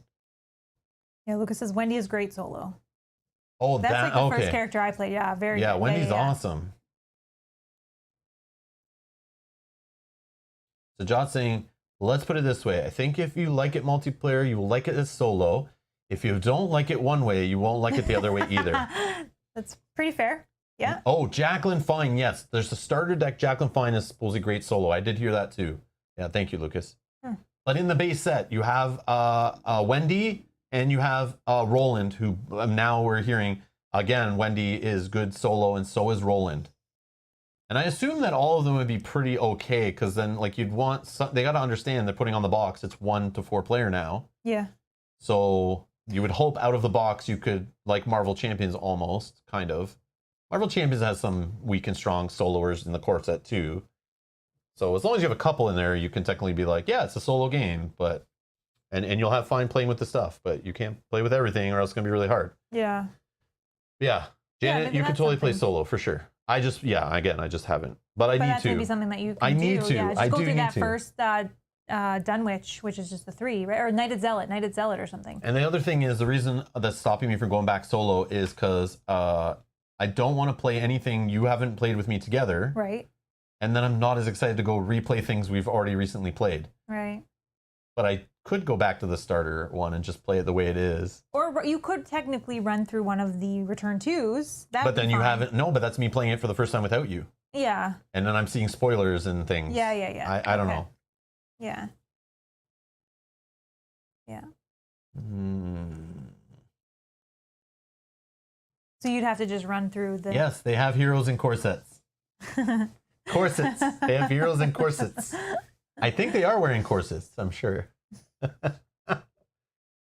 And Lucas says, I think Agnes of Corset is good in Solo 2. Agnes. Is she's the purple? She's the purple, yeah. She's the mystic in that box? And Jane is saying, okay, I will expect a solo stream sometime before October. Yes. LOL. Yes, sometime I need to do October, it. Yes. I need to do it. You can fit it in before October, I'm sure. It's just like, I want to play a solo. What? I do want to play a solo very much. I just don't know the encounter I'm playing against. I think just run through the 3, because that's only just the Corset the Night stuff? of the Zealot, which is the Corset stuff. It's still not spoilery for people if people aren't watching. Once we're caught up and we've played like everything that's out pretty much, then it's like, I'll solo whatever. I don't care. Just not the Return 2s. Yeah. But but I do want to try that Return 2. That'd be cool. Yeah. I don't know. Can you handle Sunday Arkham horror plus possible weekdays in there? I don't know. Without my positive attitude to bring you back? I don't know. I don't know. I'll ask the doctor if he'll let me out of my white jacket and padded room long enough to play. Oh, no. Layla, stop doing that. No. October's only 14 weeks away. The year's going too fast. No, don't say that. Don't say that. 14 weeks? Yeah, that's crazy. Wow. Summer is going to be quick.